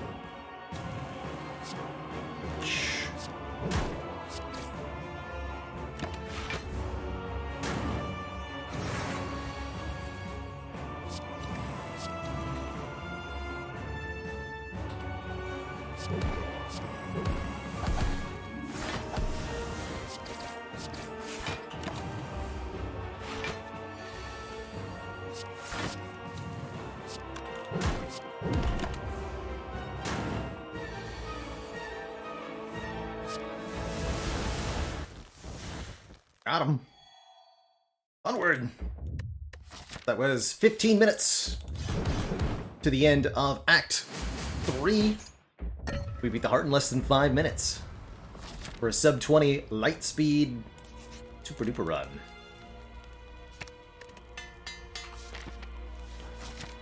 Got here. Yes, yes. Make another strike out of the deck. Add a sword boomerang, call it a day.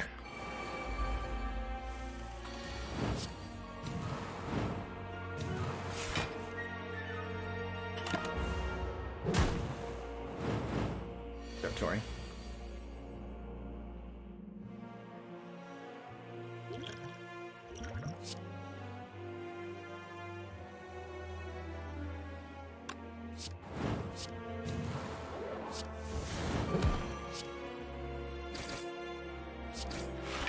That was not right.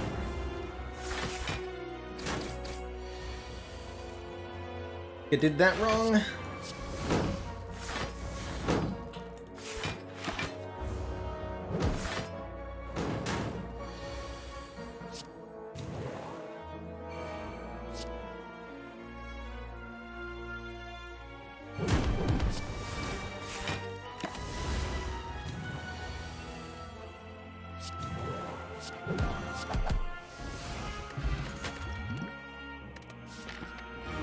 Actually, that Exhume would have been pretty good.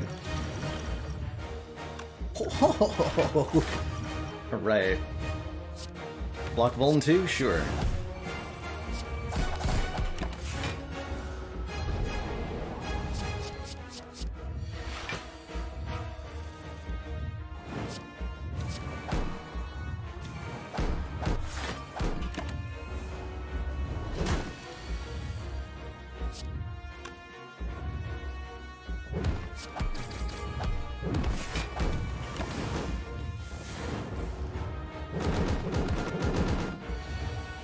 Looking for a fast run here, Jacob. Nothing fancy or special about it. Just a quick little hard kill here. What's up?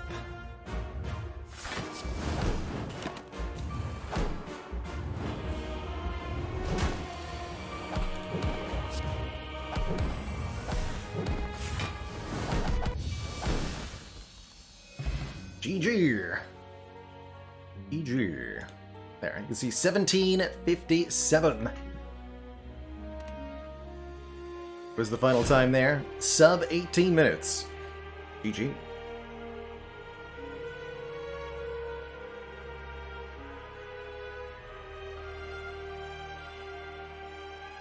Babunketing. GG, everybody. GG.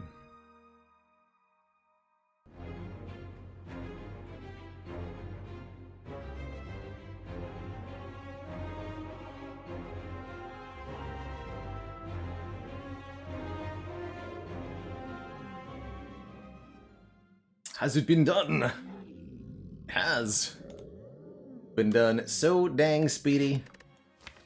Don't even know what happened. Heck yeah, that was great. Cool little, really showing off the power of Flex here, which is great in speedruns in general, but I think on any low Ascension run, honestly, Flex is top tier.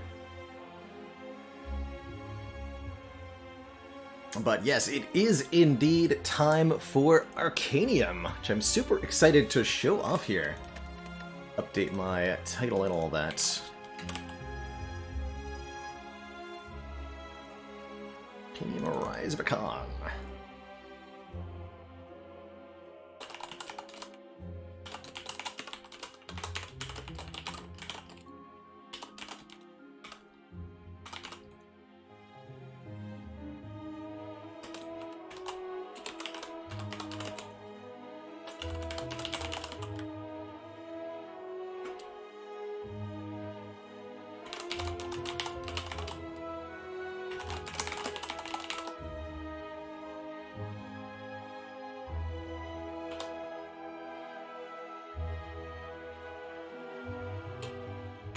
Giveaways.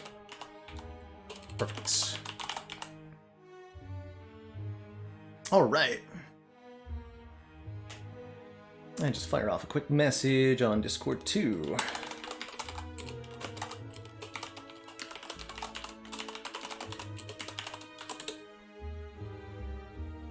Excellent. Alrighty. Let's kick it on over and take a first look at Arcanium here.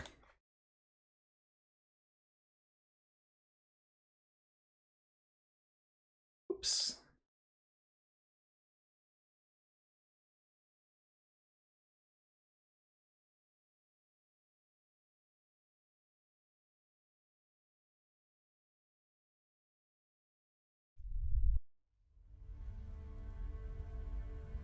Throws a hammer, by the way, thank you so much for the 20 months, the 2 metric years. Says, this space is one of the most precious online that you have. Thank you so much for making it for yourself and the countless others who stand in need. Much love, and you're so welcome, Throws a Hammer. I work hard to try to keep this place cozy, welcoming, and that learning-friendly environment. And that's definitely the case here as we show off Arcanium. This is a new early access, well, not brand new. It's been out for at least a couple of months now, I think, in early access. But this is a new deck-building roguelite. Not quite in the same format as Slay the Spire, but there's a few similarities there. And enough differences, I think, to make it really, really interesting. A big shout out and thank you to the developers of this game, Rogue Games, for sponsoring this segment of the stream, making it possible to both show off this game and support the channel at the same time. Yeah, I think it did end up on our game vote a month or two ago, and then shortly after that, the developers themselves ended up reaching out, and we connected. So here I am, happy to show off this game. A couple cool little things I want to point out before we dive on into actually playing here is that there's an early access roadmap just straight up included in the game, and it's a pretty comprehensive one too. Looks like they've been up to quite a bit so far. They've got a whole series of heroes and new provinces planned out that they've been delivering on with weekly or semi-weekly updates. Quite like this little in-game graphic here. It's cool stuff. Fireflame says they bought this, got partway through a first run, and then developed a crushing They Are Billions addiction. It's good stuff. Can't blame ya. So a couple things that that are on this roadmap that I'll note are worth pointing out that are not implemented yet. Upcoming Steam Cloud saves the devs want to add. They also want to add controller support in a future update as well. Let's tweak our music down a little bit more. Don't need it talking over me here.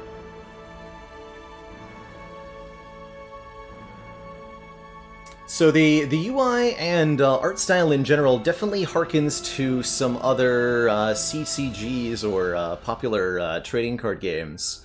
Legends of Runeterra and Hearthstone both come to mind visually, I think. Something that despite the visual similarities to games that utilize free-to-play mechanics. This game is pay-to-own. You only pay one time for Arcanium, and then you own it forever. So there's not any free-to-play or microtransactions in this game, at least not as of yet. I think they're implementing some kind of cosmetics system that might be be something that you could pay for, but it sounds like it's just going to be cosmetic items, even if so.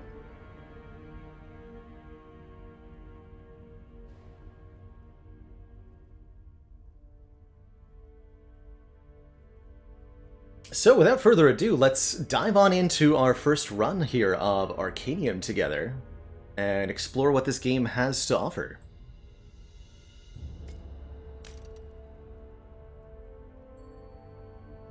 So, in a similar vein to Slay the Spire, which has really popularized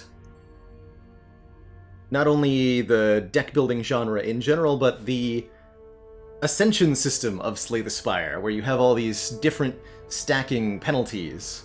Likewise, Arcanium and, you know, many other games, even like, Luck Be a Landlord even has an Ascension system. They're just, like, caught on to everything.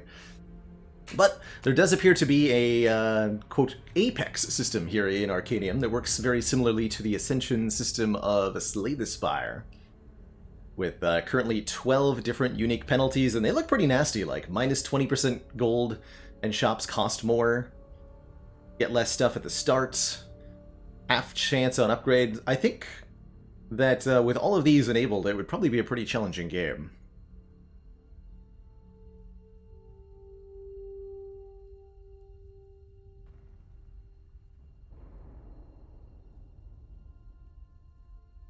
If you'd like to check out the game on Steam, by the way, we do have a link with the !Arcanium command.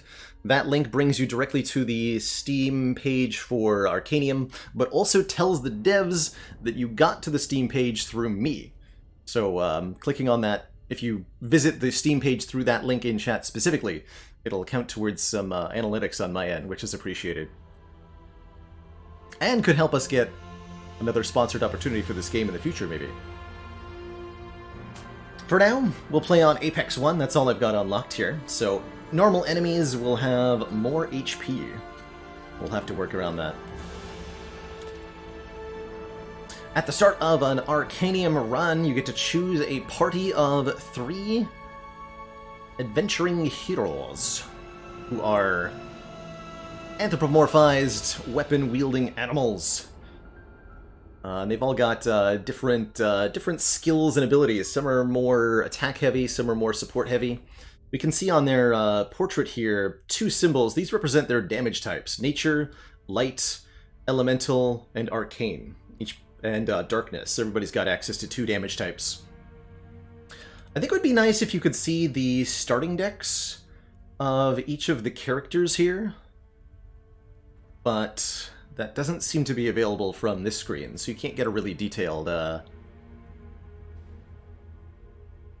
preview of what you're going to use.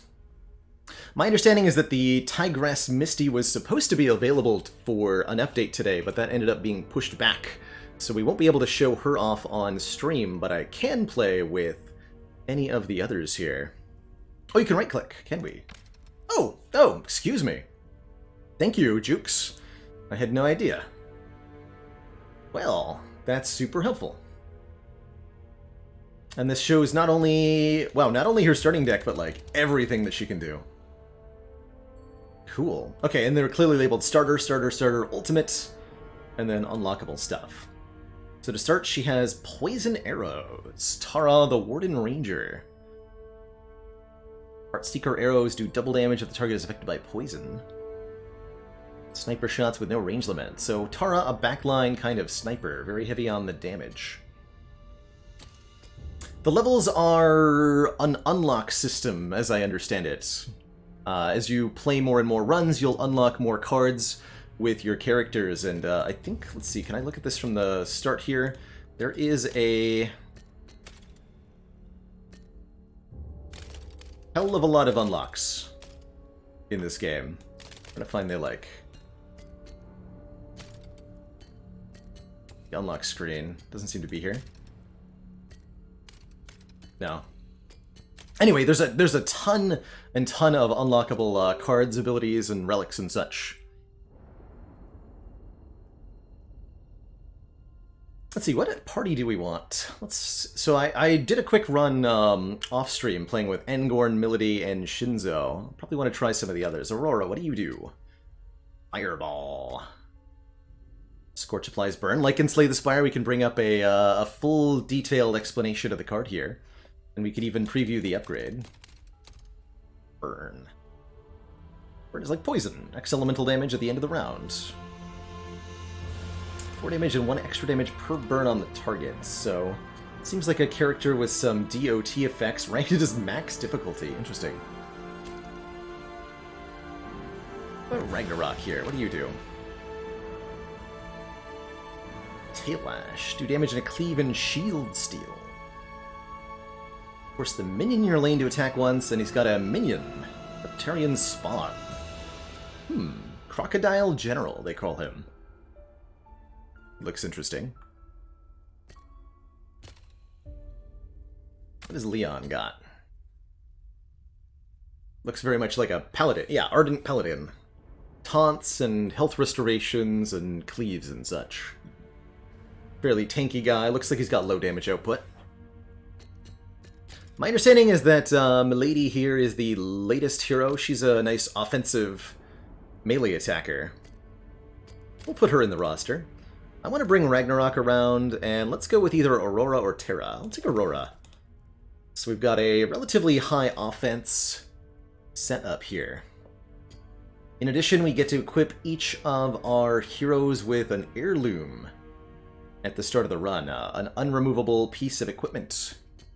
At the start, you can only equip the training armor, but with more unlocks, you'll get more options for your starting gear.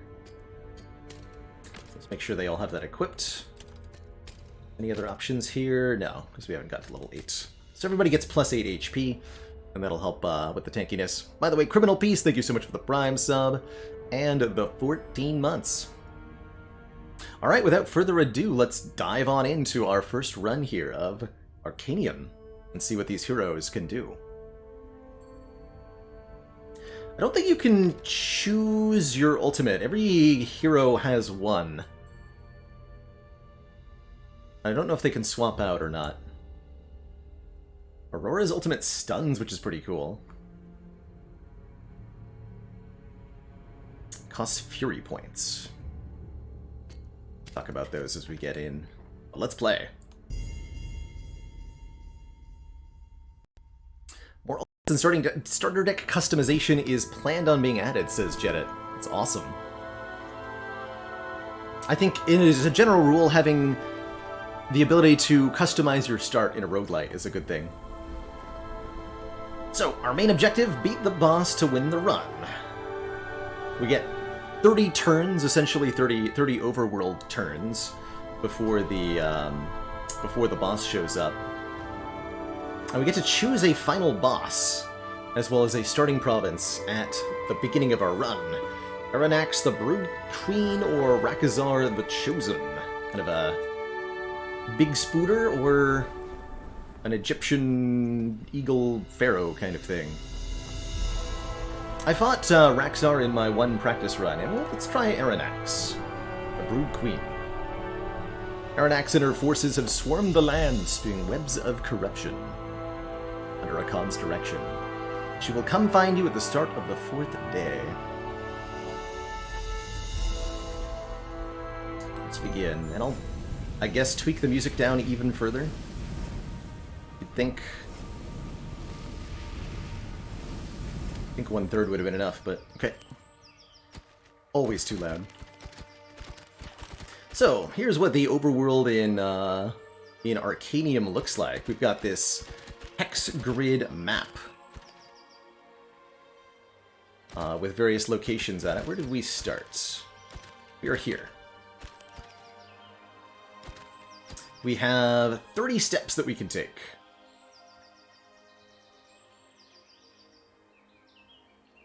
Some are indicated as free steps. Interesting. So purple means it takes 1 step, white means it makes free. Hexagons are the bestagons, that's right. That's right, so we can already see a few nodes on the map, stuff like quests. Here's our final boss battle. You can start the boss battle early by visiting this node, or the boss will find us. One of the cool things about Arcanium is that it's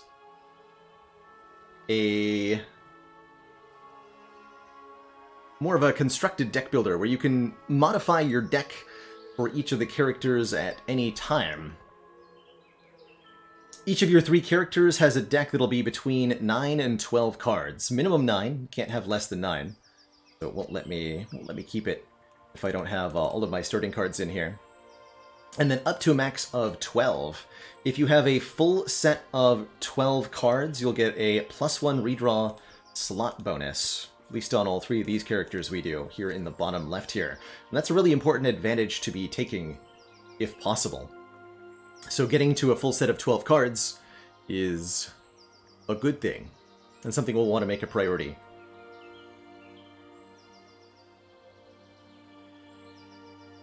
Ability cards limited to 1 copy on each hero. A little detail. So from our starting position, we only have 2 options. Defense battle or an assault battle. Both reward 2 abilities. Let's go down towards this quest start.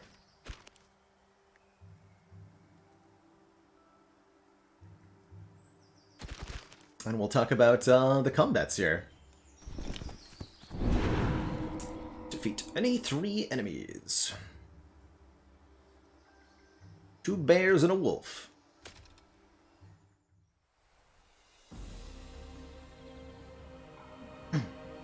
So, in Arcanium, you're usually playing a 3 versus 3 against multiple enemies in 3 rows laid out. You can choose your start positions for each character at the start of the battle, swapping them back and forth, and they'll be able to swap around using their resolve? What's the energy resource called? Using their something.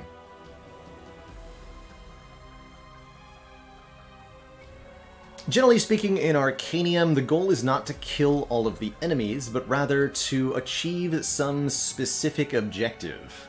There are assault battles where you have to defeat a certain number of enemies, survival battles where the only goal is to survive, and you don't need to do any damage at all, or shard battles where you have to kill enemies to expose a shard entity behind them that you have to then attack.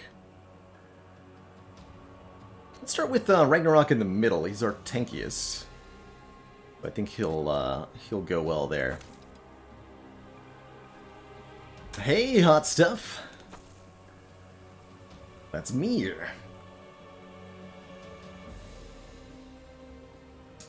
Kind of like in Slay the Spire, enemies will showcase what their intents are.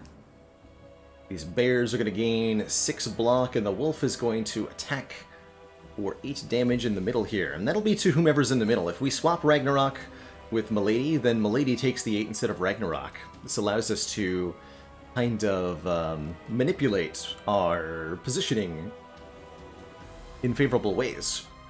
But that will cost us one of our blue resource? What are the hips called? I actually forget what they're called.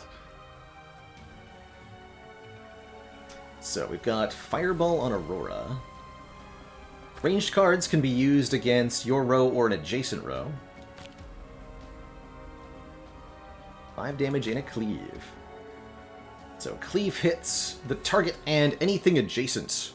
You'll note that there's 3 rows, and there's also targeting spaces in front. These are the minion slots. So there's a total of 12 potential combatant spots. 3 enemies, 3 minions on the enemy side, 3 minions on our side, and us.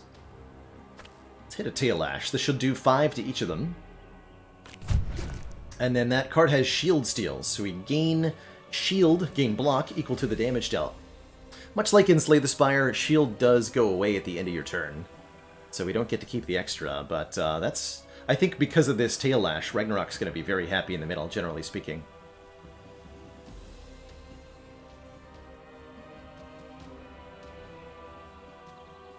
Every enemy, I think, has a resistance type to it. You can see that next to their health bar. So Arcana resistance on the bears and light resistance on the wolf here. Let's try to burn this wolf.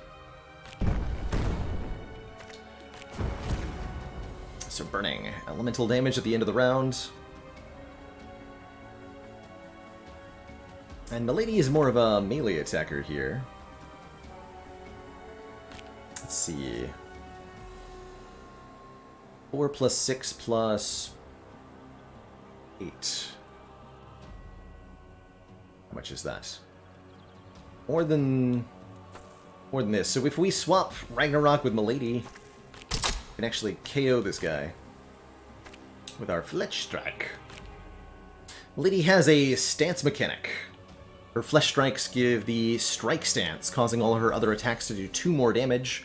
And then there's also a guard stance, giving us 2 block every time we attack. Hey, welcome back, Refined Bean. The Silent Run did indeed win. It was a really scrappy one.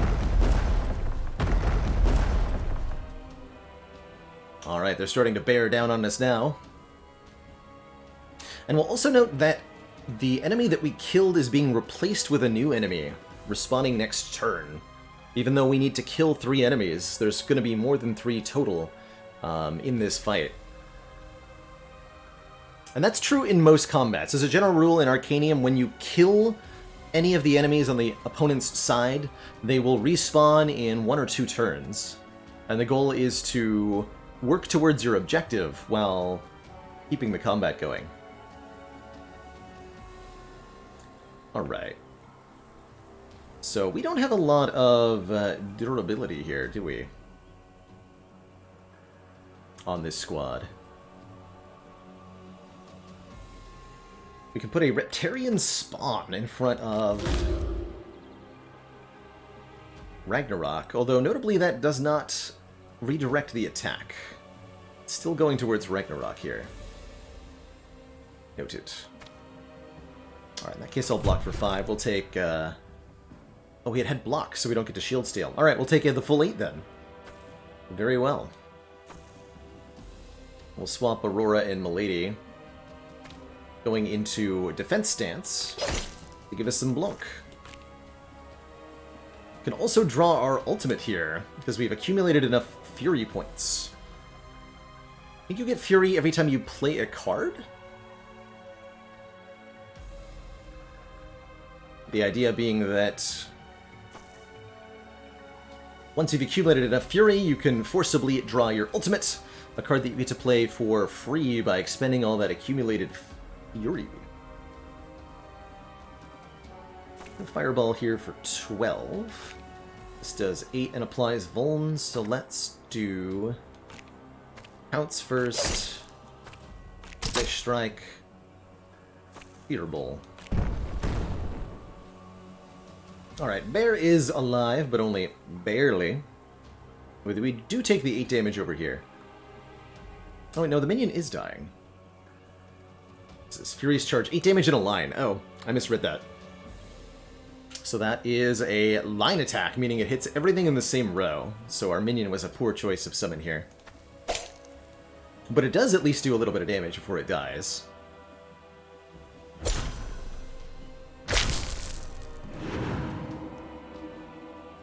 Now we just need to get 2 more kills. Note, at the end of each turn, each of our heroes will draw back up to a hand of 3 cards, retaining any cards that they did not use at the end of their previous turn.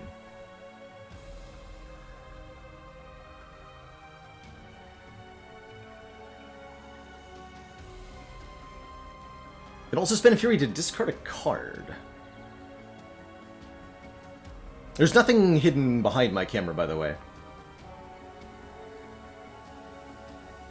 If there's a way to spend Fury to discard a card, that's actually news to me. Okay, we get an easy KO on this bear. No, there's nothing behind my chair image. Here, look. Nothing.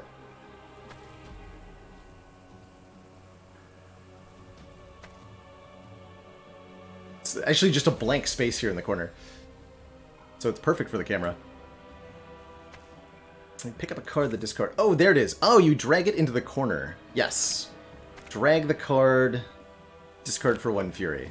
Here, let me show it now. It only appears when you click on a card. Got it. Okay. That's good to know. Appreciate the clarification there, everybody. Alright, what can we do here? Force the minion in our lane to attack. We avoid this 2x3 damage. Yes, easily.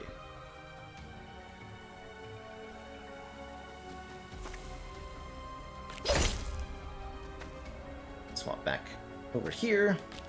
Attack with the guard stance. And these ignites are all arranged.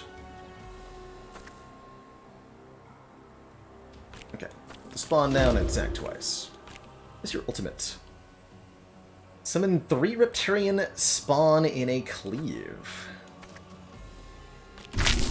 So we can put even more minions down.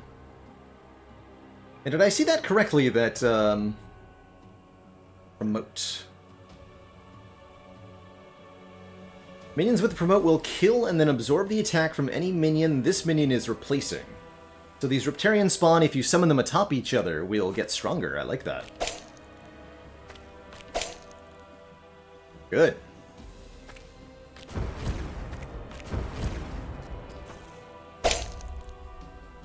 And the enemies scurry away. Alright, not a bad first little battle. Our rewards for that is dollary dues, 39 bucks, and 2 ability cards. When you get to draft an ability, you can... Oh, you can also choose the money. Nice. You can choose 1 of 3, one card for each of your heroes, which may be randomly upgraded too. Or you can take some cash. These cards get added to the pool for that character, so they don't go directly into the deck. But...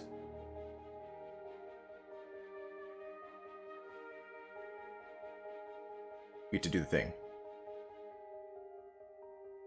Yeah, when you summon the ult with Fury, it's a free cast, not costing your regular energy resource, but rather spends all your Fury instead.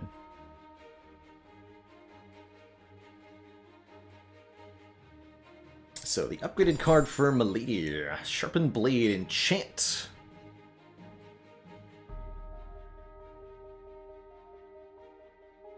Put a powerful status effect on the target that cannot be dispelled or cleansed.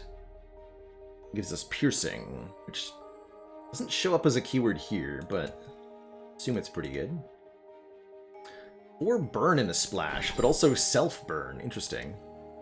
Or Chomp, Multi-Strike 2, so hits 3 times for 3 damage. Or 2 times for 3 damage? I'm not actually sure. Monster Train makes me want to believe this hits 3 times, but maybe it's actually 2. Or I can take cash.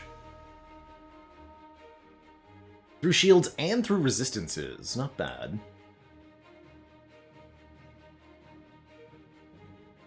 Sure, I'll take an upgraded card. And then for the second one, we're offered Mark the Prey. Apply 2 vulnerable upon hitting the target with any nature card. I have a lot of those. Deal 9 damage, lose guard to do double damage. A lot of damage.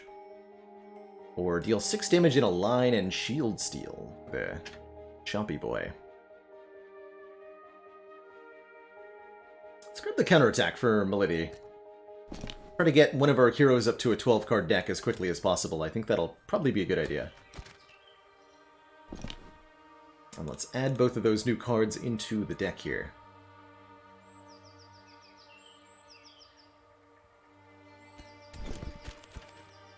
Something interesting is happening here. An event node. What do you got?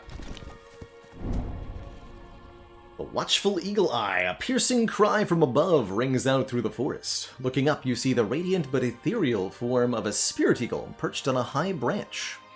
The mother tree is watching over you, it seems. You can bow to the spirit and make an offering, pay 100 gold to unlock a nature shrine, or roll a 50-50 to have it happen for free. pay the $100. We got money. Give me a nature shrine. Choose a blessing for the rest of the run. Add 1 mending card to all heroes' deck. Restore 8 health, draw 1 card, expend. Wow. Those are good.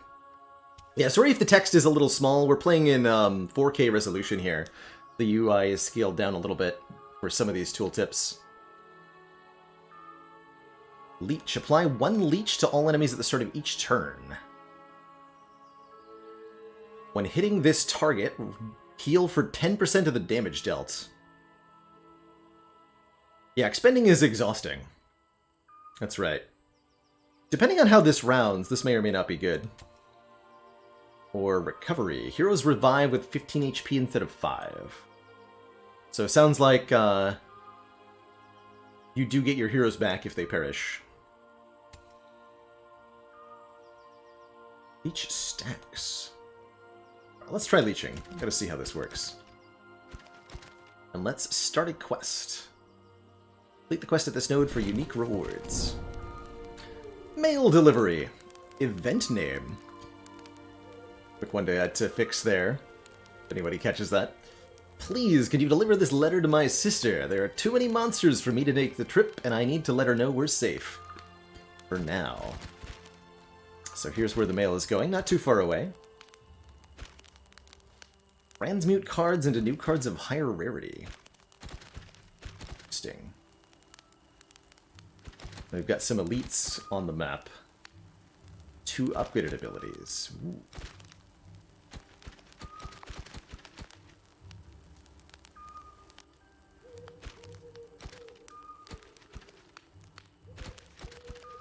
Let's transmute some stuff. What do we got here? To transmute an artifact or an ability. We don't have any artifacts to transform yet. So let's turn an ability into a new ability of higher rarity. Oracles can see deep into the history of an object and unlock its true potential.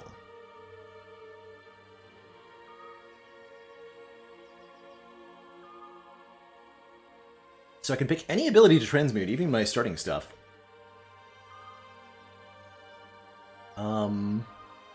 I think rarity is the color at the bottom here. These are all green rarity, so they're all the same. So what do we not need a lot of?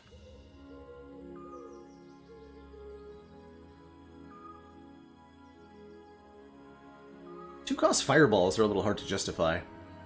Transmute one of these. Oh, and we get to choose one of 3? Nice.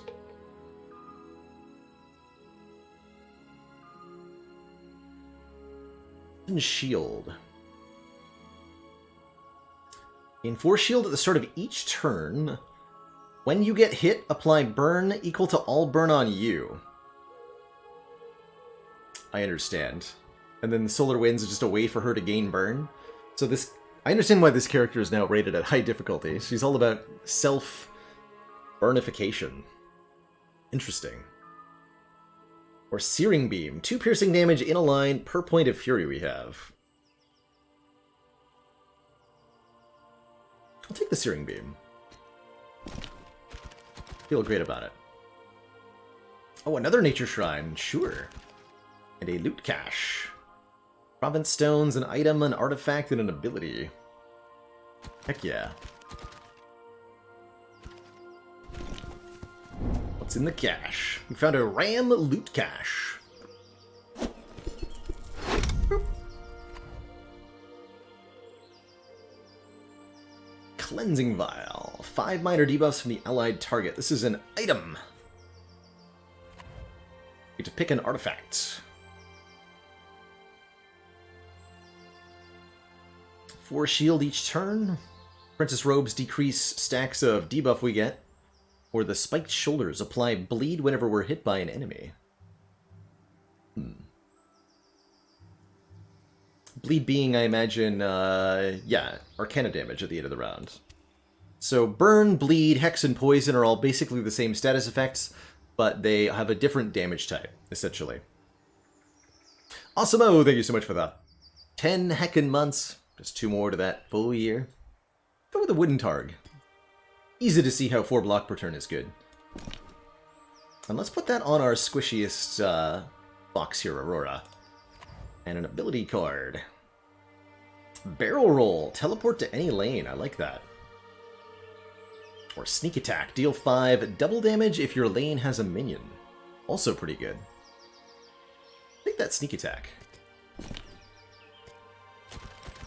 Alright, and let's make sure that we put that in his deck. And you've got the Searing Beam equipped, as you must. So the Cleansing Vial has 2 charges per combat, I believe, so that's quite useful. Play the Nature Shrine. Hey, it's, Toxicity card. Apply 6 poison, draw a card, expend. Oh, that's great. Hell yeah.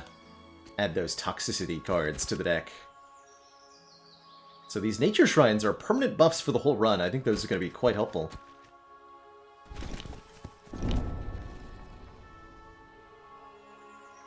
Completed mail delivery. What, a letter from my brother? I've been worrying myself to death thinking about what might have happened to him. Thank you. I can relax finally. My brother left this the last time he was here. I can't use it, but maybe you can. The Wizard Hood. Increase burn, bleed, hex, and poison that our cards apply by 2. And I can immediately see that being really good on Aurora here, who applies burn in a number of ways. We don't have any bleed or poison on anybody else other than the toxicity card.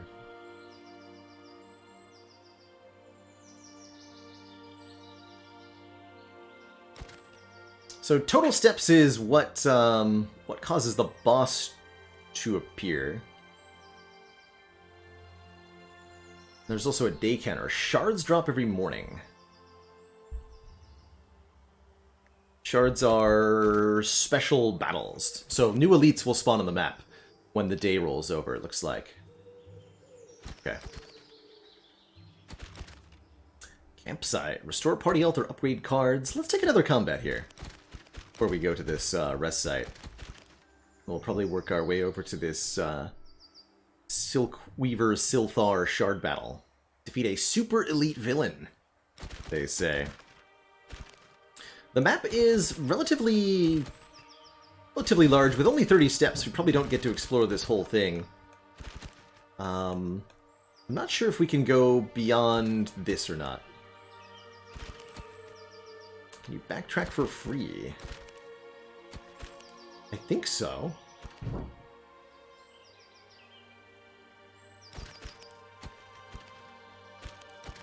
Consumed. Activating unused nodes adds +1 to your step counter. So, yes, this does not... Hut, hut, hut! Come on, soldiers, we need to keep moving. Yeah, that doesn't increase our step counter. It contains 10 steps. Okay, so yes, you can backtrack for free. That's good. That's good. Uh-oh, pianist. Don't let that thesis go unfinished. Okay, Jukes says new provinces are under the clouds, still being developed. Only Anador, the Forest, and Uzir, the Desert, are available so far. And I imagine each of those contains probably different types of enemies and maybe different types of events too. Okay. Let's do the assault battle. Raunch. Got another wolf and 2 spooters, who you are allowed to look at the full details of, by the way. We can even see their deck of cards. But they've got an upgraded Poisonous Bite. Rank 3. Fly Root.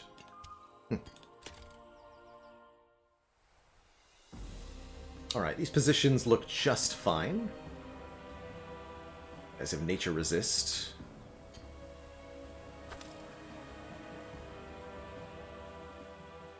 Alright, so turn 1 incoming. We've got a 4x3 out of the Spooter.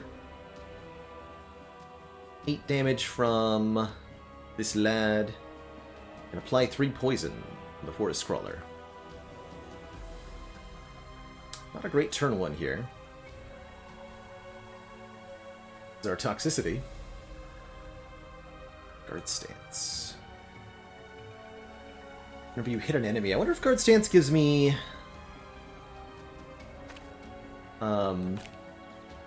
block when I apply poison.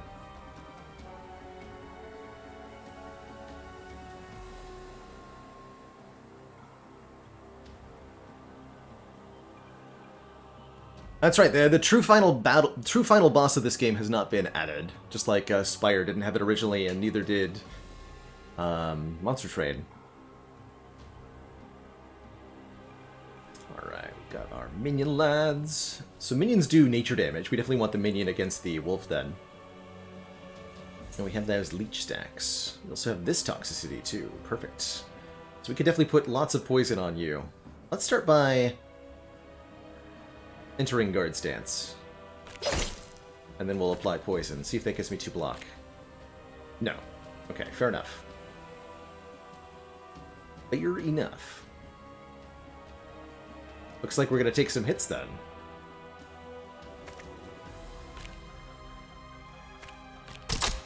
Yeah, and with 6 Blanc on her. Summon forth the spawn.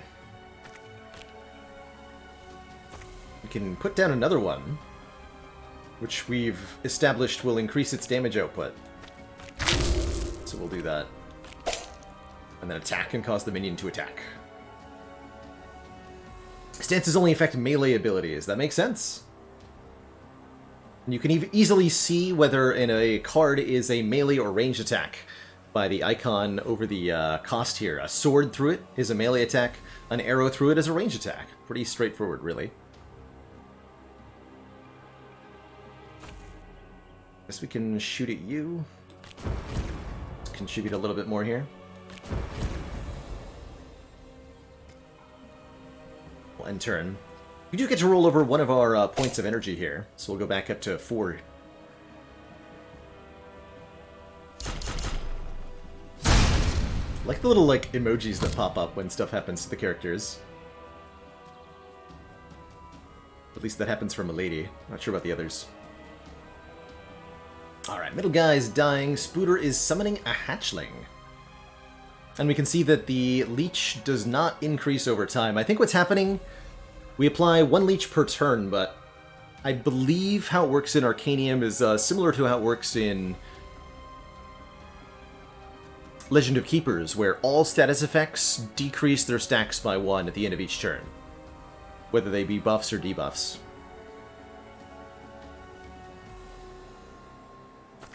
Alright, that's a good cleave right there.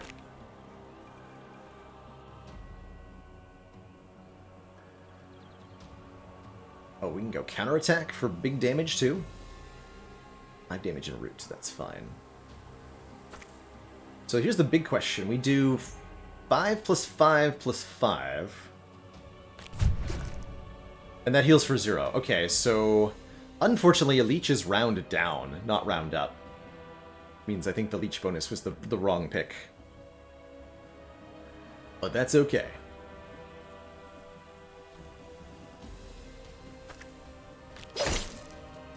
Counter! Okay, but that healed for 2. Wait a minute. What? Hold on. I healed for 0 by doing 5 damage, but I healed for 2 by doing 18 damage. Is 5 rounding down? How's that working? I don't think I understand. Here, have some poison. Then these scorches will apply tons of burning. Burn, fool. 5 burn, 10 burn. So you'll take 10 damage from burn, 8 damage from poison. You're already dead. I draw my ultimate and kill you. Do that next turn.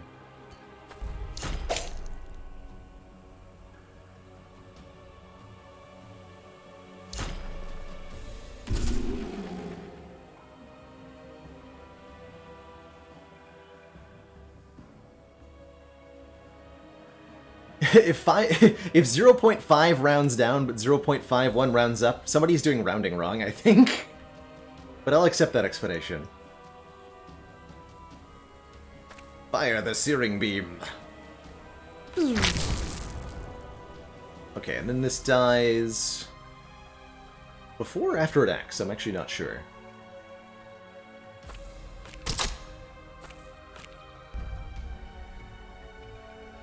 Or is heal for 0. That makes sense.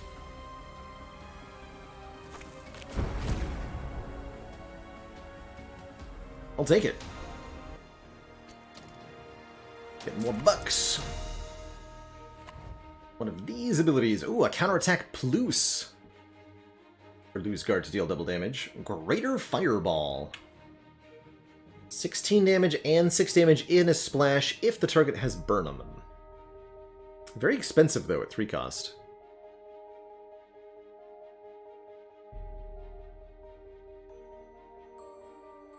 Incoming damage generator tracker does not account for minion attacks or DOTs. Appreciated, Janet. Good to know that those are like the workaround exceptions. With lots of effects going back and forth, it can be really difficult to make a functioning combat preview. Why, I'm continually impressed that Monster Train did it so flawlessly. I'll take a counterattack plus.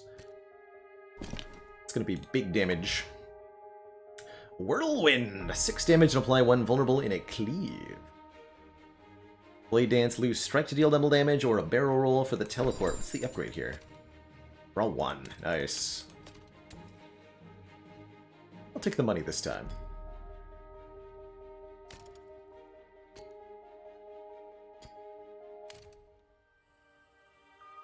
So with my lady now having a full 12 cards in her deck, she'll gain that +1 redraw bonus. That should mean in our next combat, they're doing a bit better. So I can actually just pop into this event, right? Because there's no cost to backtrack, excuse me.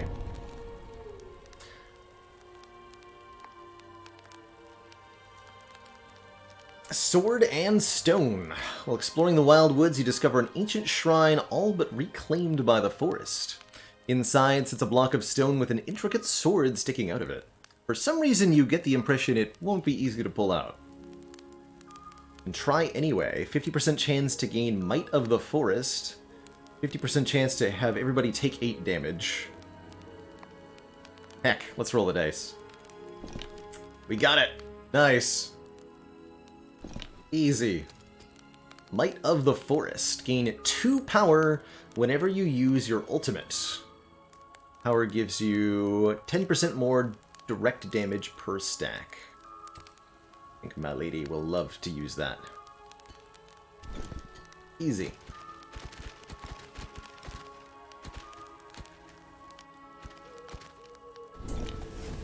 To the camp. Umbra's still raining down shards upon this land. So, we found a clearing in the woods. The air feels peaceful here, and looks like the corruption hasn't reached this place. We can heal the whole team for 1/4 of their max life. Heal a specific hero for 50% of their max life. Upgrade 2 cards that we choose, or upgrade 4 cards at random. I love this option. The greedy player in me wants to take the random upgrades basically all the time. It's double your upgrade value? Sure. Sure.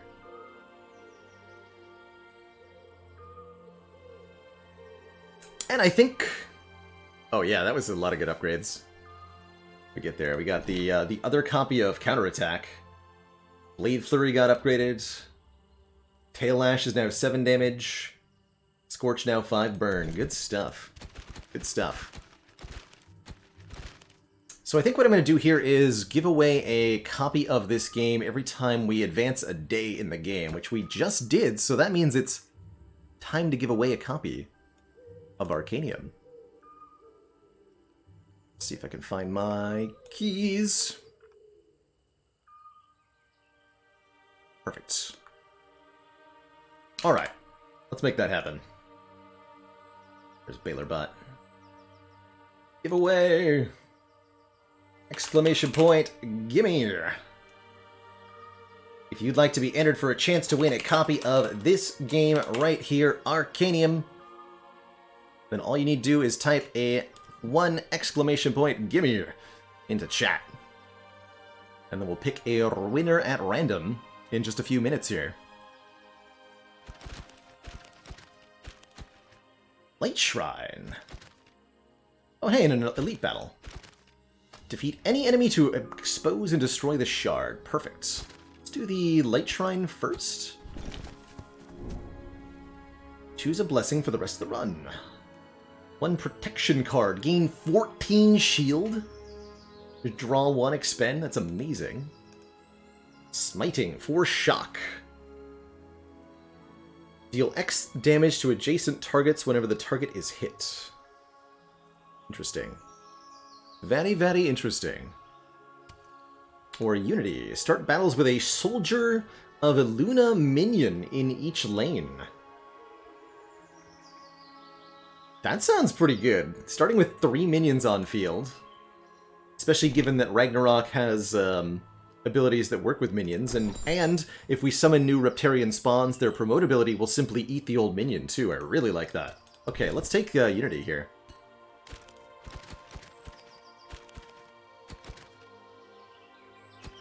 Let's start this quest.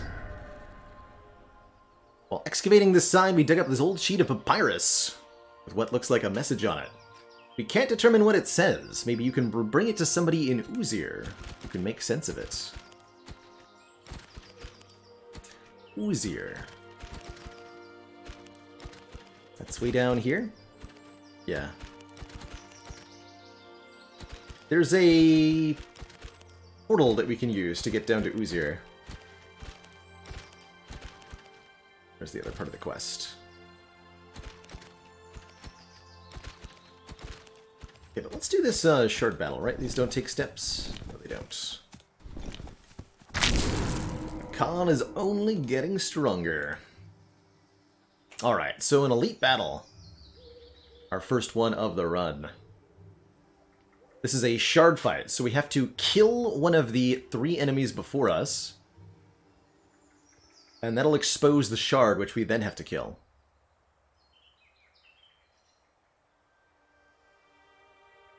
Enemies do bonus damage when low health, or teeth and claws. Gain 1 backlash upon being hit. Okay. Let's give it a try. I definitely think I like Ragnarok being in the middle, generally speaking. Start the battle!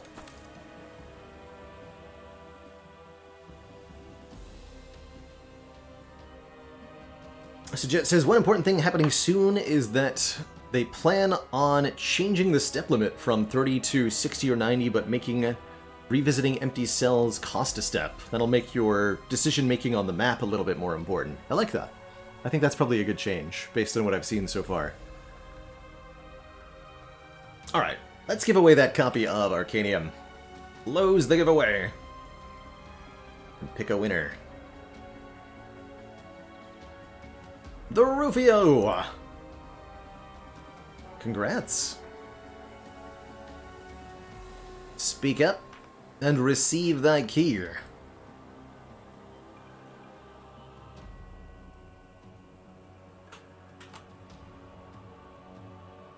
Not just any Rufio, but the Rufio. Rufio, congrats!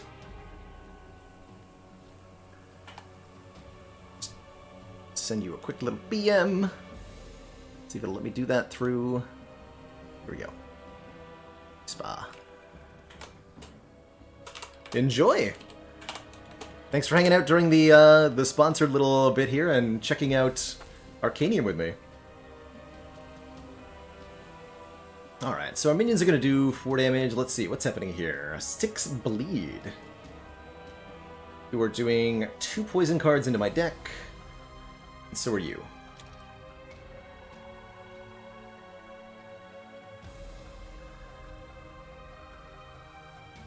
Or to deal double damage. These things are really tanky.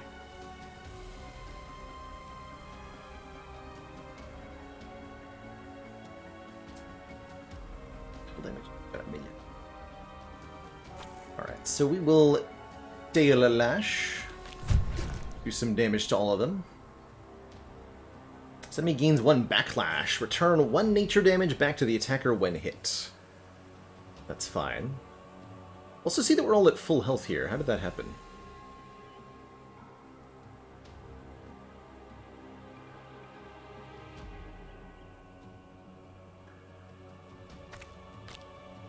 Piercing.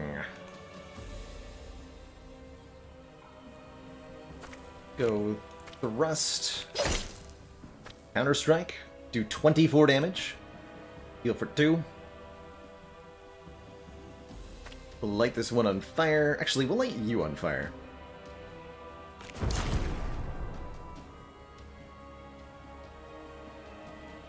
Which did... Oh, that was a direct attack. Whoops, I meant to do Scorch. Still causes the backlash to hit you, notably.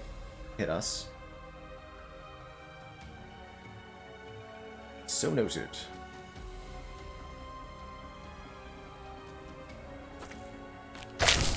Okay, and the backlash kills the minion too. Good to know. So is that going to reset, or just go down by 1 each turn?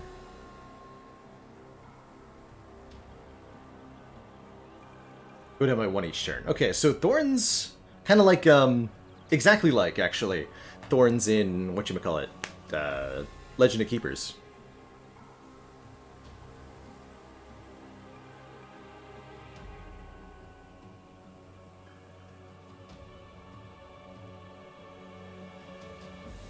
So, 12 damage in a cleave. That's hitting everybody here.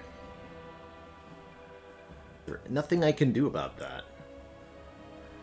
By 5, poison to yourself, expend. Shackled keyword means cannot be discarded in the Fury Furnace. Okay, so we can't discard like so.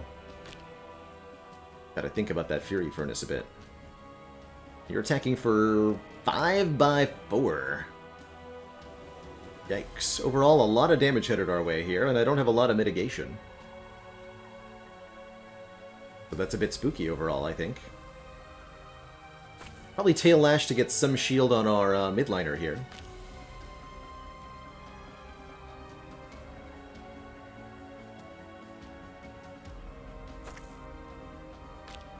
And you have Bleed.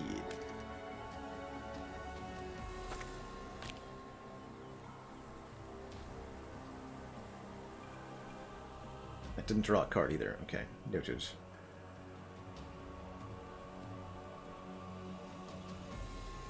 Might be able to kill this one this turn.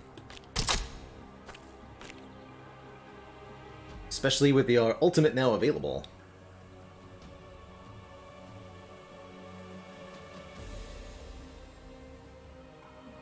Yeah. Let's hit you. Lie 2 vulnerable, causing it to take X additional damage from attacks. Hit that Tail Lash. There we go. Die.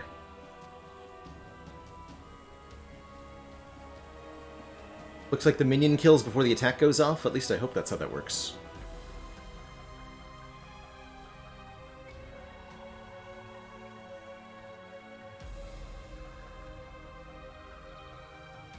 Yeah, the total 37 damage is 12 from this cleave. Everybody's taking 12. 5 by 4 from this enemy, and then 5 from the poison, which we can remove with our Healy thingy. We'll take that 5 burn off, or whatever that was. That's some damage.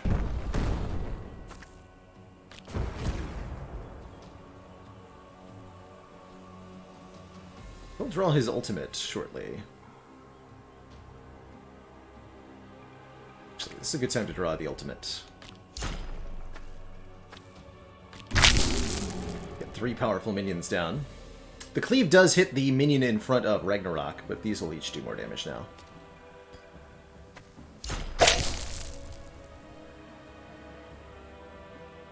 Wait, what?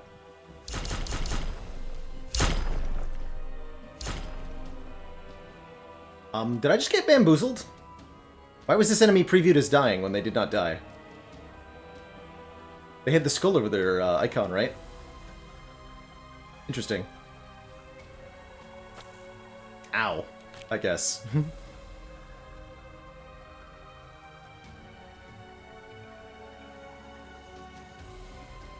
That said, that's not actually a bad thing necessarily.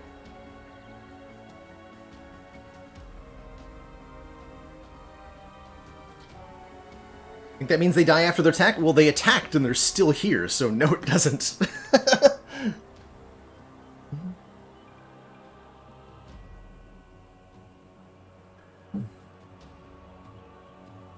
Or did... Oh, because it maybe changed with the minions.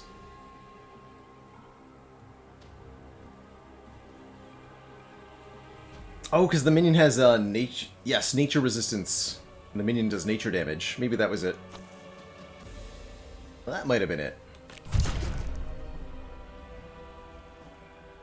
Oh man, and the shard has 90 HP? Dang. So with one minion down, the shard is exposed. And that's our kill target here. That's what we need to make die.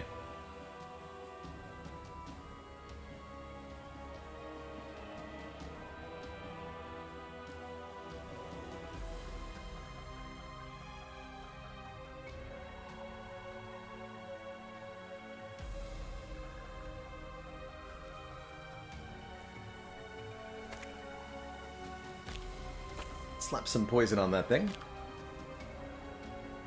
And hit it hard.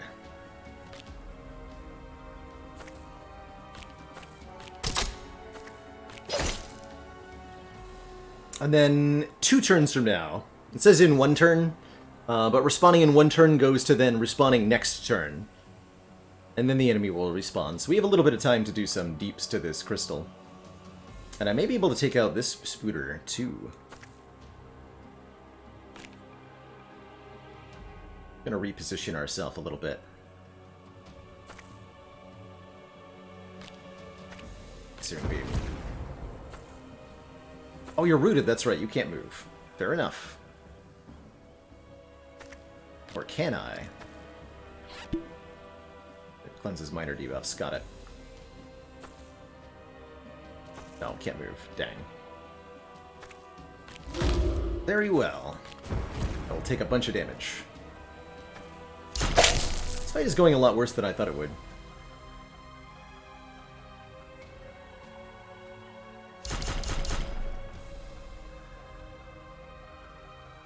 And we have another cleave headed our way that I really can't do a lot about. Oh boy.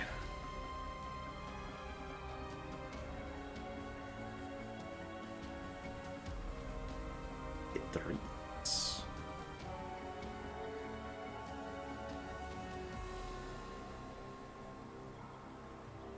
So the real question is, can we just kill the shard now? If I can, I really ought to.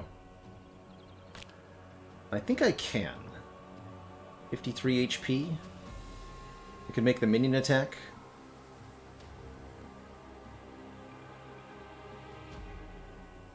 Yes, these monsters will respawn a couple of turns after...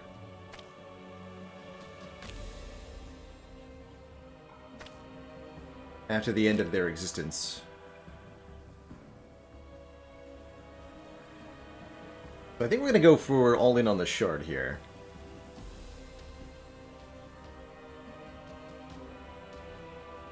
I want to promote an attack command. Also, add more poison to the shard here. Oh, we got double attack command? Perfect. Okay. So let's do a ton. She's even got her ultimate. Perfect. We can apply vulnerable. Then we swap over. Make a 12 minion, attack with the 12 minion, attack with the 12 minion. Shard destroyed. And the battle's over. Okay. Lost a lot of health there. But I'm sure we'll be able to get some of it back. Got $113 redues. Our choice of artifact here. Your abilities have a 25% chance to draw a card.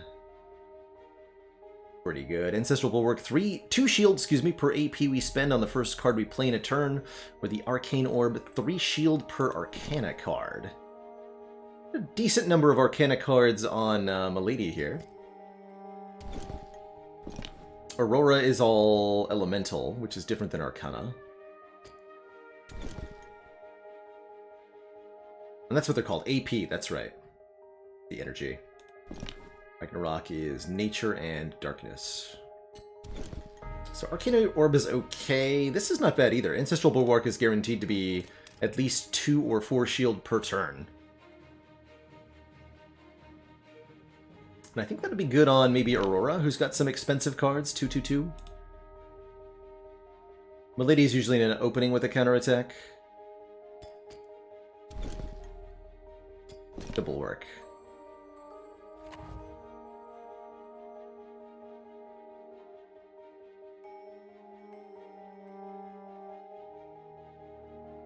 Wonder how Molten Shield works with the boosted burns that we have.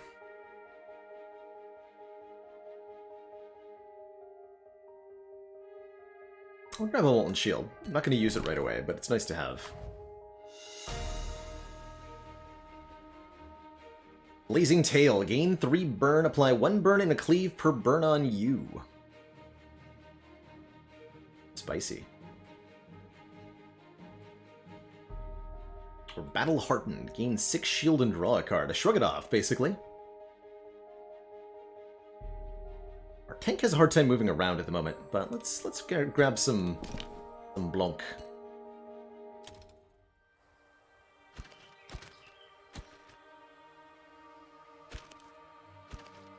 Another Breach Elite battle.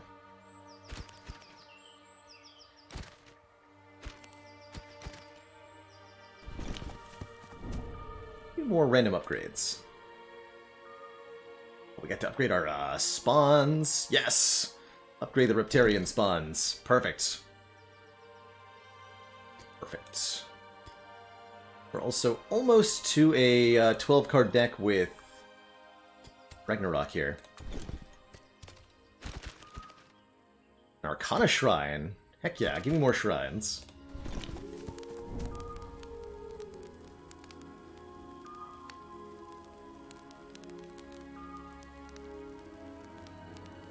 Heroes start battles with a full hand of cards? What does that mean? We already did. 25% more Arcana damage, or price at soars reduced by 20? Let's see what a full hand of cards means. Certainly more cards on turn 1 has got to be good, right? 5! 5, yes, 5 is many cards. That seems very good. Alright, I can just waltz back over here now. On guard, Monsieur Soleil. On guard. More upgrades. Kind of scattershot upgrades everywhere. So what is Ignite Plus? 2 extra damage per burn. Good. Good, good, good.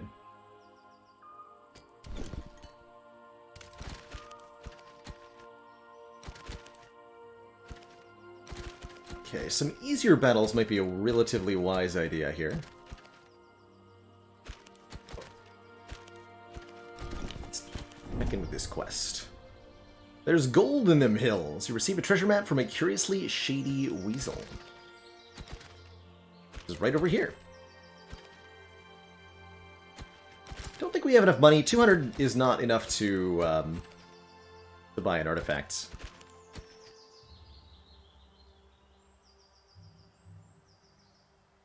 So let's do this assault battle. See how our 5 cards on turn 1 goes for us.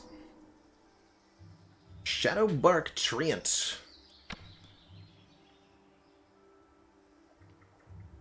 Enemies with cleave are a real problem. So we have no taunt.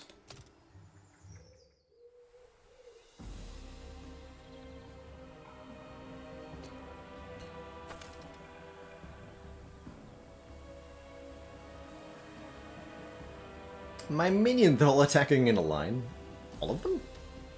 8 damage in a lane, 8 damage in a line, 8 piercing damage in a line. Piercing. Ignore all resistances, shields, and resilience. Wow. That's rude. But yes, 5 cards each. Beautiful.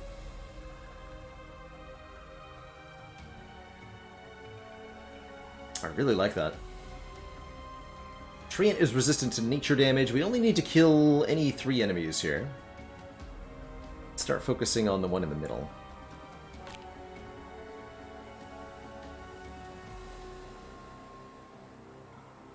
Yeah, we're gonna lose health pretty rapidly here. No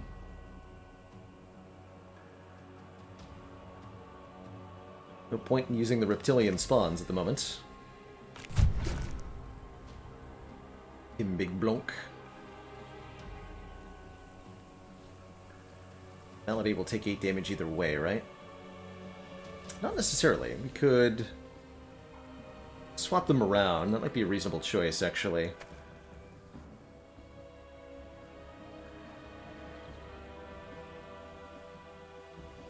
Oh, yeah, and I have the thingy equipped on her. That's right. I want to make my first card the expensive one.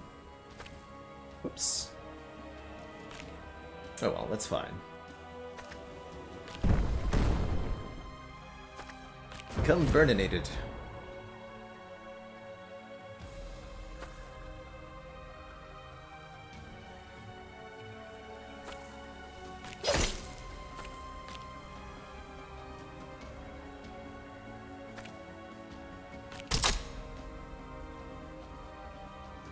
Perfect. And then we actually just get to keep all 4 of these cards, right?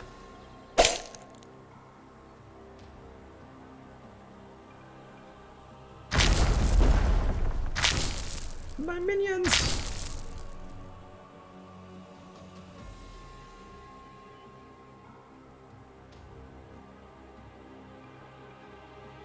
And they're all summoning minions this turn. Works for me.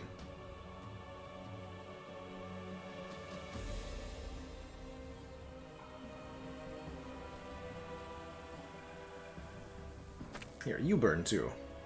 Wait, fireball first. Luna Blanc. Our Searing Beam next turn will take out the minion and probably the thing behind it. 6-4, so this will be a 10-4.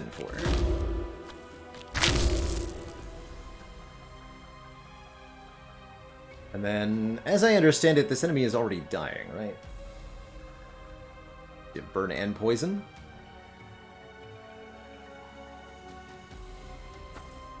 So let's swap over here.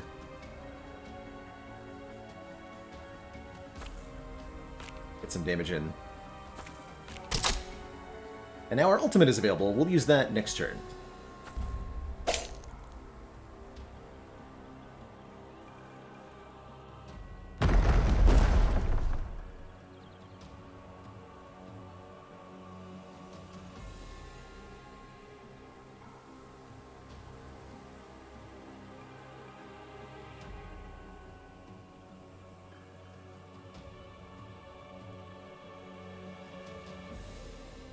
Sure, we can tweak down the sound effects a little bit.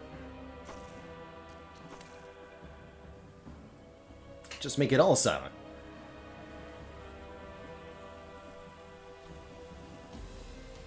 Okay, so you are doing 12 piercing damage in a line. Not somewhere I want to end my turn.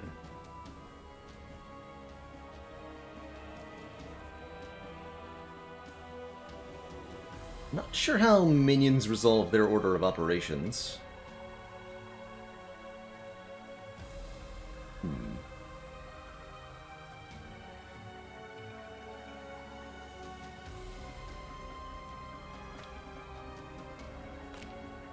That ults. Bleh. Fly murdering to our opponent. Also heal me. Still taking 5 from the Spooderling. But what if we poison the Spooderling? Does it die before it attacks? We're not sure. We'll find out. We'll do science.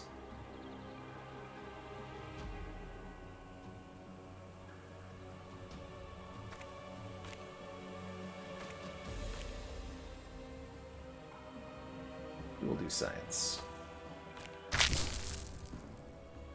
Could replace all of our minions, but there's no need for that. Some fire damage.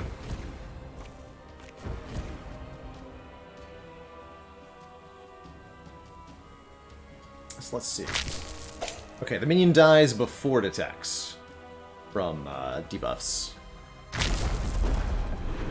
It's good news. Now we need only kill one more creature. Get a win here.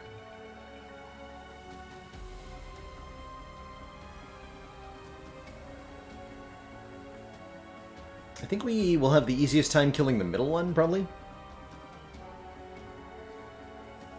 Because everybody is most easily able to get into position, even though it has a bit more health. Although it will take reduced damage from counterattack.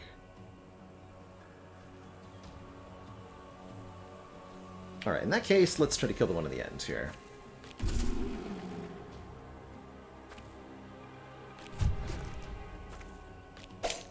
I'll move over and move over.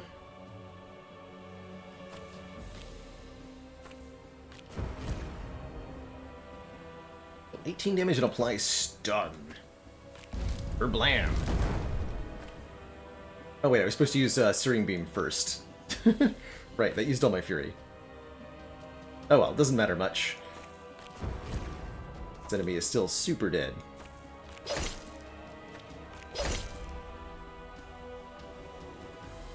I'll take it.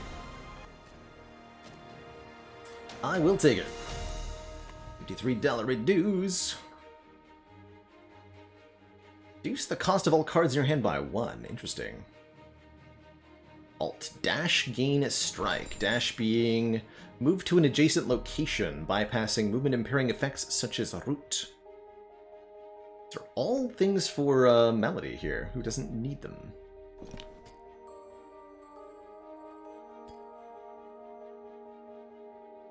We could swap out maybe one of our less strikes if we want to.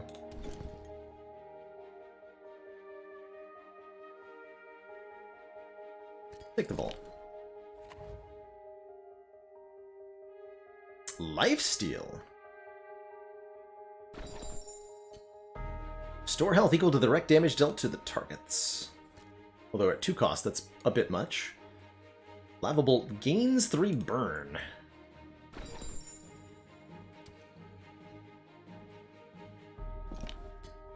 What are your artifacts? Got the Wizard Hood. Do you have any cards that scale off your own burn? That's right, we do. We have the Lava Shield, right?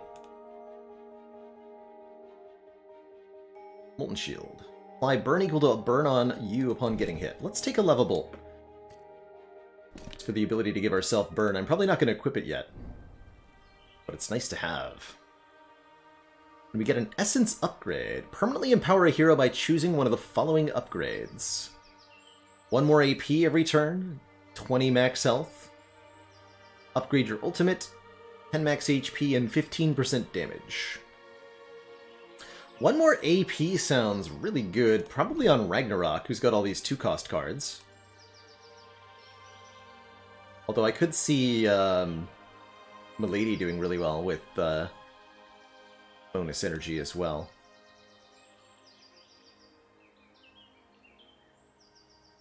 Or more raw damage output with our Fox. Somebody wants 1 more AP.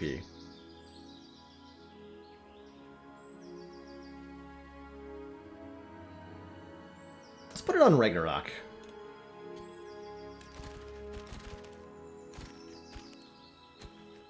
And let's complete this quest.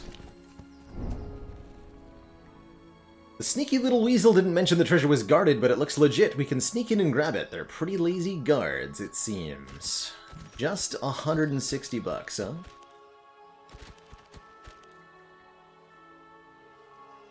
Quote-unquote just. Okay, we don't get a lot of steps left here. Concerned. So we've got Vault available. Still need 1 more card for Ragnarok here. New minion cards. See that being good. Sure, what kind of minion cards can we buy?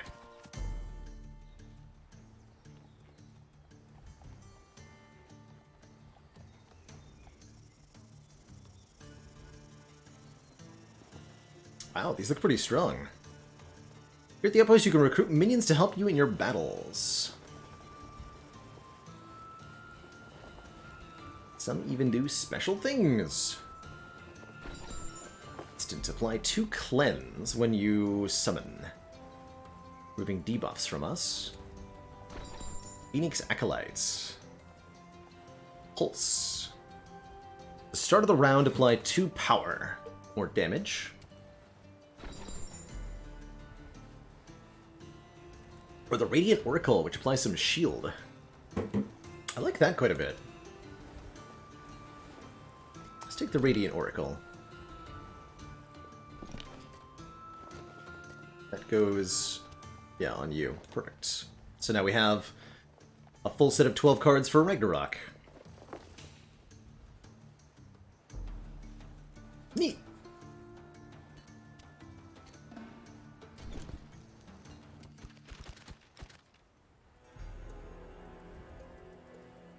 Do we tackle on this Breach Elite battle? With low health, I think I'd like to take a regular fight first. Maybe get a healing back at the next day? Otherwise, we'll have to go looking for a rest site, maybe. Hey, Enigma Engine, well, you found your way here now. And that's what matters.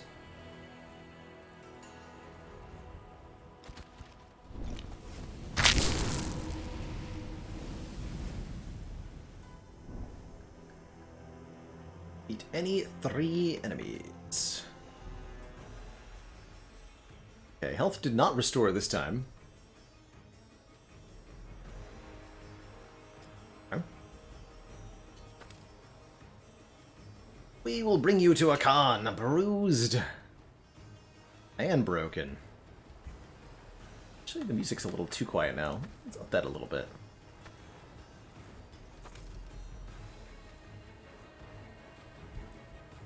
Alright, so these Jack here are resistant to elemental damage, which is a bit unfortunate for us.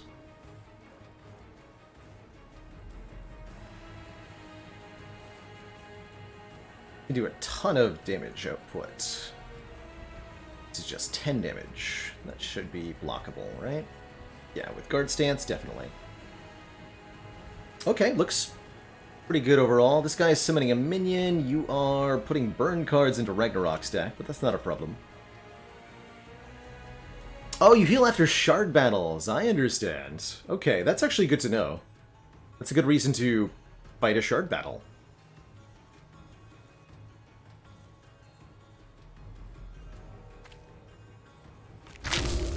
Make the big lad, and then make the big lad attack.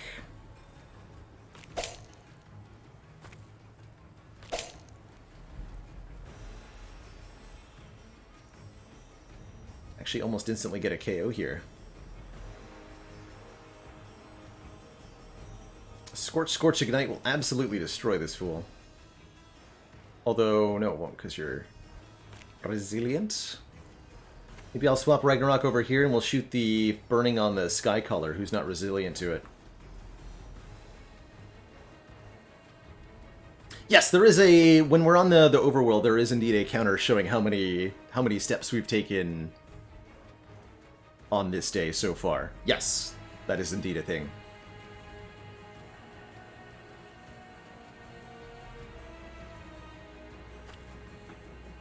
Let's poison you too. There's Thrust Plus, perfect. Give me some Blanc.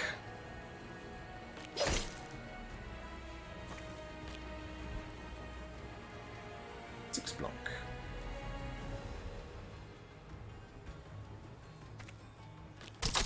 Barely take any damage there.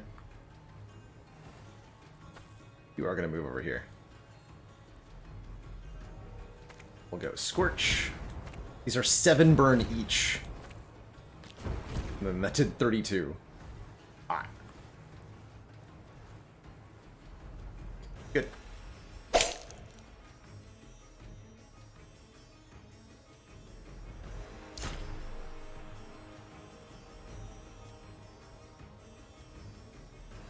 Maybe should have considered using Fury to discard some of these. It's not a mechanic I'm taking advantage of yet.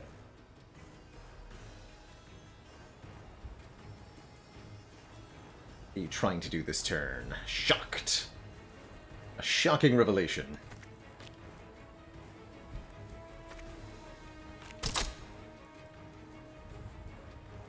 Alright, so you're taking 20, and it gives a... Oh, it gives a breakdown. If you mouse over the damage they're taking, I really like that.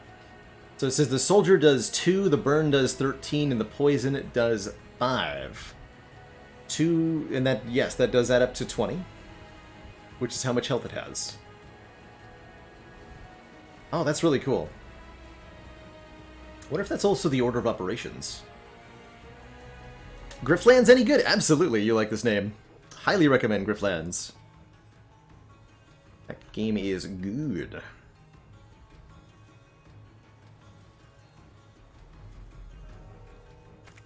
Fireball plus do 18 damage.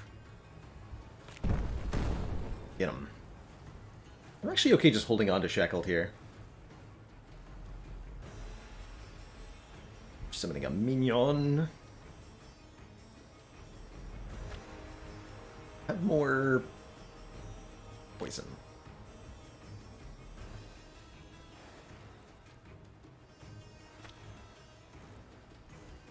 Minion text for 4. Pop that minion.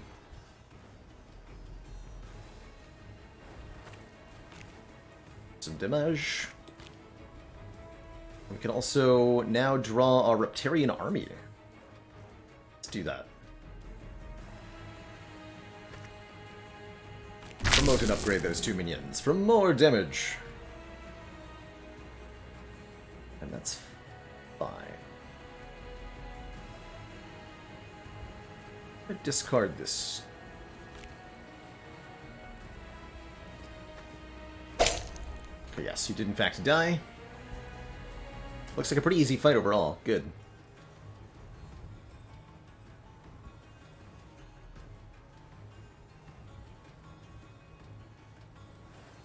Very good.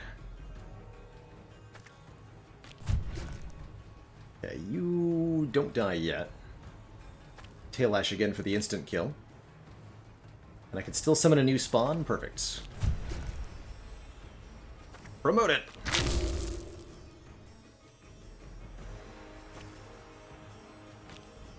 Should be able to finish right now.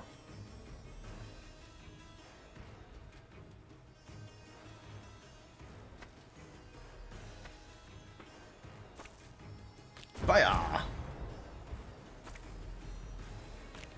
You're taking 14 plus 5. There.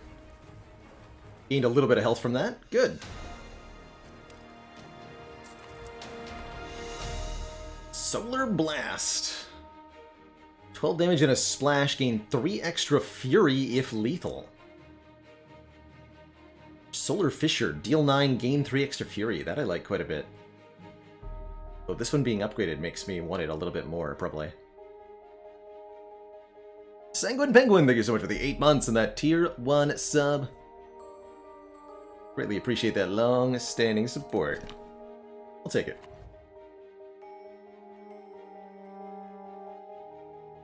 Or burn in a splash, gain 2 burn, that's perfect. Mass AoE burn, yes. Yes. Good. Good. And that's the start of a new day, which means it's time to give away a new copy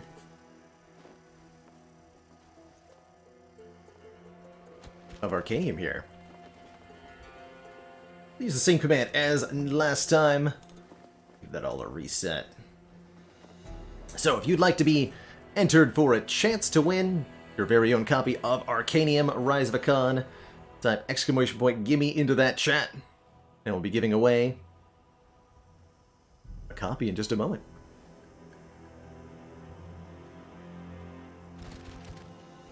Okay, so my main concern right now, we still have some artifact slots to take advantage of. Really only one of our heroes has artifacts, so we'd like to get more of those.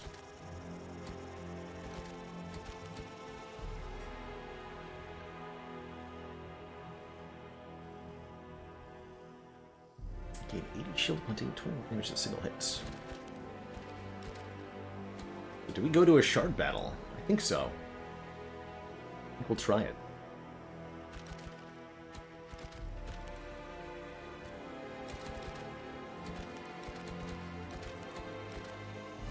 Difference between splash and cleave is in a horizontal line, and splash is all adjacent. So splash will hit the minion in front, or the hero behind the minion if you're targeting the minion. So basically a line versus a plus shape are the different shapes there. Can I go back to this without... Yes, you can go back to a shop. Noted. Does not cost a step. This forge is also indicated as white.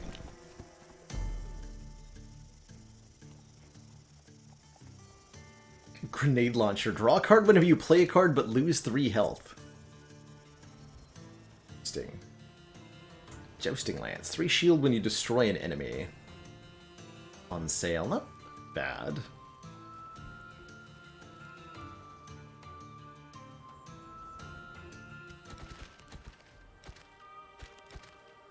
Not the Alchemist. Ooh, the Potion of Purging lets you discard your hand. Scroll of Immunity. Gain 3 immune.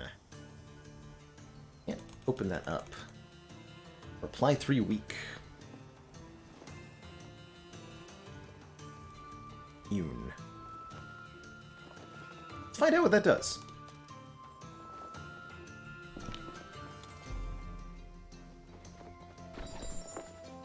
Reduce all damage to 0, then remove a stack of immune. Lose all stacks at the start of your next turn. Okay, so that's just a once per battle, don't take any damage. That's perfect. Wait, is that... Oh yeah, it's like 3 stacks of buffer, kind of. Oh, and here's a camp. Perfect. I'm gonna restore... I think 25% health to the whole party, and then we'll take on this shard battle. Do I get credit if you buy through the link? I don't get any money or any cut of any purchases through the Steam Workshop link, but if you either wishlist the game or purchase it through that link, the developers will know that you did that for me, and it'll increase the odds that we get another sponsorship deal for this game.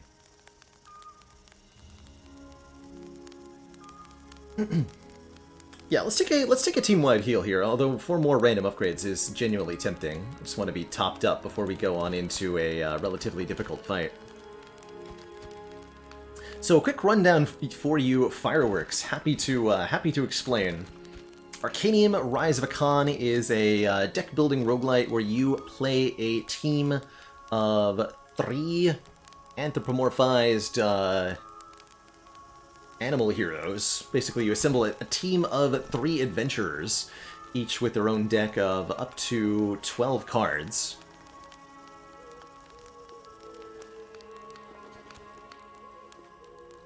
Let's slap some more stuff on our lady here. And you wander around the map, getting into fights that get you new ability cards for your heroes, artifacts that you can equip for passive bonuses like Slay the Spire relics. The combat's quite interesting. Your 3 heroes fight in 3 lines on the battle.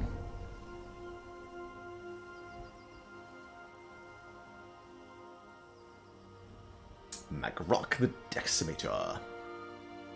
Interesting. And before we start this battle, I'm going to give away another copy of the game. Let's close that giveaway. Pick a winner. Grimdurin! Congrats on your brand new copy of Arcanium. Oh, I should be clarifying, these are Steam PC copies of the game, by the way. So, those who win, such as you, Grimdurin, get a Steam PC code. Enjoy. And congrats.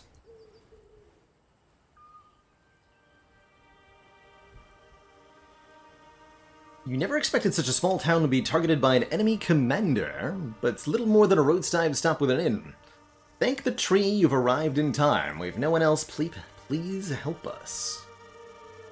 Can run full out to save the town, unlocking a campsite but giving enemies more HP or battle. McRock. I don't think we want to give them more HP. I think this is going to be hard enough fight already. Difficulty.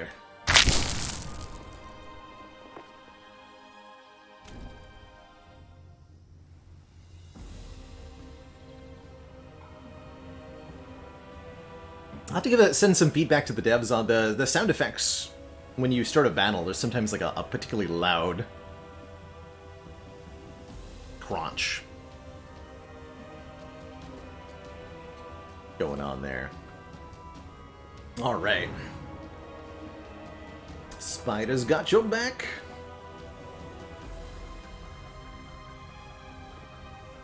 So, our 3 heroes. In our 3 rows, we have our opponents here. 2 Shadowbark Treants. Apply 1 Dispel upon being hit.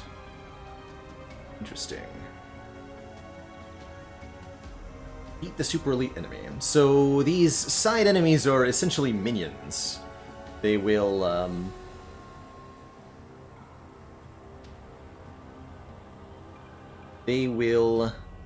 respawn in a couple of turns after they're killed, and we have to kill the middle enemy here, who's very beefy, in order to win. We're definitely going to stack our toxicities on the middle lad here. We're doing apply root in a cleave, that also hits Ragnarok here.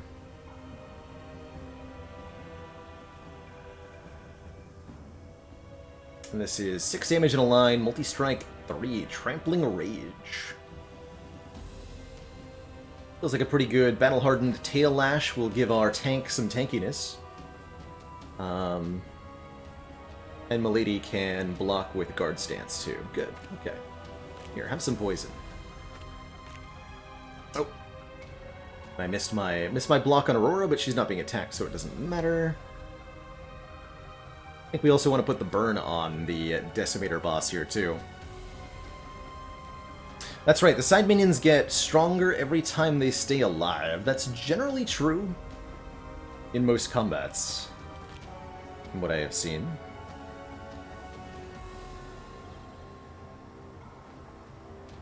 Okay, so yeah, let's go battle-hardened.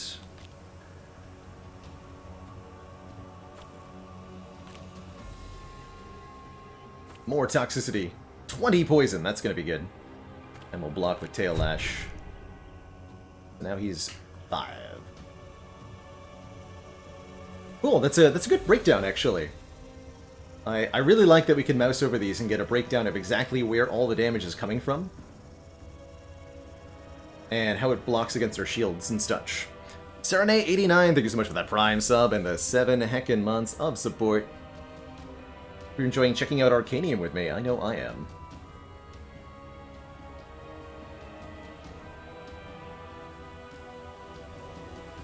I wonder if the 20 poison will activate the armor plating. So we'll find out.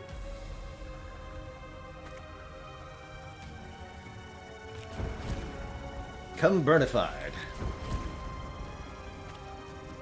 So that does 28. That will definitely give it shield.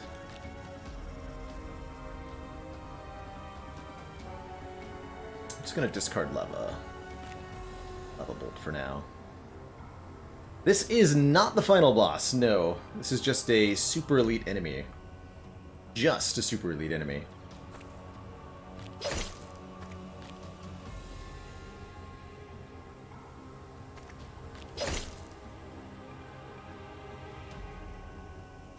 Okay, full block that. I'm gonna discard one of these attack commands.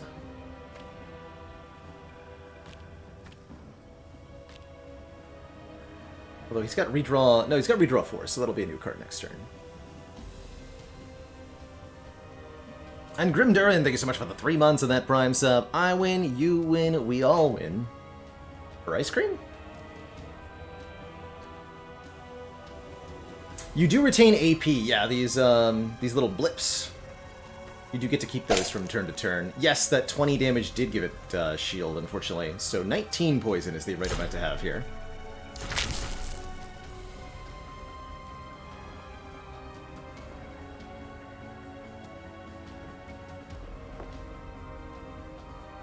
But the block fell off at the end of the turn, so that's actually good.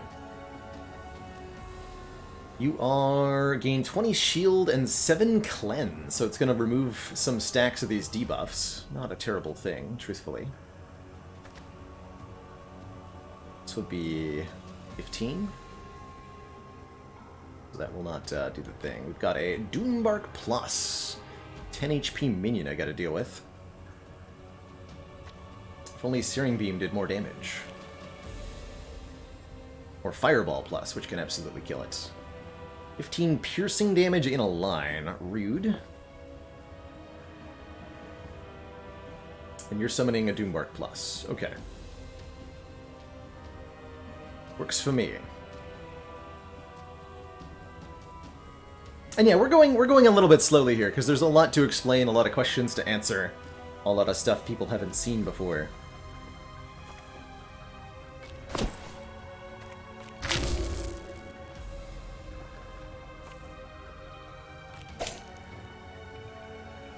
Now we can draw our ultimate. Probably do that next turn. I think I want Ragnarok. Oh, you can't move because you're rooted? That's right. So Aurora's just going to tank this hit, and that's going to have to be okay. I accept your answer, even if I don't like it.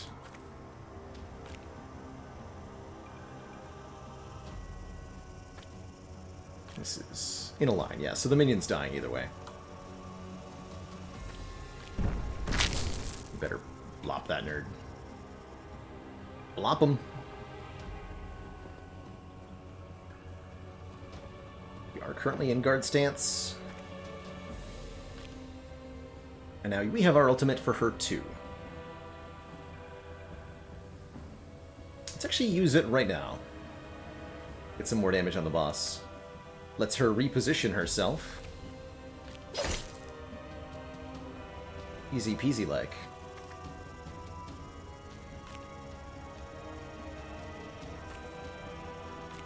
Let's card one of those.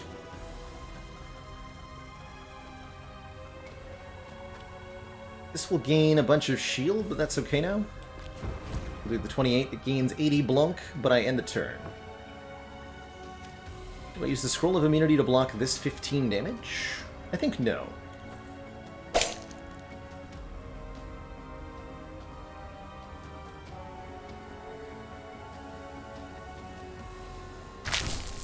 Okay, the boss has applied Cleanse, so a lot of those debuff stacks have been decreased now. That is only going to mean that we apply more of them. 12 damage and Root in a Cleave, so these two are getting hit. Battering Ram deals 12 damage, it applies Vulnerable. And you are doing 18 piercing in a line, good lord. Now seems like a good time to use the Scroll of Immunity.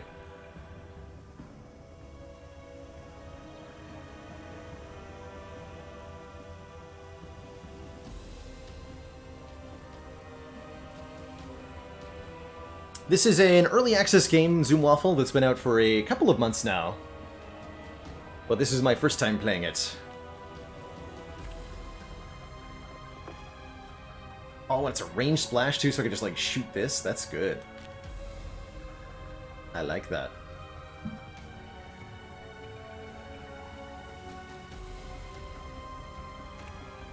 And tail lash for some Blanc.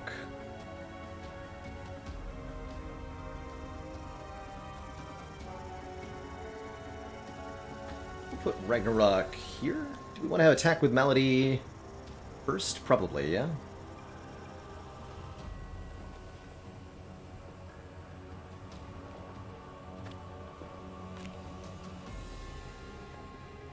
I wonder if that counts the...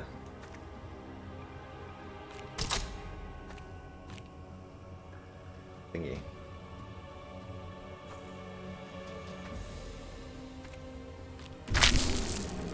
Big minions.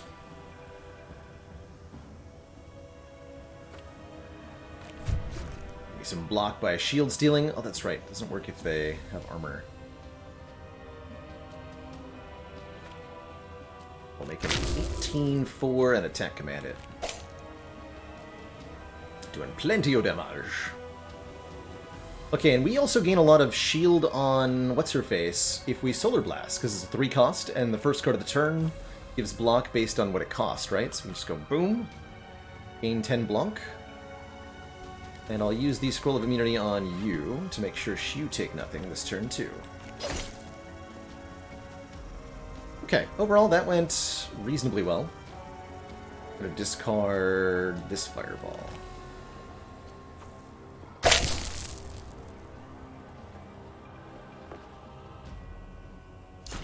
Immune!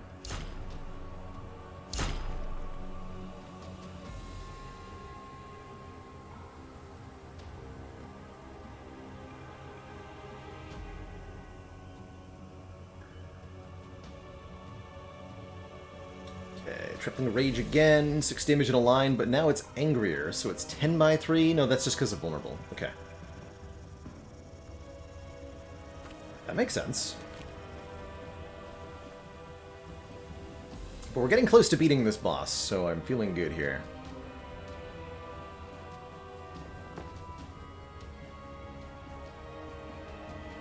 Probably want to swap out Ragnarok and not eat 30 hecking damage.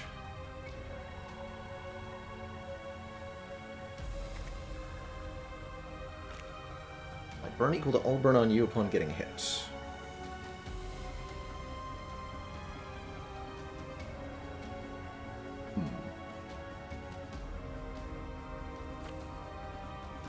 Or we could just Tail Lash for, honestly, quite a bit of block. New minions coming down. We should be able to kill this thing next turn, I'm pretty sure.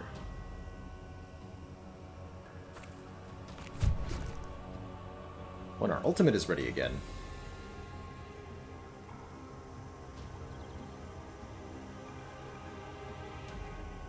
Could also give ourselves 6 more shield by deploying the minion.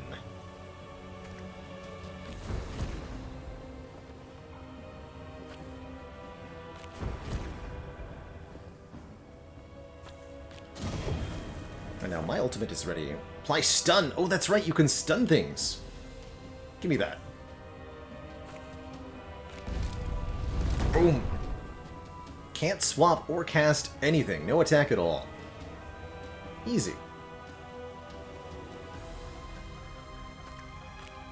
In that case, let's swap Melody in here. Oh, that's right, we can't move though. No. Foolishness.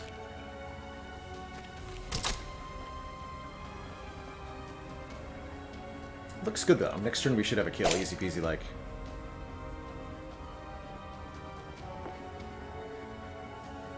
Okay, this wasn't too bad. I think the immunity scroll helped a lot there. GG.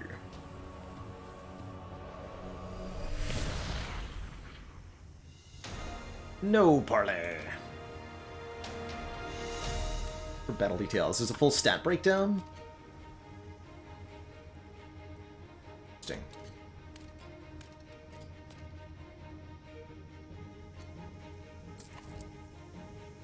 Got $128 reduce.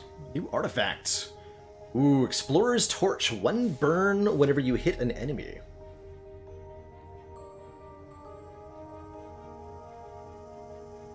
Paragon of Fortitude. Restore 2 health whenever an ally casts on you. That could be good. This torch seems awesome, though. Especially if it works the way that I think it's going to.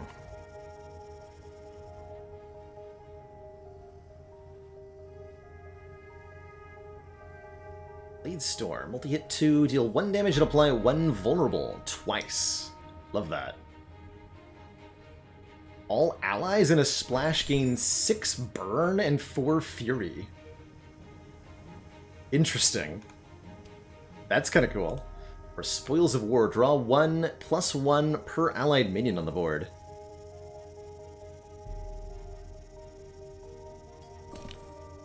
We'll take that. Ooh, upgraded Solar Winds draw 2, gain 4 burn. Or another Spoils of War.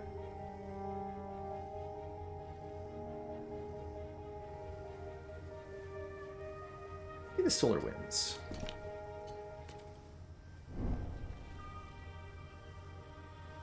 Diplomatic Disaster. Commander of the Umbran forces in Enador lays motionless. This obscure location of his death is sure to be mentioned in the annals of history. With Enador safe, other vistas desperately await such well-prepared heroes. Yeah, plus 10 HP, not a full heal, notably. I'm even happier that I healed earlier. And let's take a look at our artifact slots. So Wizardhood says, increase the burn, bleed, hex, and poison your cards apply by 2. So here's what I'm thinking. I'm thinking now Explorer's Torch plus Wizardhood on Malady here, so that these Blade Flurry pluses, which hit 3 times, apply 9 burn? Question mark?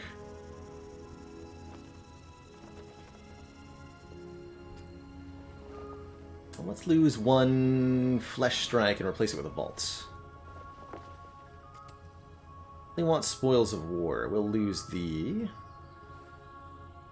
Not really a fan of Sneak Attack. Lose Sneak Attack.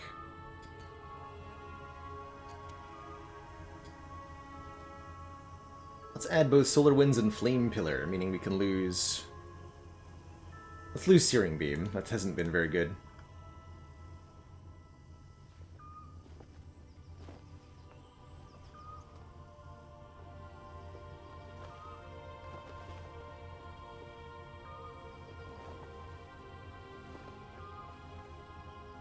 Lose one of the Ignites? No, we'll lose one of the Fireballs. The Ignites are going to be really good, right? Bonus damage equal to burn, and I'm going to be applying tons of burn. Let's confirm how that works. I'm just going to do this Breach Battle here, which I don't think is necessarily all that challenging. And just confirm that our artifacts are interacting in the way that I want them to.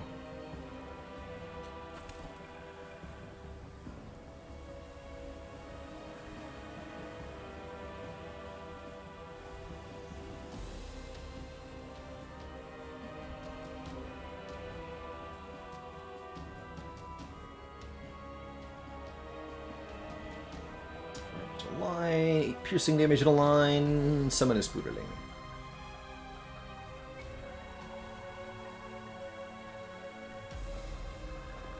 And this is just... Oh yeah, kill enemies to expose the shard. Gotcha.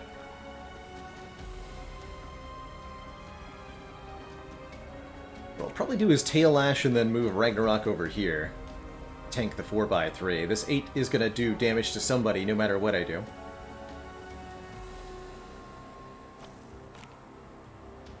Confirm here with Flesh Strike. Oh, only 1 burn. Okay, so we're not gaining the bonus burn from the cloak on our attacks. Only 1 burn per attack. Unfortunate, but acceptable. Glad we checked. Still pretty good, I'm sure.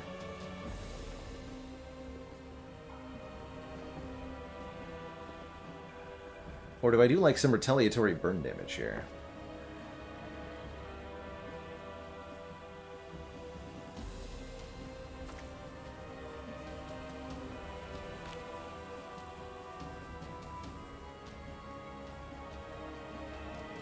Bird Lover says, notice our health hasn't changed since the start of the game, but the enemy health keeps going up. That's true in Spire as well. The player's hit points don't change a lot, but enemies get tankier and tankier. And your damage output goes up and up. And the enemy damage output goes up and up. And your ability to block goes up and up. But your health, nope. It stays the same.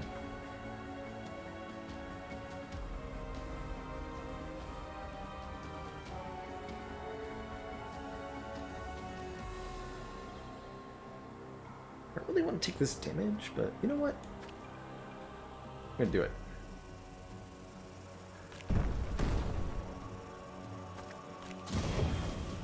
Flame out.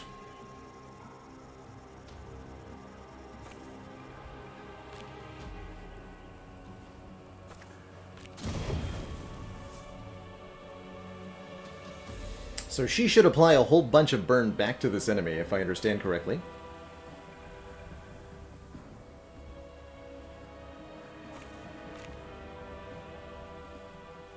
that case, I don't need the thingy. Right, let's go like this.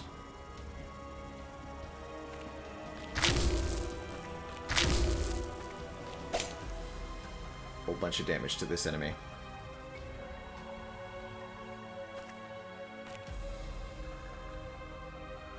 Hey, Ubla, grats on the silent any % world record. And welcome in if you rated us. Big congrats there.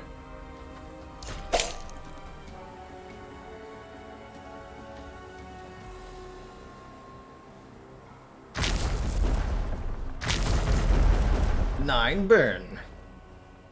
Oh, so we took the burn damage, the burn went down to 3, and then we applied 3x3. It's not quite what I thought we were going to do.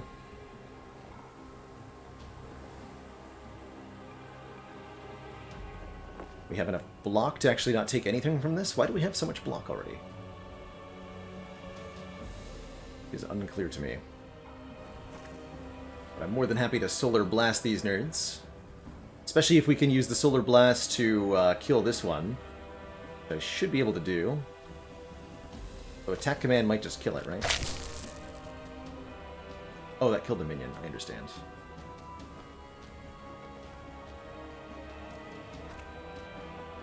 12. No, only 6 because it's a late card. Gotta get you down to 6. Whatever. Let's let it die the old-fashioned way. Blam.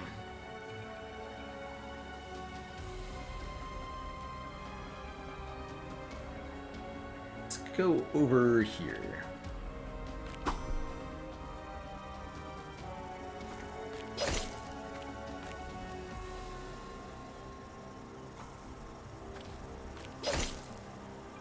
Still alive.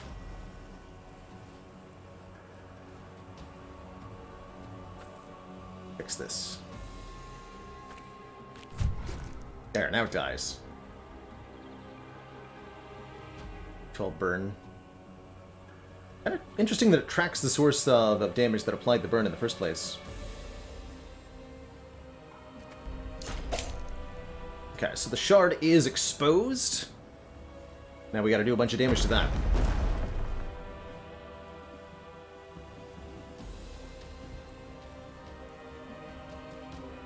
Both respawning next turn.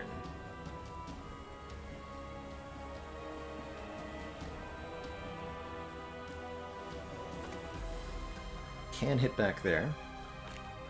That'll give me enough block to just tank this hit entirely, although that's piercing damage, so no. We can use the Scroll of Immunity to block it. Maybe that's a better idea.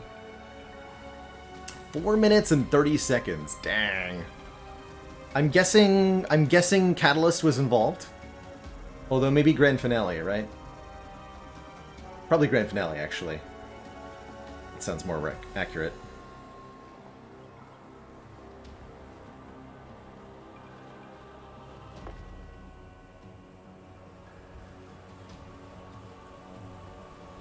Thrust counterattack? Sure.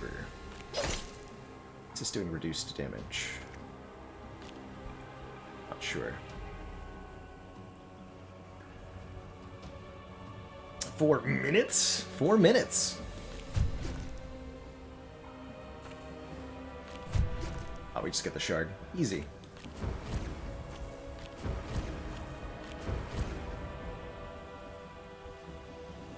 Finale P-Box. That'll do it. That will do it.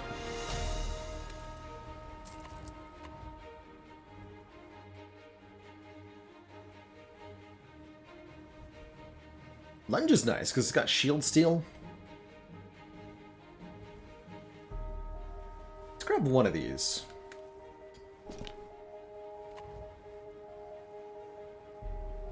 And I think a barrel roll is a good idea to add too. But we can get another +1 AP for somebody? That'll take. There's also occasionally we're granted options for oh, normal elite and shard battles give different amounts of essence. Understand. Let's get increased AP to her. Alright, so we decided the Wizard Hood actually does in fact belong on you. And I'm going to lose something here. One of these thrusts. Take a lunge.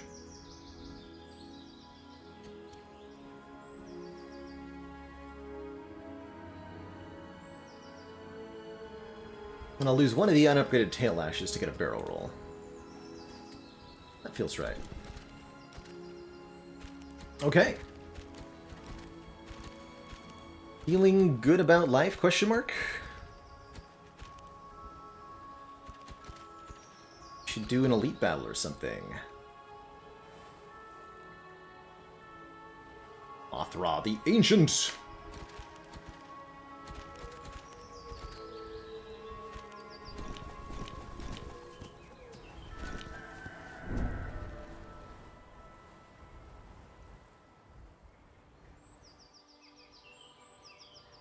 Small fragment of the shards that dropped into Anador has landed in the midst of a large copse of trees. Within the copse, you see several small huts made of sticks and timbers. A large campfire is lit with silhouettes dancing around it. They have placed the tiny shard fragment on a stone adorned with shimmering engravings. This shard fragment must be destroyed. Fight your way into the copse and head towards its center, triggering a breach battle and gaining an essence. I'd love to.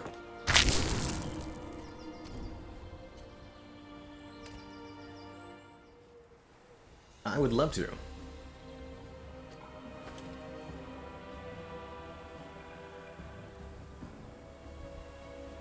Alright, looks pretty simplistic here. Got our Molten Shield ready already. Live Orb Burn in a splash. Gives me some block and then Molten Shield ourselves to return a bunch of burn to you. That seems good. This is just 6 and 2 Vuln. Apply 4 bleed. No problem. No problem at all. Looks like an easy fight overall.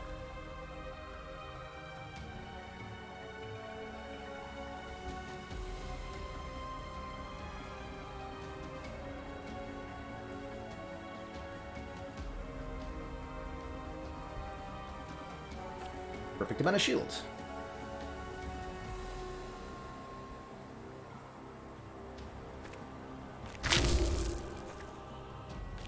Attack. Hold on to that barrel roll. Oh, I maybe should have Radiant Oracle over here. Food for thought.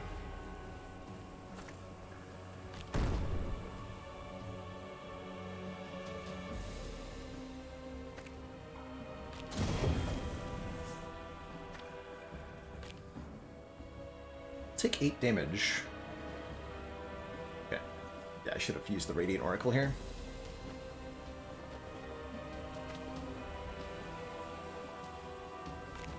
Good, more poison.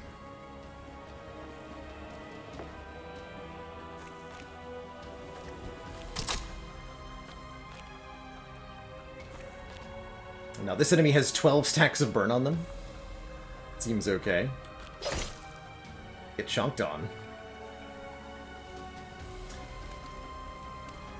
Want to apply immunity to you? Sure. Let's see how this works. Not sure this will apply the burn back to the enemy now, but we gotta know.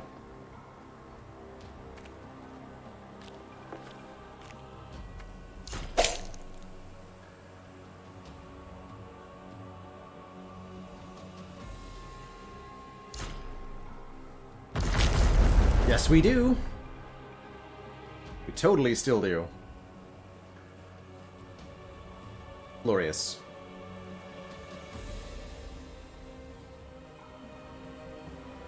Alright, now's a good time for the Tail Lash AoE. Hit them all. This is 8 damage in full. You're gaining shield. This is 7 times 3, but this also blocks for 7 times 3, so I'll take exactly nothing, thank you.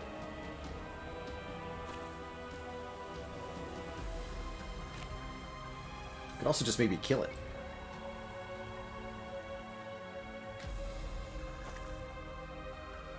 Turns out winning is the easiest thing of all. It's 24. It's an inordinate amount of... inordinate amount of damage. Kill them all.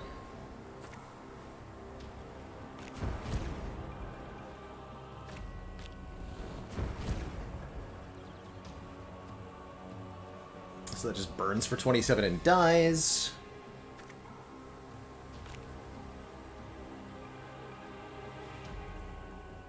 Guy gets killed by our minions. An enemy can just do whatever. I'm gonna vault. Actually, no, you're dying to Vulcan.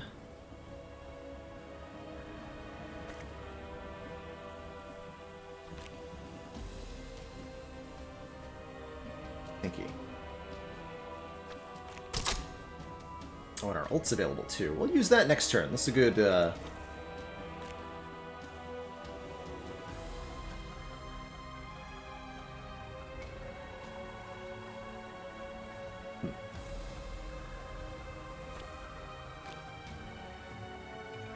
Okay.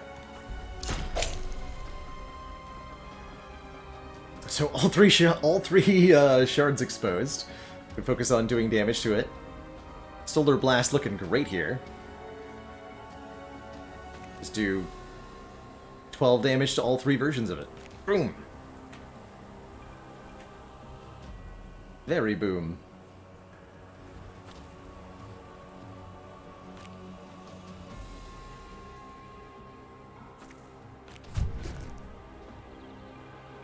Arcah. Easy. Alright. Glorious success. More dollary dues. Another Molten Shield. Can you stack that? Siege. Apply 4 vulnerable if you have strike. Or gain 12 shield if you have guard. Ooh, I like it. It's nice and flexible. Kind of expensive, though. I wonder what it does upgraded. And look at that. 9 damage and... oh, wow, look at that. 9 damage and 6 vuln if you have strike, 20 shield if you have guard. I'll take that card. That's a rare from the purple, I believe. Only stack duration, okay, gotcha.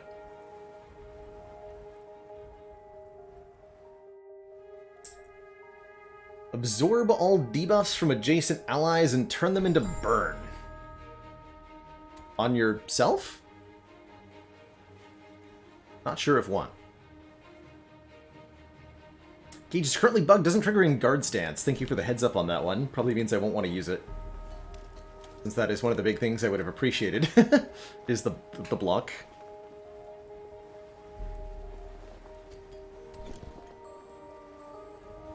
Get the money. Okay, only 5 or so more steps before our big battle. Let's fight Mothra the Ancient. Get 2 upgraded abilities and an artifact.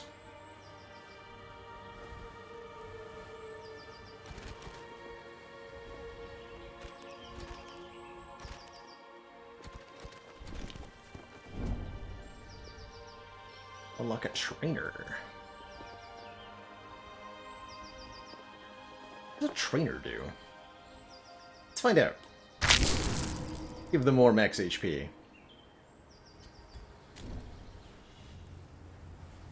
$325 on Mothra the Ancient. Apply 2 dispel upon getting hit. My root string from Umbra's corruption, strengthening both my bark and my bite. Spooky.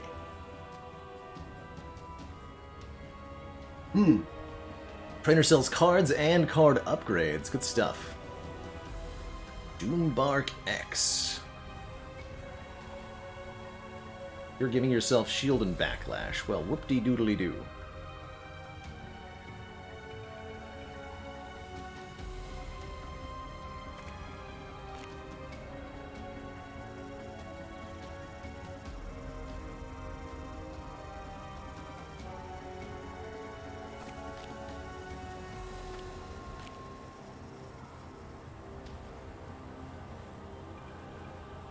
Triple Scorch. We'll put all the dots on the boss, I guess. Burn. Burn.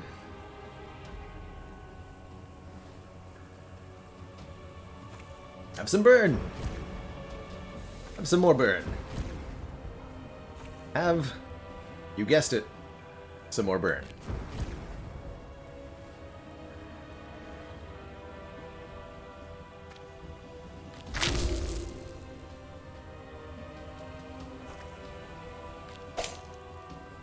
Are resistant to nature, so the Reptarian spawn's not that good.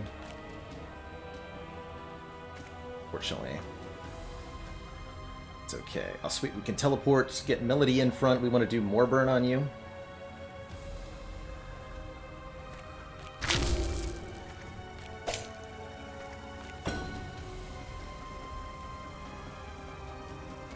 So it was strike. We don't have strike. Guard, unfortunately. So 26 stacks of burn, 20 stacks of poison on the mini-boss. We're going to use these ignites next turn to do big damage, hopefully.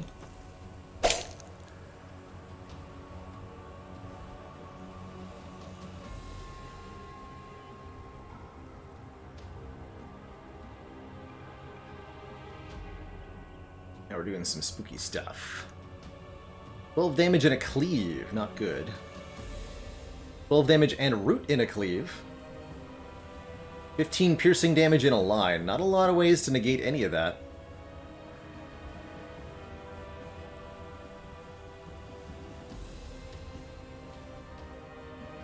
"12 damage in a line. That's a good way to deal with this Doombark. Maybe this one.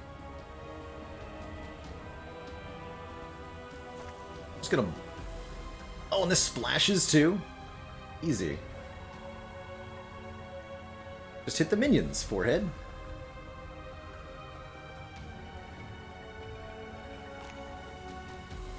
It says 3 extra fury if lethal.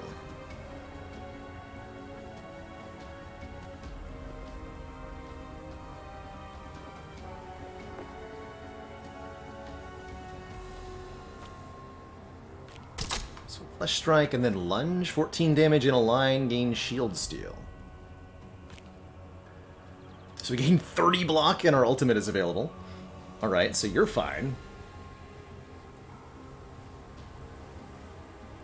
Gonna do this. Take out both minions, apply some Blonk. Also, your ultimate is available, so now we can stun somebody. 12 damage and a cleave. Definitely want to stop you. Bonk.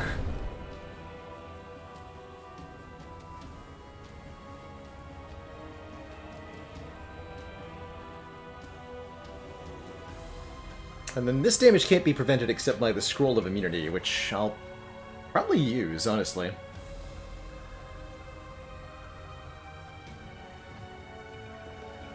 Although I might use it on her.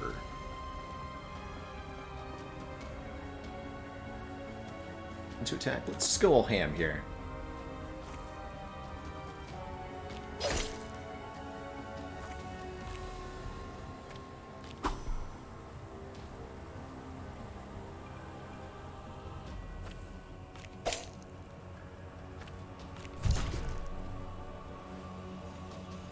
Can also draw a Zol. We'll do that next turn. Discard that. Block that. Take 2. That's good.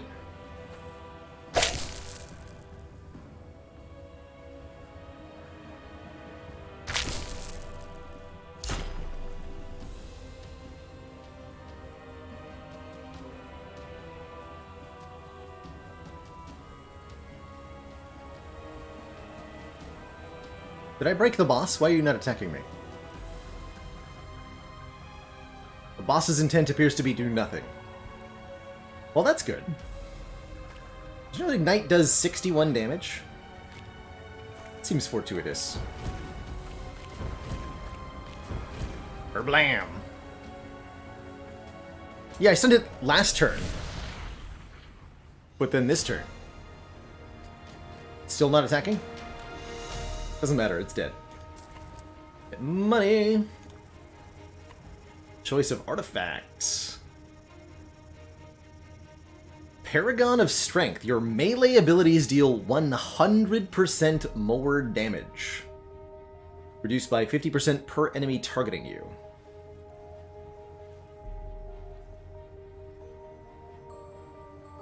Stormcast Pendant. Your ultimate's cost is reduced by half, but lose 6 HP whenever you put it into your hands.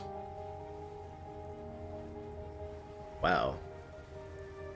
Or the Time Worn Staff. 1 Dispel whenever you hit an enemy. Move X stacks of all minor buffs. So far, Kubiak, I really like this game quite a bit. Take the Paragon of Strength. That seems hella OP. What are the melee abilities? Okay, so Tail Lash would do more, but I think we give that to Milady, of course.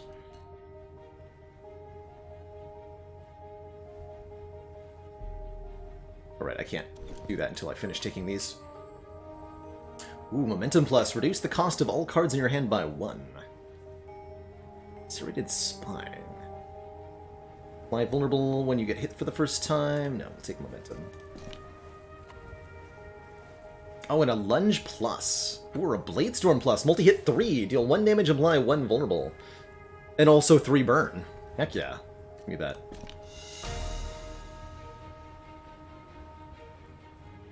Hey, Chicken Man Phil. Yes, indeed, we are still on the same run here. Getting close to the end of it. Because we've only got 5 steps left before our boss. We got a 10 hit point heal to everybody. Back up to full here. We continue onwards to the trainer. The Grand Card Master welcomes you to the dojo. Here you can learn new powerful abilities to defeat your enemy.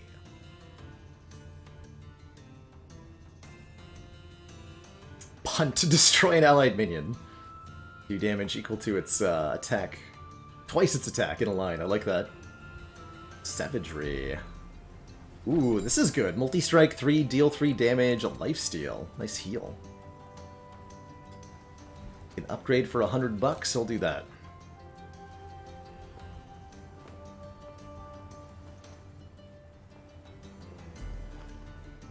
Blade Flurry to hit me one more time is pretty good. Oh, Molten Shield is 8 shield instead of 4 per turn. That's pretty good. Bolt draws a card. Battle Harden gets 4 more block. 15 damage.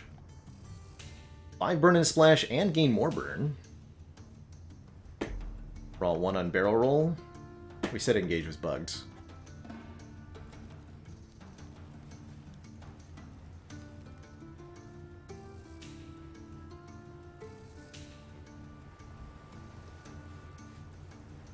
Oh, these Ignites are really good upgrades too, actually. Let's upgrade these Ignites. These are a big part of our damage.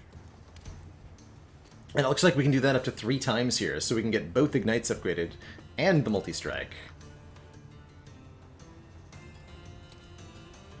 Heck yeah, buy those upgrades. Glad we paid the price to go to the trainer.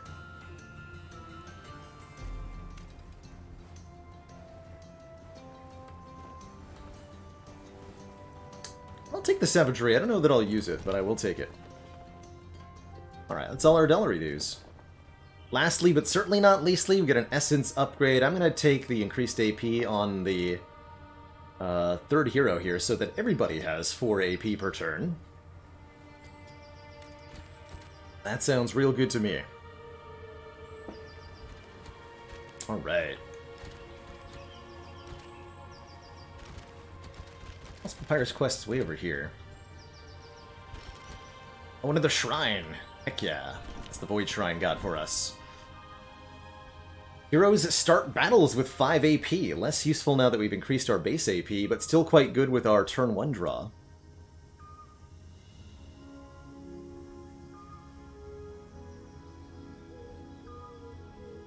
Something in the game mentions that legendary card limit, because I was aware of it. Let's see if I can find it in a second. 2 Dispel to all enemies at the start of each turn. Just remove any buffs they might give themselves. Or 1 week to all enemies at the start of each turn, so always doing 10% less damage. Let's take Withering, that'll be nice. Okay, do we have... Not equip Paragon of Strength. And we want definitely Bladestorm Blues. That Lunge Plus. Why not take Lunge Plus?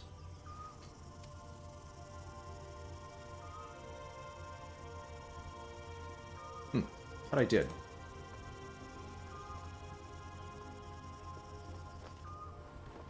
Each hero only has 4 artifact slots, that's right.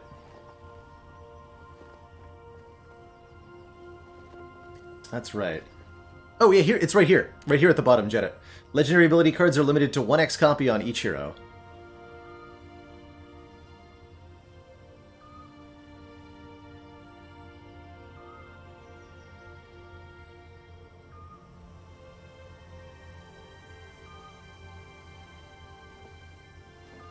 And the enigmatic they are here. Watching us. Waiting for us. Alright, I'll lose that weird minion that I've never actually used. Oh, and that can actually go on anybody. Interesting.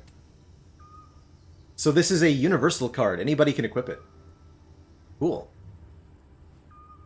Oh, I took the momentum instead of the lunge, didn't I?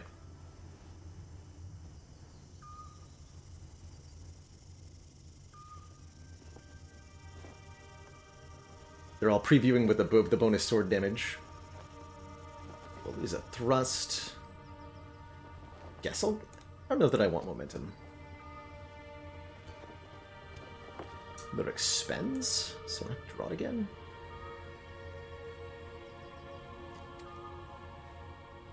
We have strike, but we have vault, which gains strike. Okay, we'll try this.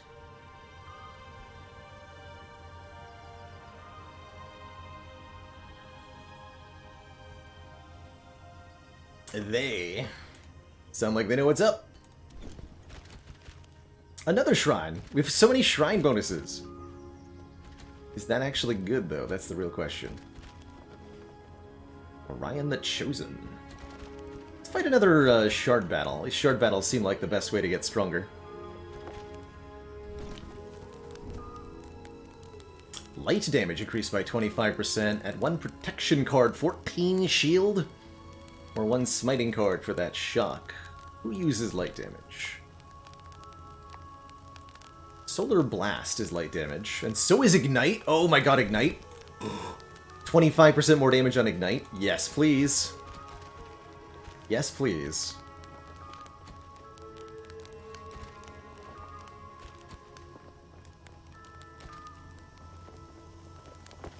Alright, we'll do this Breach Elite battle. Elite Blade Master. Can't take damage that's less than 5. Apply 4 shock upon receiving 12 or more direct damage. Spooky. Looks like a tough fight.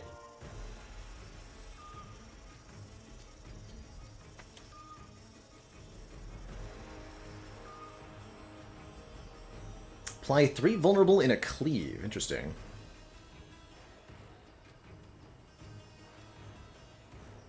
Deal slanted 11 damage. And shield steal.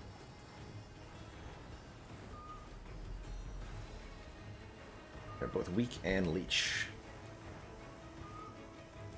Shocked cards.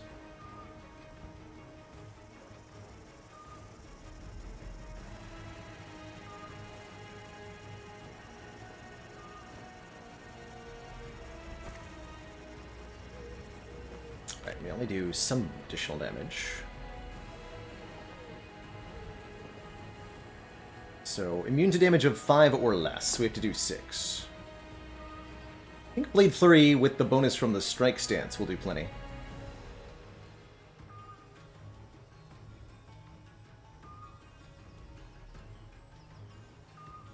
And if you're immune, or penalizing me for direct damage, we'll just do indirect damage with the Scorches.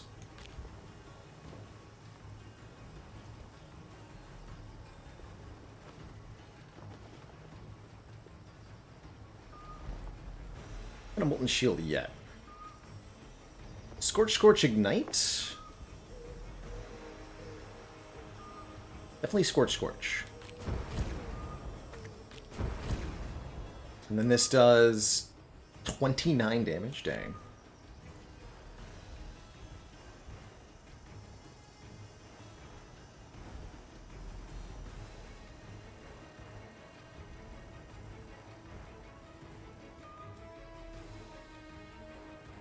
We can Tail Lash and Barrel Roll to block. That'll work.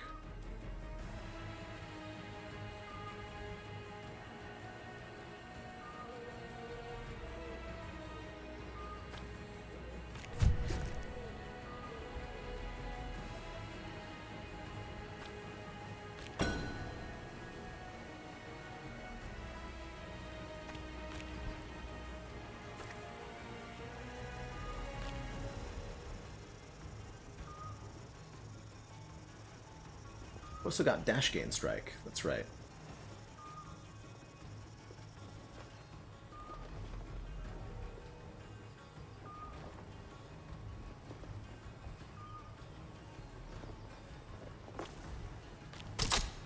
So this becomes 6 times 3, dang. Which is not 12, so we don't get any shock. Good.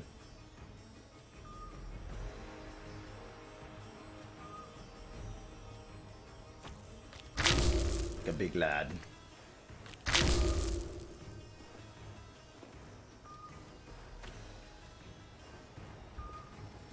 I'll ignite you. Actually, no, I'll Molten Shield. And then Malevolent? Yeah, that seems fine.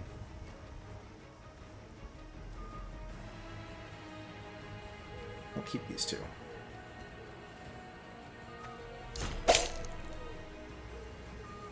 So far, so good. Can attack an empty space. That is a good tip. In case you need to just, like, lose something in hand. Oh boy, this looks nasty. We got going on here. 14 damage in Shield Steal, and you're doing just 17 damage straight up. Well, you know what? You can't do damage if you're dead.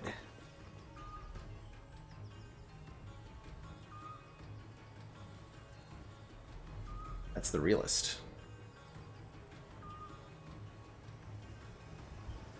I've got double ignite plus, oh, you're so dead.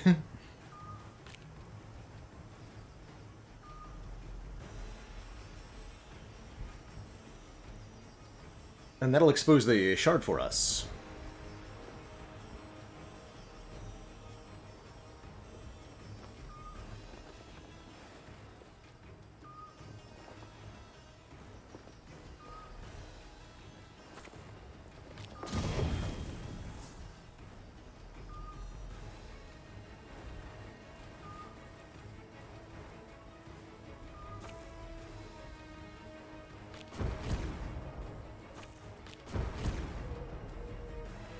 Oh, you're resistant to light, though. Let's see. Okay.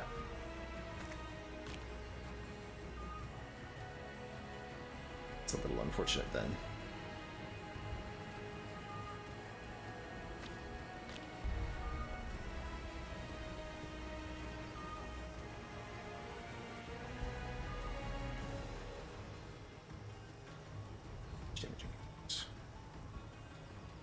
Oh yeah, because we got shock from... I understand, yes.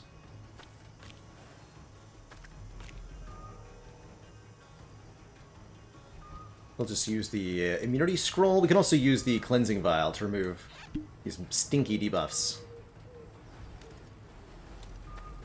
Get those out of here. Good.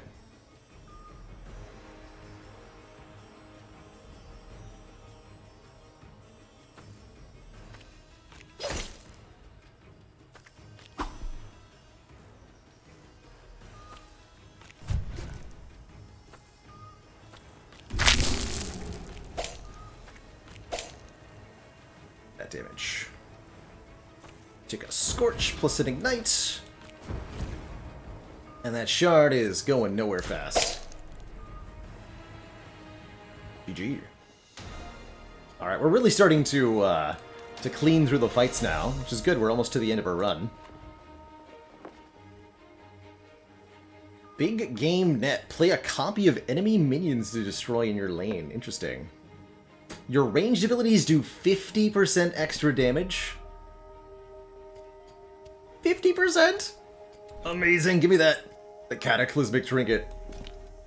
Put that on the lady. We have to unequip something, but we'll figure that out. Void card in a cleave. Interesting. I don't want any of this. Money!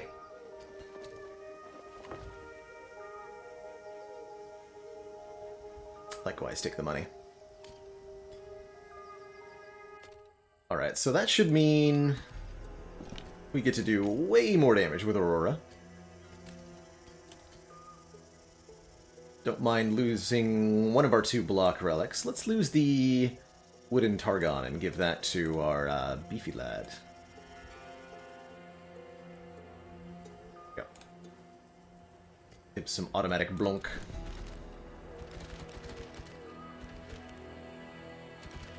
Out of 20, and so we can go to the rest site after the Orion the Chosen fight. Perfect. So these will be our last 2 nodes. And unlock a bonus campsite too. Sure, we'll give enemies additional health. The Starcaller is so focused that he is unaware of your presence. You could ambush him here, but it might behoove you to follow him to his destination. It will behoove. Commence the behooving.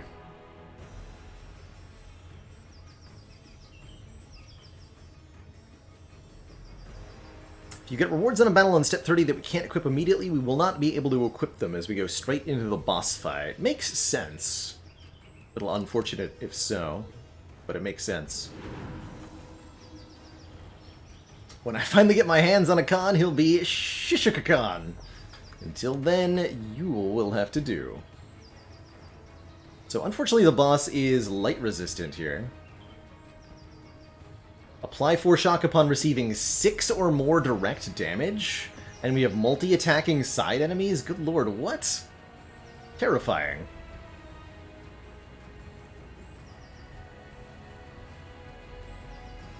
That seems like a real problem.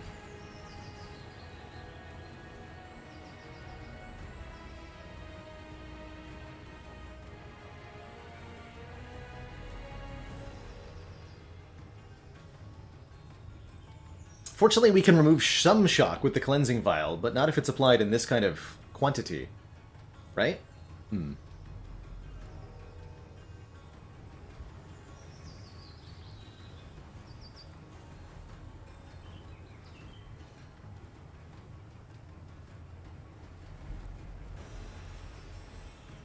Love that we have Solar Blast available.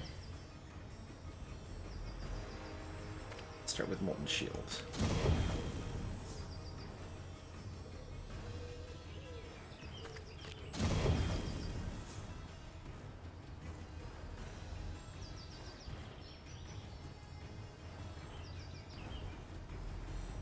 Okay, so we're going to be able to transfer a lot of burn back to this enemy, but we're going to take a lot of damage in the process.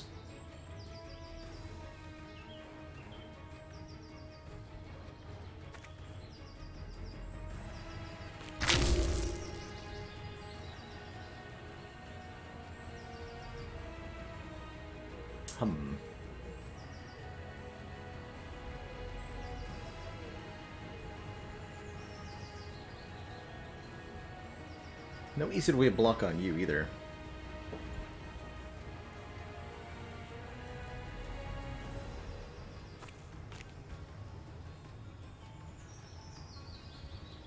Okay, we'll keep that for next turn. Attack commands. Okay, so that'll let us do some solid damage. That'll apply shock to us, right? If we're doing 6 or more direct damage. So what if we just attack command for 3 here? Minion does not get shocked. Good.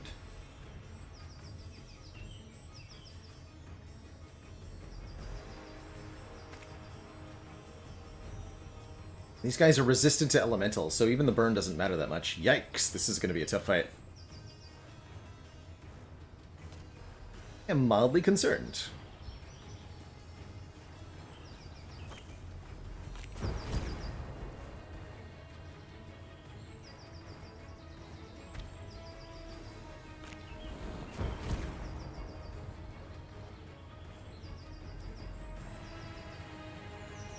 But the ignites will do full damage based on the burning.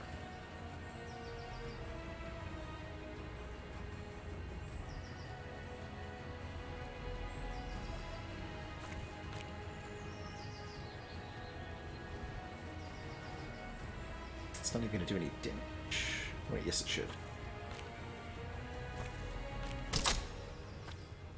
That's 6 times 3. Good.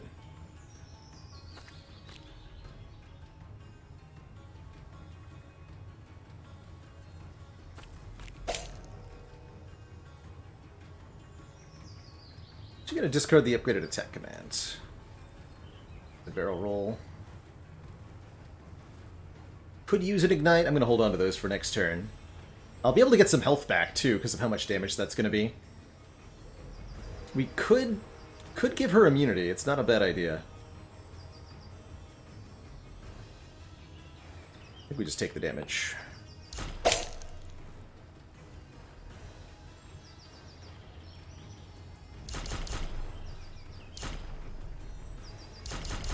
$36 burn. Become burninated.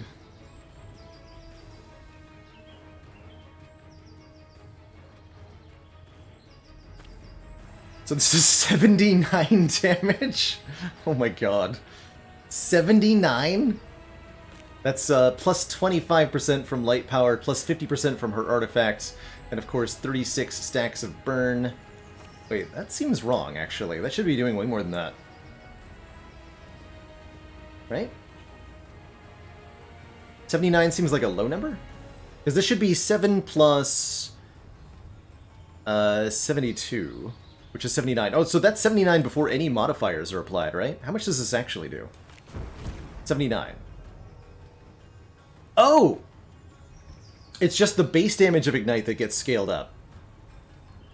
No! We're not getting our bonuses! So, the number 7 is getting bigger-fied, right? Ignite's a... not sure what the base value of this card is. 4 damage base. And then all of the bonus damage doesn't get multiplied. Not sure if that's intended or not, but I do feel a little bit baited by that. Oh well. It's still really good damage. Kill you. Poison.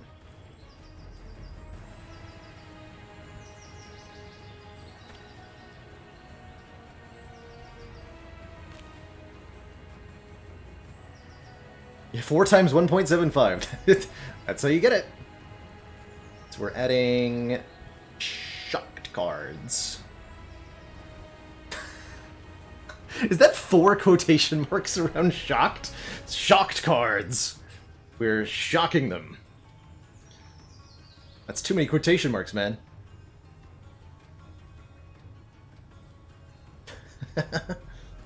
Revuln of the cleave. Okay, so no damage heading our way this turn, at least. Oh, that's funny.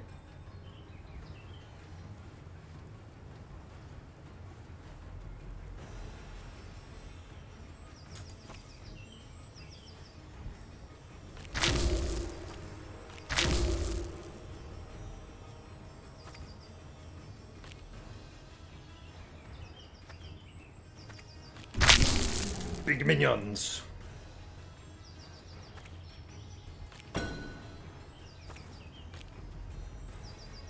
There's lunge. 21 damage in a line. This is going to give me an unfortunate amount of shocked, I think. We just have to make sure we never get hit. Ever again. Ever.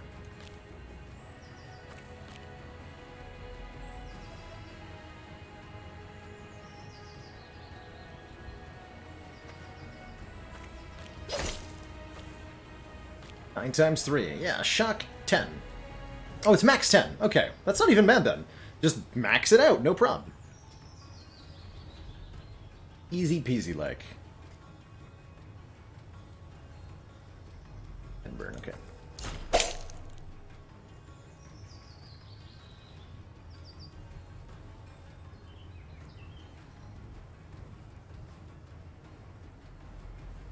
So then if we draw these shock cards, they don't even have a downside, because you can't be shocked more than once.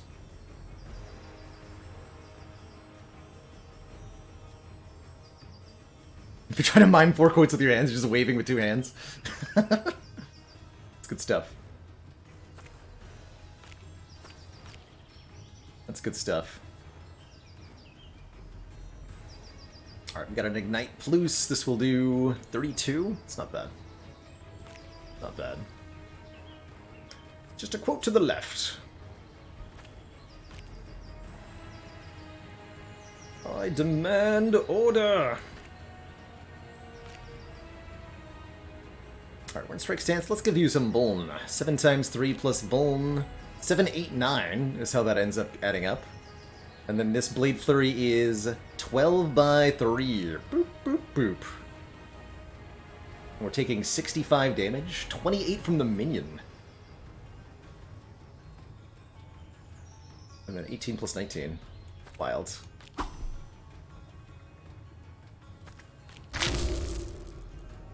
Perfect.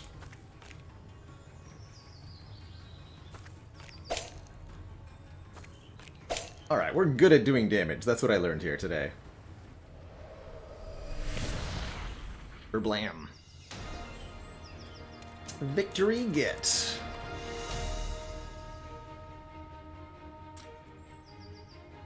So is Longsight. Your ranged abilities have no range limits. Dawnbreaker. Gain 1 power and 1 vulnerable per card in your hand at the start of each turn. Kinda like that.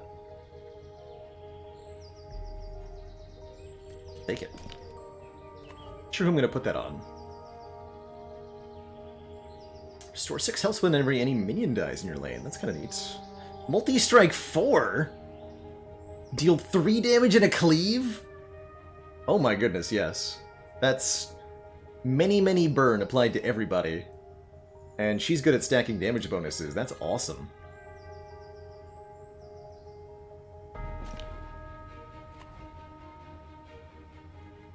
Consume all burn on you, gaining fury for every burn consumed. Meltdown. Trigger burn instantly whenever you attack an enemy affected by burn. Oh my lord. That's filthy. Give me that.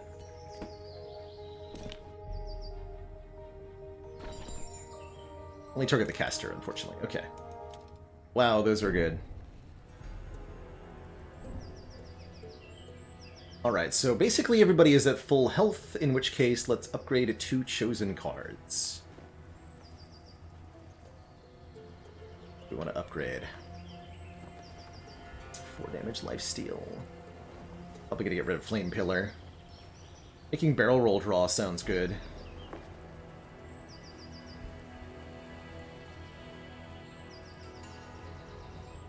Upgrading Molten Shield sounds pretty good as well. Yeah, let's upgrade Barrel Roll and Molten Strike. Or Molten Shield, excuse me. And we get another Essence upgrade. We could get even more AP, but I think some plus max HP and some plus power on Aurora to make her do even more damage. Or maybe we put that on Milady, make them do even more damage. Don't think we need the 5 AP. I wonder what the ultimate upgrade looks like. I see.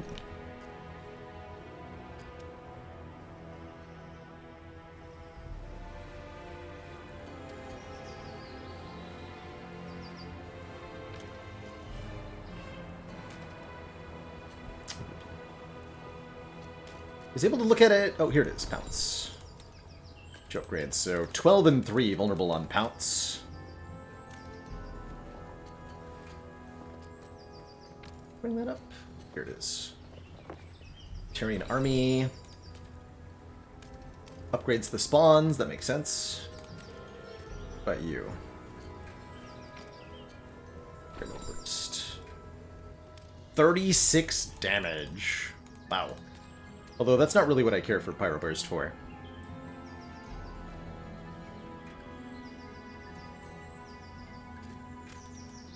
Alright, in that case, we will take the increased HP and power on. Although I half suspect the power is not going to affect our thingies. Let's give it to Milady. Milady? And if that's the case, we'll give Dawnbreaker to her too. Seems like Might of the Forest was not that good.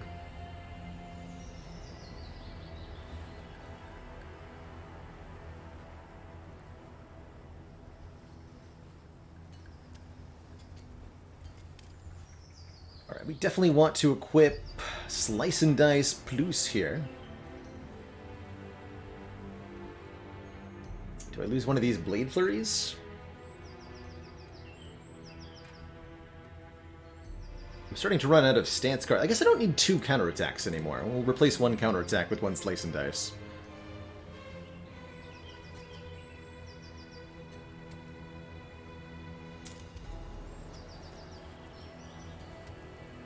And we definitely want Meltdown. What are we going to get rid of from Meltdown? Flame Pillar, that's what we're going to get rid of. Trigger burn instantly whenever you attack an enemy affected by burn. In a deck that's using Ignites as our primary damage, that's pretty good. Okay. And then with only 1 step remaining, it's time to give away another copy of this game. How about that?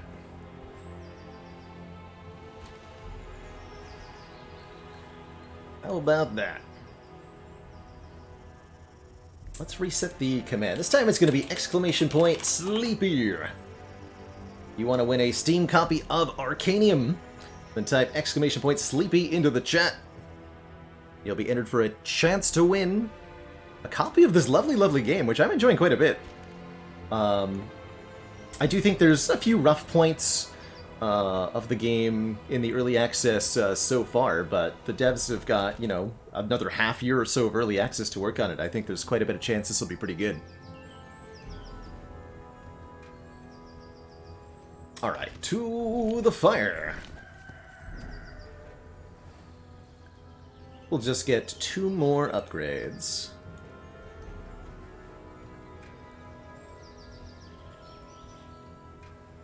Upgrade our Longe. We should definitely upgrade Longe. Make that big damage. The biggest. Actually have all of these? Cool. And we'll upgrade our Savagery too. Feel safe enough to rest here for a bit.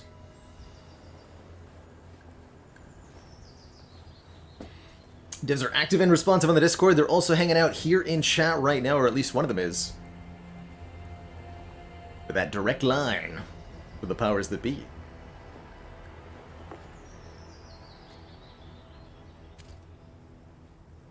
And it's time for Aranax, the Brood Queen. Relics ready, your favorite abilities prepped, potions on the belt. It is time to end the corruption in Anador at its source. Aranax drags her webs forward with her, but you feel as ready as you can be. The battle starts and ends here. Bosses change passive at the start of each round and are immune to crowd control. So... ooh, they've got return damage. Oof. In stasis upon taking 20 more damage in 1 hit. Apply 3 poison upon getting hit. On destroy, deal 60 damage in an AoE. Ooh, man, these passives are going to make this a pretty difficult fight, I think. Alright, let's give away a copy before we dive on into it. Close the giveaway. Who's our winner? D. Amos. Congrats. You are the proud owner of a new car. No, not a new car. A new copy of Arcanium.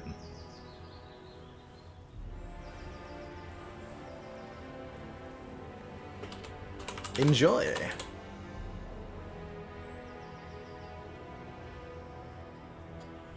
Alright, let the battle begin. Fools! Did you really think you could come into my forest and kill my children? Each turn, Aranax will siphon hit points from the nests, damaging them. Does anyone else want this middle lane? Please? Anybody? So these things can't be moved. Nests have nature resistance. Let's start our battle. Aranax has no resistance. No, she's arcane resistance. Okay. We're summoning a... What's our passive? Return half of all damage taken. That is spooky. Right there. You're applying poison, and you're hatching something. Okay. In Karsus, by the way, thank you so much for the 4 months and that tier 1 sub. Just 2 more to that half year. Alright, well, my guess is that you cannot return damage from indirect sources like poison. It's going to be my guess. So we have 5 vulnerable and 5 power. And we have momentum here. But no way to gain strike stance, unfortunately. Rust sure does a lot of damage.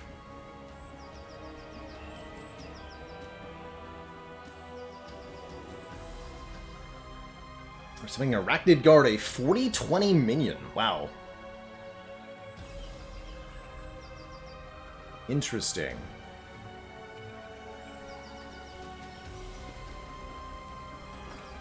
This Fireball Plus does good damage. So let's start with... No. The block doesn't matter. Yes, it does, because I might get myself burned. So let's open with the Fireball. Getting myself 4 Blunk. Put that there. Scorch you too. Status is up. I want a Solar Winds here? Yeah, I do. Stack that burn.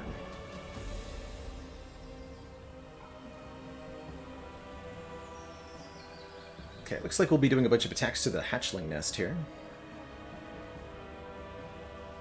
6 poison shouldn't be a problem.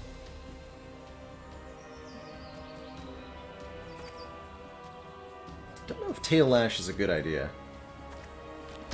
Put down some spawn. Actually, I'll go Battle Hardened and then Tail Lash. Or we can go double attack command, do some damage that way. Minion took 1 back. 1 back? 1? There we go, yeah. Oh, it died. 1? Confused. Not sure why I'm confused, but I am confused. Discard that. That in play. Might as well momentum and use everything? Might as well momentum and use everything.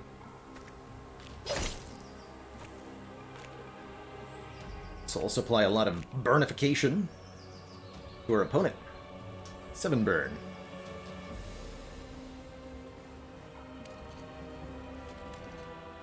Alright, and you take 2 because you have 6 burn. That's fine. That's fine.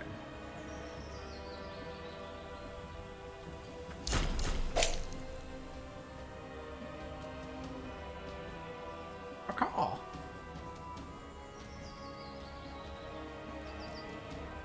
40 damage.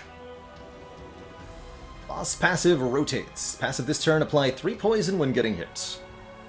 We really don't want to do that too much. We can avoid it. So I should definitely do 4 hits, right? 9 by 4? That's a good idea, correct?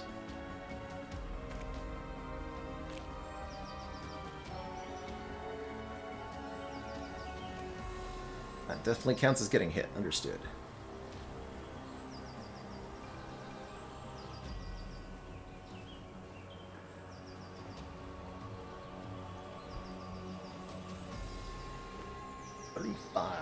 Damage.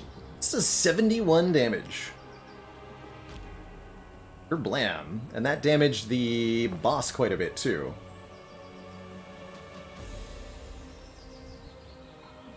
It's the...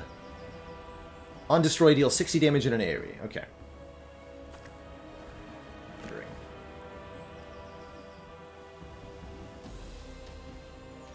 I still gotta deal with this thing, though. Kill it with Slice and Dice.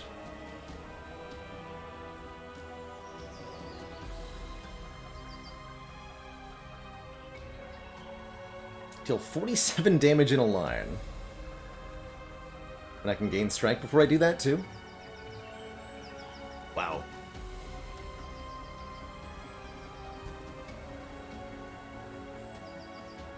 Yeah, it's gonna be a Scoochin' Lunge indeed. And we'll keep the Slice and Dice for a turn when the boss won't punish me massively for playing it.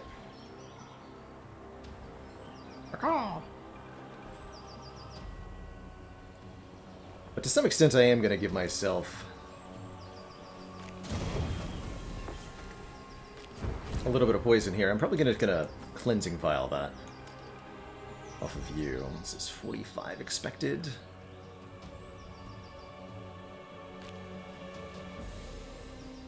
Someday. Right. Try doing anything here.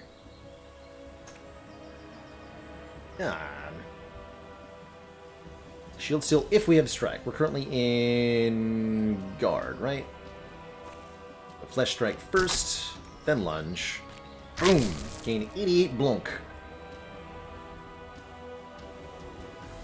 Poison shuts that down completely, which is shuts down the poison completely.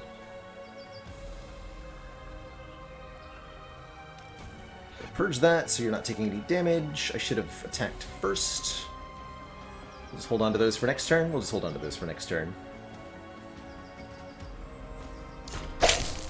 like this is going to be a really good turn next turn. Adonis Incarnate, thank you so much for the tier 1 sub and the 25 months, that quarter century. Some of those smug emotes. Oh no, gain stasis if you take 20 or more damage in a single hit. That's truly unfortunate.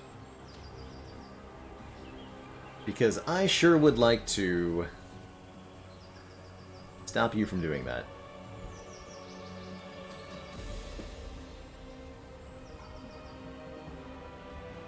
We're in Strike Stance. Blade Storm is 8/3 and applies vulnerable. 13/4. Oh my lordy, the damage though. If we Slice and Dice, I believe we'll kill this, which will explode, doing 60 damage, and then this boss will become stasised. So we gotta be careful with what we're doing here. And our order of operations. Here, this first. Actually, no, draw the ultimate first. That does 22 damage, that's too much damage. Can't do that. 9, 10. 14/3. And then, how about we do a little bit of the old Slice and Dice. Boom, boom, boom. Kaboom! Hot damn, that boss got destroyed. Currently says they're dying. That did not activate their stasis ability, so you're telling me I can just go kaboom? I sure can. Another one bites the dust. GG. Arronax is defeated, and Anandor is cleansed of corruption. That was a spicy build at the end there. The DPS output is insane. Wait, I feel so strange, like I've been living in a dream, where I was a giant spider. Forgive me, I was too weak to defend against the corruption. Thank you for murdering me.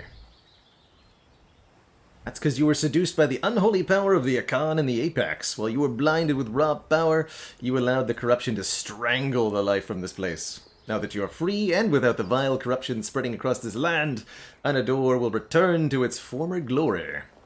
One step closer to crushing Akan, his power weakened, now that Anador is no longer under control. GG. GG. You don't actually kill the boss, you just punch it until it becomes a nice person again. Easy. Not sure what's happening here. Just click continue. And that's a big ol' thanks for playing.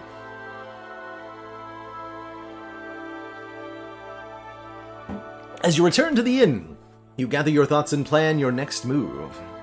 The world of Arzu seems lighter, cleaner, and all signs of corruption have been abated from the area, and the weight is off your shoulders, but there is still more yet to be done. Reports pour in from neighboring provinces that corruption has taken root, and the shards of Umbra cannot be defeated. A queasy feeling sets in, it seems like Akan is won, and all hope is lost, despite your best efforts. The feeling in your gut intensifies, and your vision begins to blur. You blink, attempting to blot out the light overpowering your eyes, but to no avail. There are no leads to where Akan is, but to save Arzu and restore balance to the world, he must be stopped. Thought creeps into your head as if it were there already. The figures and spirits materialize before you or you before them. Akan has grown too powerful, and the corruption too strong. It will be up to you to seek out allies and gain early access to the other provinces. Prevent the cataclysm befalling Arzu. Begone! Return to your beginnings, so that balance may be restored. So that's the end of the current early access version. 30 days of tromping about, followed by a pretty fun little final boss battle there. Really enjoyed this run. We were able to get some really powerful synergies together. So we get some of the currencies of the game, Arcana, Light, Nature, and Elemental Stones, which are going to be used for cosmetics at some point. Currently, you can just accumulate them, but they don't do anything. But we do unlock new items and new cards. Consume up to 5 burn on you, gaining shield per burn. Ooh, I like that card. Cool. Sunshatter Blade. Overkill damage applies in a splash. I like that. Ways to gain cleanse. Good stuff. Good stuff. Oh, you can buy card unlocks with stones. I like that. So a way to... I did mention that this game had a fairly comprehensive unlock mechanic, and here's a preview of that. Each of our heroes levels up, and as you can see, there's a lot of levels with a lot of stuff to unlock. And that's per hero, so each hero has 20 levels to go through, with lots of card unlocks along the way. And then there's province unlocks, too, for Anador and Uzir, and these are also really long, with lots and lots and lots of stuff to unlock. Every, like, 3 or 4%. Look at this. That's a lot of stuff, man. That's a lot of content. These are all items and cards and artifacts. Good. Poison restores health instead of damaging you. I like that. That's the final thing we get. Standard of Hope. Restore 1 HP whenever you play Arcana. Cool. And again, there's another one for this province, too. And the roadmap says that they're planning on adding more provinces, so presumably each of those provinces will have their own unlock tree. So lots and lots and lots of items and cards and everything to unlock and explore here, and that's even before the game is fully released. That's pretty cool. That is pretty cool. Big thank you to Rogue Games for sponsoring this little stream of their game, Arcanium. Been a joy to check it out, and a joy to have the devs' eyes on us while we play. That was a good, like, 3 hours here. So that's bringing us towards the end of the stream. I will be winding things down here, but before I do that, I've got at least one more copy of Arcanium to give away, so let's do that right now. Whoops, that's not right. Hold on. Sorry, Peanut Butter Knuckle, I didn't mean to click on that. Picked a second winner from the last batch. We're gonna do a new giveaway. Exclamation point burn is the thing to type this time. Burn them all! Burn them! Vandal Hurt would watch this again. I could see myself playing this again, especially with some more content updates. I really liked checking it out here. And it seems like there's a bunch of different viable playstyles. Now, I had a run before this stream yesterday, off stream, just to familiarize myself with the mechanics, and it looked a lot different than this one did, I'll say that. Burn them all. Burn them. But yeah, overall, my thoughts. I like that you're incentivized to have a 12-card deck. Otherwise, it would feel like you really want to min-max by having your 9 best cards in your deck at any given time. I like all the different artifacts. There's a whole bunch of different items, and it seems like many of them have unique effects, many of them have powerful effects, many of them have effects that are both upsides and downsides, so there's some thinking about how you want to use those. I really like that because it adds a lot of depth to the gameplay. And although each individual hero has a relatively simple set of rules, right? Only a 9-card or 12-card deck, draw 3 or 4 per turn, gain 3 AP per turn. Because you have 3 of them on the field at the same time, there's quite a bit of options for what you do on any given turn. For feedback to the devs, the big things I would say to focus on in the current state of the game would be the sound design, as that does immediately jump to me as the currently weakest part of the game. Certain cards are missing sound effects, some sound effects are louder than others. The music... The tracks that are there are quite good for the music, but it feels like there could be some more music, different tracks that play during boss or elite battles, or just more music in general, and probably with more provinces I imagine that comes. But overall, I think this game's for an early access game, this seems like it's in great shape. I really like that we got to check it out today, and again, a big thank you to Rogue Games for sponsoring the stream. It means a heck of a lot. Alright, let's give away that copy. And then I'm winding it down here. Close the giveaway. Who's the winner? G-Max Happy Meal. Congrats. Enjoy. Thanks for watching.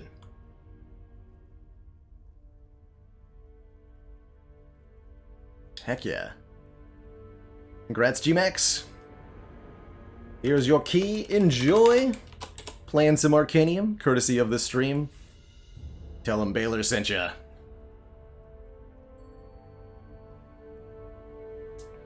Alright, everybody, that is gonna be it for me tonight. A joyous experience checking out this game for the first time. This will get posted on the YouTube channel in a couple of days as well, so if you missed the full run, or you want to catch it some other way, it's gonna be posted there. And G-Max Happy Meal, thank you so much for the very generous 2 gifted subs, paying it back immediately. Like you bought the game, but you paid me for it, so thank you. See you later, Vandal Holt, Polakun, G-Max Happy Meal. Let's see. As we sign off here, anybody to raid or host? Is anybody else playing Arcanium? That's my question.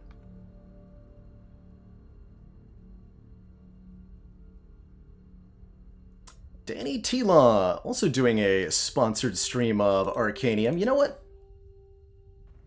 I don't usually do a blind host, but we'll make it happen today.